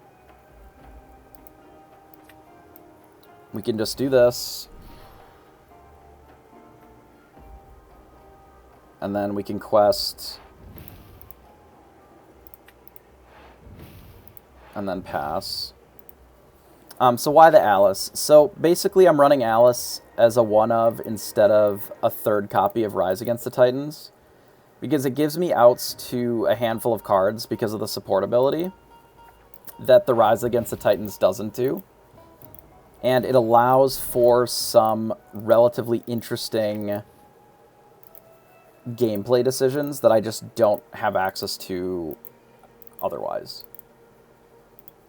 Okay, so how do I deal with this stupid snake? I can get rid of the Kita with Let It Go.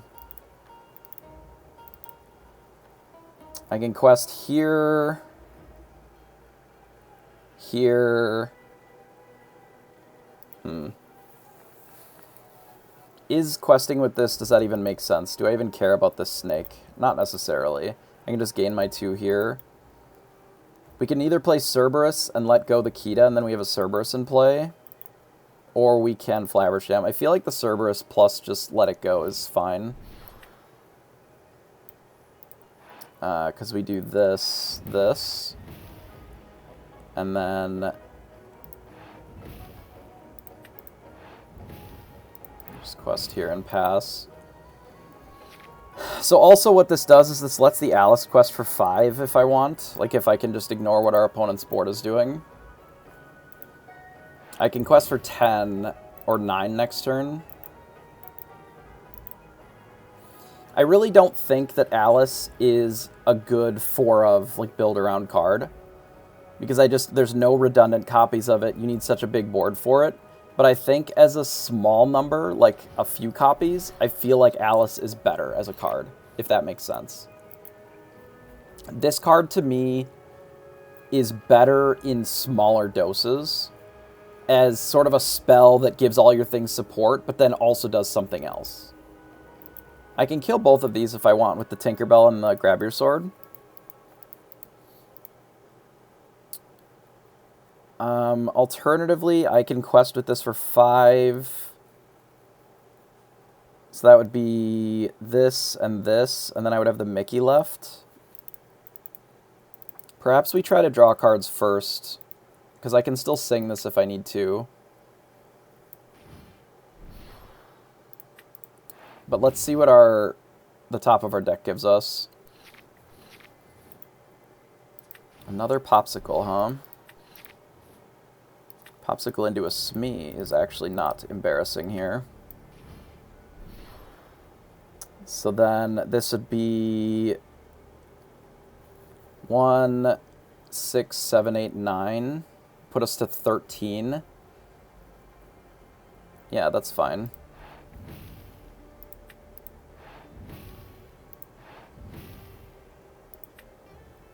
I can actually kill the snake even with my Mickey if I want.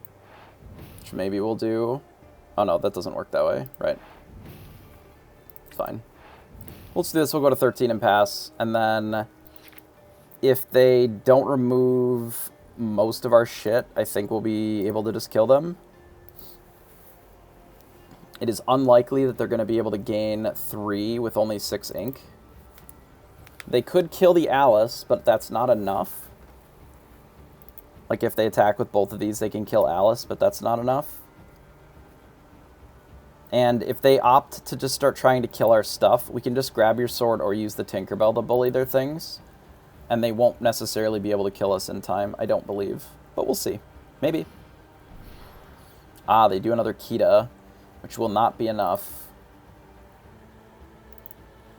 Because unfortunately, I still am gaining 8, regardless of the Alice here.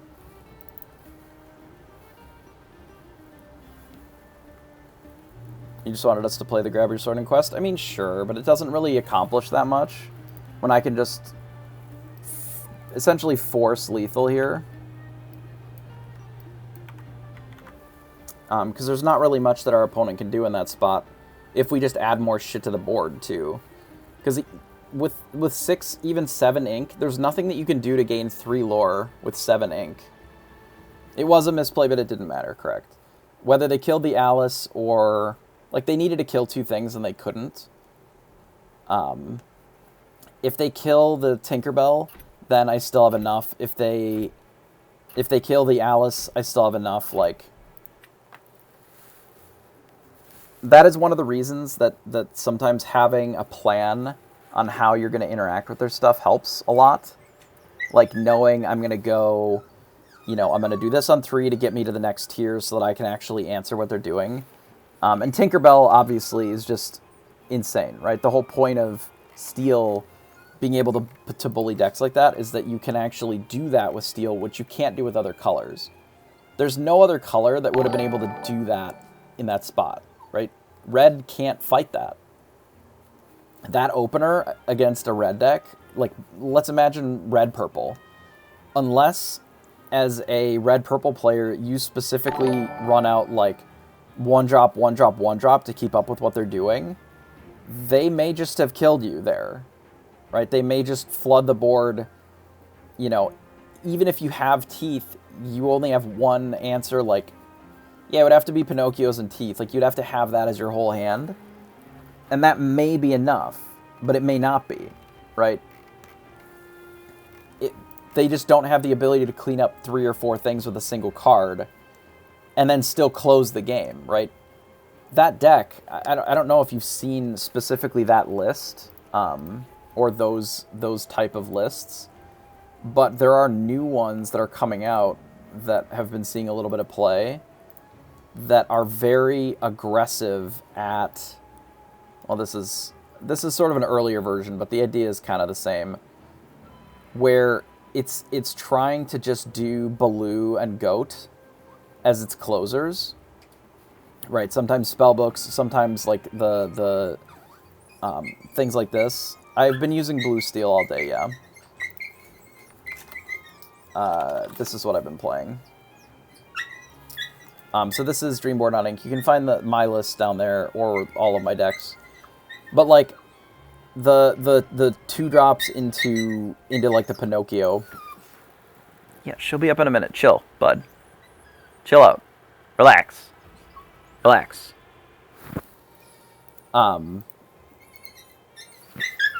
He doesn't want to come over here because his mom's home and downstairs, so he wants to go down there. But he has what you could describe as barrier frustration because he is frustrated by the barrier that is the door to the bedroom. So, you know, just be like that, right? He is always big frustrated. He does not care where I am, realistically, just where his mom is. You know, what are you gonna do, right? Yeah, I don't even know where. I guess we can go to newest because it's kind of newish. Like, I mean, I guess it's kind of the same deck, but the idea is mostly it just plays Baloo and Goats, and it just does things to get early aggro,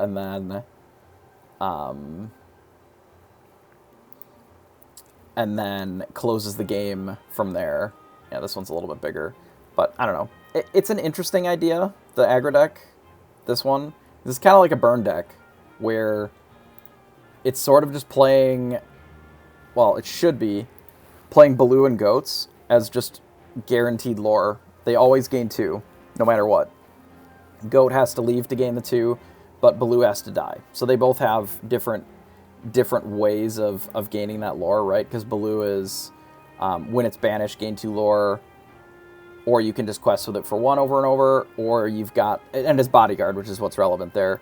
And then you got Goat, which just gains it when it comes or goes. So you got your foxes, your snakes a little bit.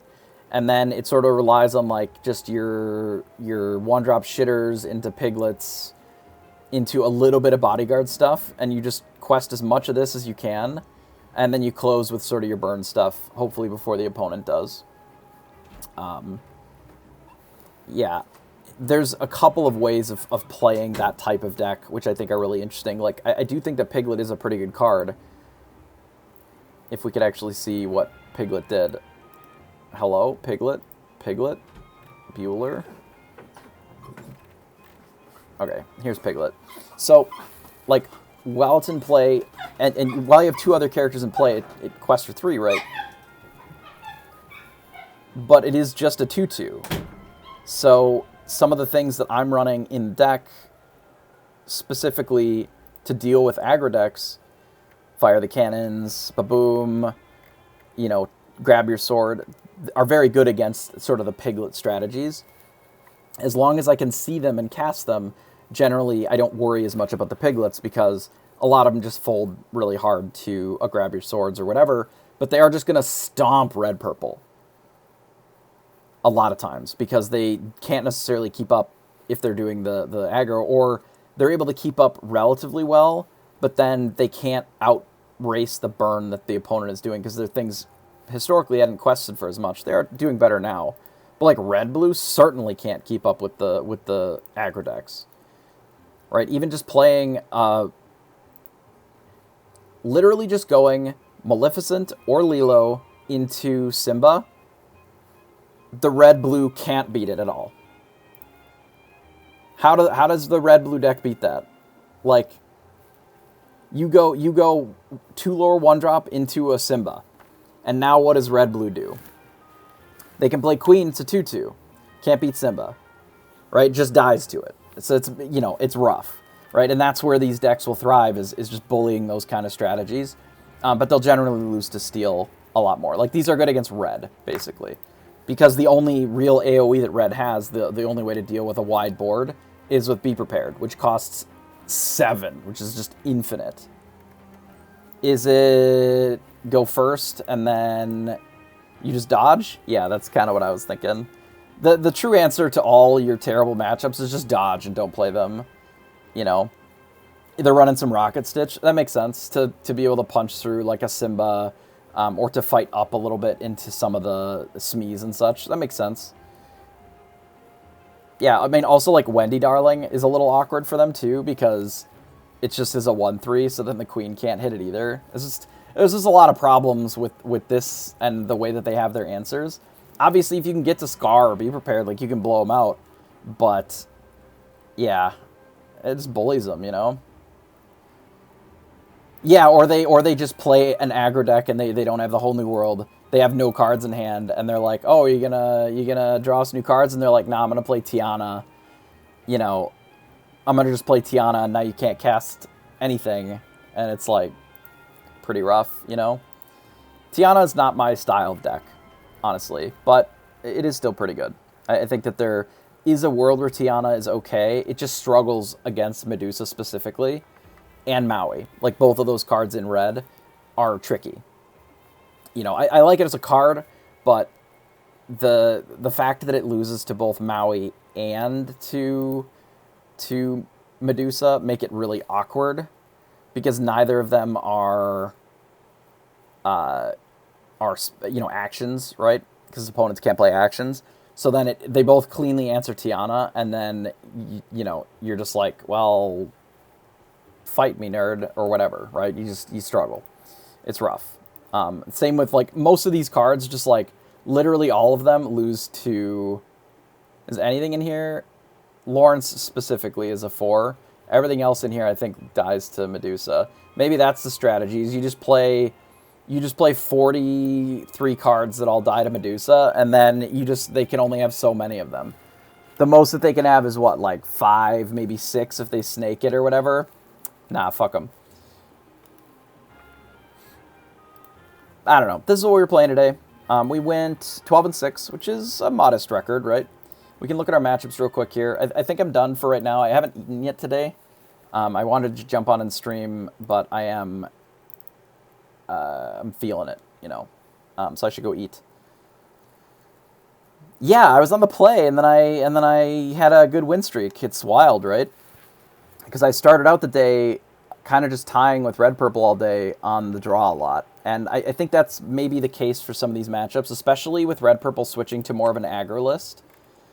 If they just go 1-drop, 2-drop into Surfer, into, you know, Rabbit, Jim, or whatever, and that's like their whole hand, they might just kill you before you have a real answer to them. Like, that's just real, right?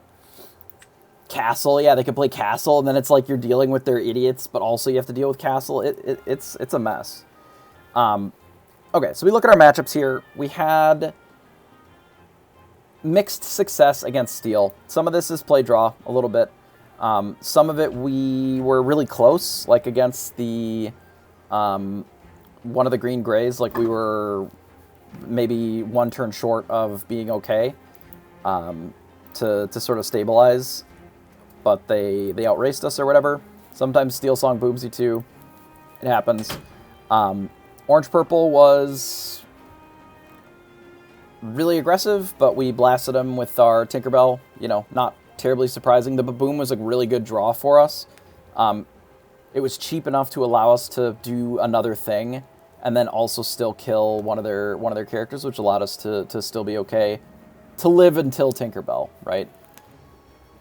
Obviously, if we didn't have the Mickey, we would have, if we had Quill instead, we would have been able to just Tinkerbell that turn and it wouldn't have mattered, right? So it was because we had the Mickey Mouse draw, we had to sort of stem the bleeding a little bit because we couldn't just turbo into Tinkerbell and blow him out, right? Hit him on turn 4. The Tinkerbell on 4 is basically the same as Shift Tinkerbell. Like if you quill and then double ink with quill plus your ink for turn, do this on turn 4. It's basically the same as Shift Tinkerbell a lot of times, except you're set up better for ink. You know, obviously can't attack into their stuff, but as far as the trigger, it's pretty well the same. And there's a lot of aggro decks that just kind of fold to it, you know, and that happens. Grab Your Sword would have been pretty well just as good there. So, red-purple, we have a favorable record here, but not by a lot. I think that this is going to be one of those situations where it's a little bit of play-draw situational. If they're on the play, they're going to be a little favored over you versus being on the draw. I do think that if we can ever live to do some ramping with the quill and then get out a dime, you can race most situations as long as they didn't like gain 14 lore before you got to the point where you thought you were stable. It feels a little bit more like the old, kind of the old red-purple mirrors, like in set 2, where like if they just go surfer, surfer, surfer, or whatever, you know, 1-2 surfer, surfer kind of thing, you just lose to that sometimes on the draw. And we could add smash or whatever and make our deck a lot worse, and then give us more outs to their surfers and stuff. But I don't think that it sees enough play to make that make sense. Especially when you can like tinker plus one of these to take it out, or you can let it go in a pinch, or you can grab your swords plus one of these. Like, we have card combos that can still deal with surfer. I do think if it is going to see even more play than it does now, like if that is the direction that they go, we would need to add some Zeus probably, and then change our inkables up a little bit. So the reason that we're not running any Zeus is inkables, right? We're at 17 currently for our uninks, with the 3 Gastons, the 2 Fire the Cannons, you know, this package here, and then the Mickeys. We don't have any room for them, is the problem. Like, I think Baboom is just a worse card a lot of times than Fire the Cannons, but it's inkable, so you have to make that concession to have some more inkables. And it could be that the answer is you sort of shift, like, one of these Fire the Cannons, you make a Baboom, you remove the other one, and you remove a Let It Go, and then you add in some number of Zeus. Right? You kind of shift these numbers around a little bit to add 2 Zeus to the deck, because it would give you more answers to something like Surfer. Surfer that you could also sing with Flaversham, or you could sing with the other ones that doesn't ramp them. You need some Let It Go, but it could be that we have to bring Zeus back in, given, you know, that they're changing up their strategy a little bit, right? It would then mean that our absolute early game, like on the draw, Fire the Cannons, doesn't exist anymore, but we would still have the Babooms. You know, it's just shifting the numbers around a little bit, right? If it becomes, you know, if we think we're going to play against red-purple like 6 times on the day, then maybe that is what you have to do, right? Just so that you have more outs to Surfer. Though it still doesn't feel great to use your entire turn 4, which we could be playing a 5-drop, to just play Zeus, right? Because then your opponent is still likely having other cards in play, still questing, you know, what if they play a castle and then you're stuck here now deciding, do I Zeus the thing? Or like, it just, I don't know, it feels awkward. I think that Hook is dog shit because it is bad in so many matchups that I would rather have something like Alice in the matchup in the mirror, because for the most part, you don't care if there's Singing Wheel, if they're using their whole turn to Cogsworth and Sing Wheel. Like, you just want to focus on getting your ramp on and do that instead. Like, answering their items, and I think McDuck Manor is just not as good as Bell. Like, there's too many answers to locations, and it does nothing, absolutely nothing, when you are not ahead on board. Right? As a top deck, the McDuck Manor literally may as well be textless if your opponent is ahead at all. Bell also has that problem a little bit, but you can combo Bell with something like a dime and dig yourself out of situations that you don't deserve to dig yourself out of. Right? It's okay against B-Prep decks, but for the most part, dime already does that, you know? Like, yeah, the locations are good if you're going first, but they're terrible if you're on the draw. And I don't need help winning the games on the play as much as I do on the draw. That's why we're running cards like Fire the Cannons and Baboom instead of Hook, because Hook never felt super good even on the draw, because there's... What happens if we're playing at Steel Song and you got a Hook in your hand and your opponent goes Cindy? They play Cindy the 1-2 and then they're like, okay, go. Can you really even play your 1-drop anymore? Into their Rising Storm? That feels terrible. You know, your opponent untaps and just goes, let the Storm Rage on. Your opponent goes Cindy, let the Storm Rage on, kills your Hook. Now you're down a card, they're up a card, and they still get to do their thing for the turn, whether it's cast a Bare Necessities or play more 1-drops or whatever. Yeah, you just ink them, so then why are they in the fucking deck? Play a better card. That's what I'm saying, is if they're bad against that, and they're bad against the red-purple aggro, because the red-purple aggro, like, what are they good against, then, that Fire the Cannons or Baboom isn't also good against? Nothing. That's what I'm saying, is they're just mid as fuck, and that's why I cut them. They were ink all day. Even when I would have Hook plus Smee, I would rather play a Popsicle into plus a Smee than play the Hook, because it just isn't that good. It's okay at best, when the thing that you want to do is just use one of these. I don't think Hook is a bad card inherently, but just in this deck and the way that the cards run out, it just never felt like something that I wanted to be doing, because it just was never better than just blasting the thing that I wanted to kill. Right? It's the same with Rafiki. Rafiki feels okay sometimes, and it feels awesome other times, but the times when it feels terrible, it is just delete one card. But it doesn't. They can still just quest with it, and then you have to trade with it. They can also quest with it, and you can fire the cannons it, and it's the same. Then it's just dead the same way.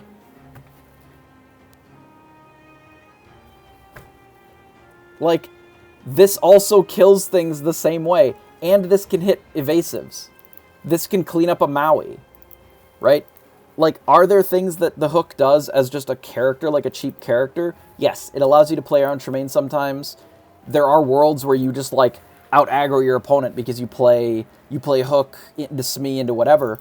But, like, if I'm against blue-red, can I really play Hook into Smee and quest with them both? Because what if my opponent literally just plays Queen on 2, and then kills my Hook, and then their Queen is alive? What am I doing here then? Like, what am I running this shit out for? Gain 1 Lord, delete 1 card? That is not how to win that matchup. It just feels like such an error to just delete a card for free when all they have to do is play a Queen, which is off their curve anyway.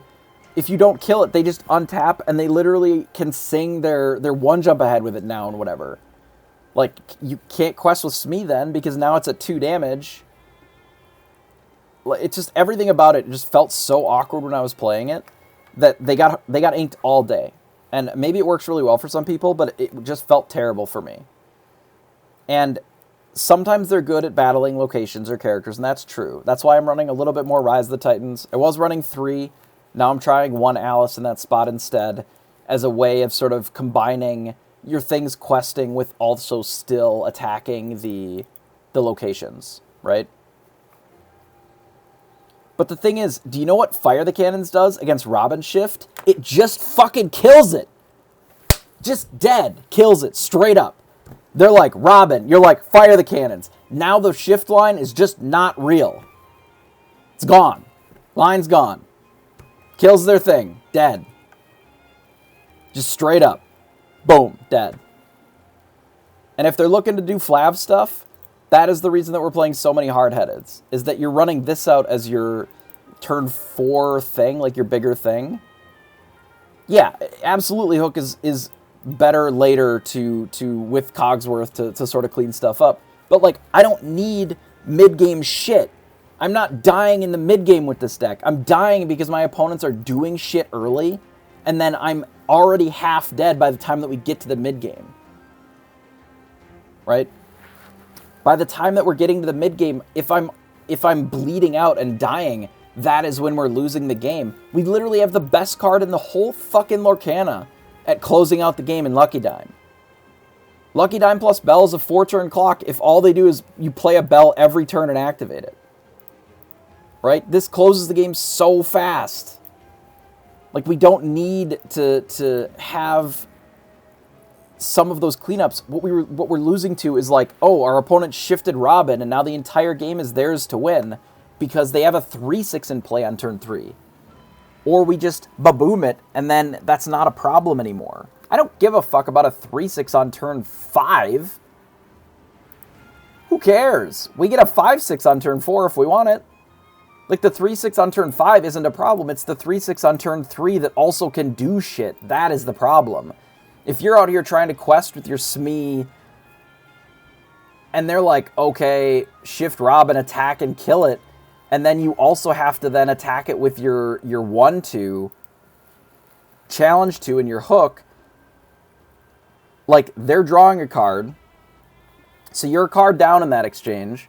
They're even on lore, right? Because the Smee gain 2 and they gain 2 from attacking your thing. Like, everything about it feels just so awkward. And that's assuming perfect scenario where you hook and Smee, and the only thing that they're doing is playing Robin, shifting Robin, and attacking your Smee, right? And then you trade into it. What happens if they cast any fucking spell? I don't know. Let's look at the deck that we're roughly talking about that would be doing those lines. They got Storm Rage on, they got Strength of the Raging Fire, they got a Long Came Zeus. All of these can kill any of those cards that we're talking about. And this they can cast on turn 2 for free if they play Cinderella. So, like, feels really awkward to just have a 1-2 that's just sitting there because it can't quest, because it doesn't have power base, because it's hook. Right?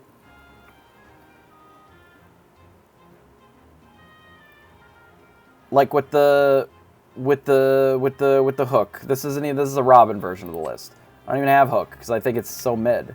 But like, if you run out hook and you're not attacking with it because they played a 2-2, you know, they play a Robin Hood, they can just sit and not use the Robin Hood. And then they shift it and then let the Storm Rage on your hook. And now what? Now they have a tapped 3-6, which is just not ideal, you know? You're not winning that situation. You're just down a whole ass card. And they're up a 3-6.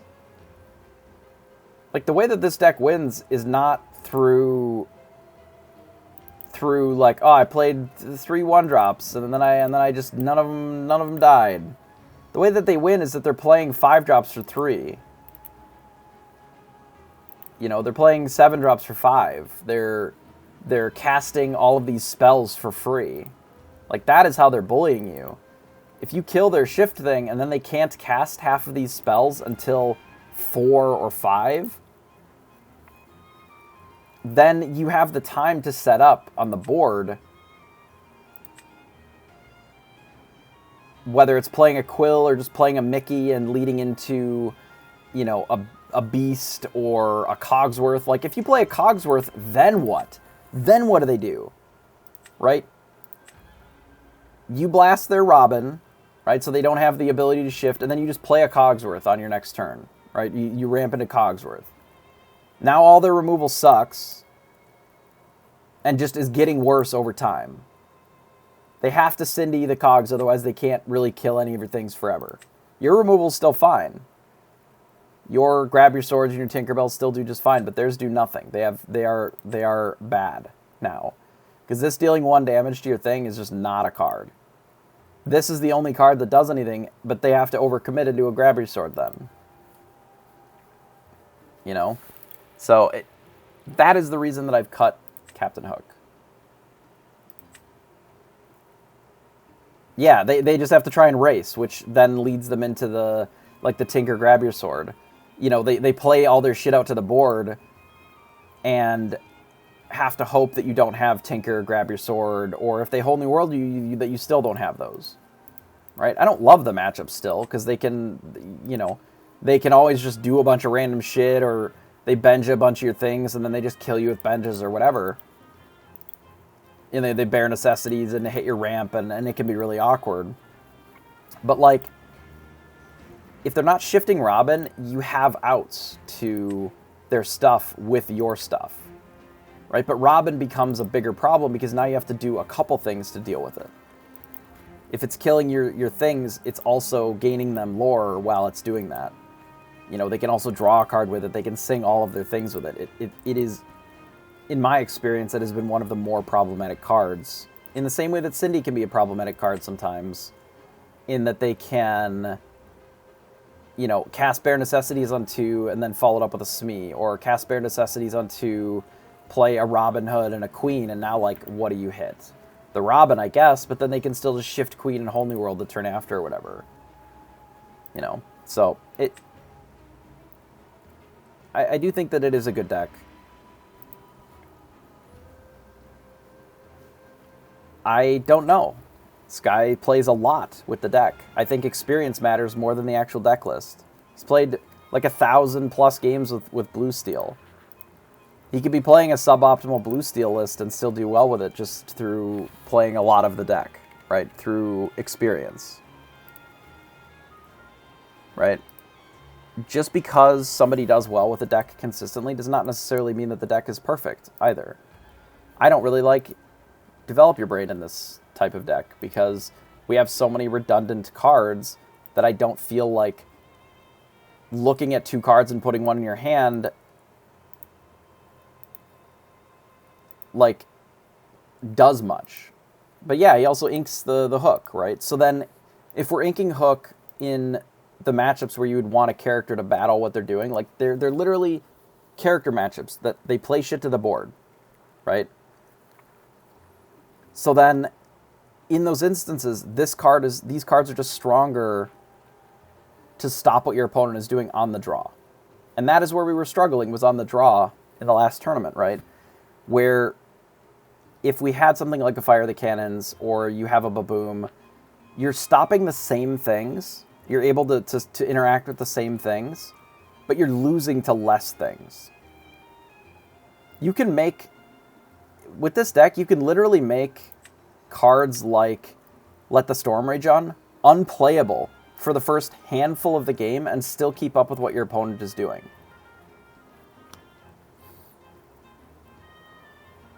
Which I think is really nice. You know, sometimes you don't have the Smee draw and you have the Baboom, and now they just literally have no targets for their spell. Somebody earlier today, they didn't have any Inkables, so they had to shoot their own Cindy because they needed to draw a card. It's like not a winning line, right? Kill your own character to draw a card is rough. Sometimes that's all they can do because you just don't have any targets for it. You're minimizing what they can do with their cards by doing something like that. And you don't always want to do stuff like that, but it makes it so that, like, them playing Robin for 5 is difficult when they're running a lot of uninkables, right? The more uninkables that they run, the trickier it is to just play Robin for 5. You know, so I don't know. It's interesting, I think, to think about. I don't necessarily know what the correct answer is. Yeah, Zeus doesn't get discarded because it's not a song. Like, these actions stick around. You know, realistically, the only cards that can get hit by Ursula are Whole New World, Grab Your Sword, and Let It Go. And ideally, we don't have most of this shit in our hand early anyway. But, like, these, like, our interaction cards, they can't get removed. Our ramp can't get removed. Bare Necessities can hit most of that stuff, but that's why we're running Mickey, because they can't get Bare Necessities either. Right? Do I think that this list is perfect? No, not necessarily. Do I think the list that's running Sad Beast probably has some games where you just, like, play 2 Sad Beasts and it's insane against your opponent? Like, they just don't have Zeus, they don't have Medusa, they don't have any answer for it, and it just draws you 4 cards. Yeah, probably. There's definitely some percentage of games that happens. But I think it is just as likely that having a bigger body or being able to destroy an item and not being vulnerable to those cards, making Zeus not just be a free kill on your character if you don't have Cogsworth, like, has value, right? I don't want to necessarily have my cards be good when I have Cogsworth in play, because if Cogsworth is good in that matchup, it's always going to be good. It doesn't matter what else is in the deck. Right? Cogsworth is, in the steel matchups, is always just the best fucking thing. Which sometimes I have forgotten in a few of the matchups that I played. Especially last event, which I've learned from now. You know, you play out these Cogsworths, and eventually you get into this board state where your opponent's shit just doesn't have words anymore. Do you know how fucking trash these cards are when you have 2 Cogsworths in play? Holy shit. This just says, draw a card for 3. Like, that is not a good card. This card, like, you have to have so many cards in play to be able to punch through that. And if you get 3 Cogsworths in play, none of their characters have any text either. Which we ran into earlier today. Outside of specifically Cindy, like, even the Queen is awkward. Because it just isn't necessarily enough, because it's juicing something that doesn't, you know, getting this to 7 still barely punches through, like, that still barely kills a Cogs when I have 3 in play. You know, so they're investing all these resources into dealing with 1 instead of the whole board. So, I don't know. I think I'm gonna hem and haw a little bit about a Robin list. Obviously, this one was a pretty rough attempt early on. But I'm going to think about a list that includes Robin as your 1-drop instead of some of the other things that we're talking about here. And then still includes maybe a couple of booms. Something similar to this, but a few changes. Like, this is probably going to be out. The Sad Beasts will likely be out. I don't know. We'll think about it a little bit. Because there is some world where, like, you're stronger against aggro because you Robin and you shift swords. You can do that on 3. Or you can just shift it and, like, attack their things because now you have this 3/6 that also draws a card and it gains you 2 lower when you bully their things. You fight a Smee or whatever, and it feels pretty good still to do that. But it also gives you just, like, another card that can be in play that's good at casting Holy World, but also as an alternative if your ramp is not working. I will think about that a little bit, because it may mean that Mickey has to change to 1 jump ahead for curve considerations, because then you'll either lead into Fishbone Quill or Robin on turn 3. But we'll think about that a little bit, and then we'll maybe come back with a deck that we can try. I do think that this list is pretty good. I think it needs a little bit of help in some of these matchups, but overall, I do think that the Dime strategy is still good against Red-Purple, right? I think the fact that we're doing well against Red-Blue is large in part due to just having some Dimes in the deck.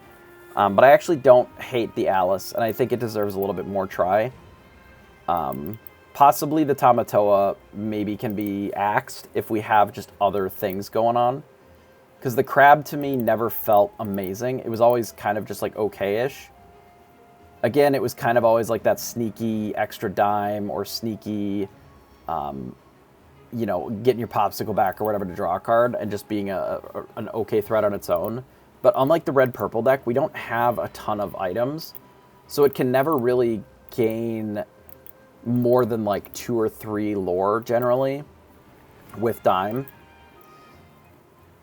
Yeah, so, like, that's why it's kind of like the third-ish copy of Dime, is if you are in a situation where your Dime gets destroyed, or, yeah, it's like 2.5, right? It's not a Dime, but it's also, like, it's not a Popsicle or a Quill, but it just, you don't have as many items as the Red-Blue deck. Like, there's not as many sort of random items to grab, or that just stay in play, right? Because you generally get rid of them with Flaversham. You use the Popsicle to heal a lot more, I think, in this deck than the red deck, outside of Scar.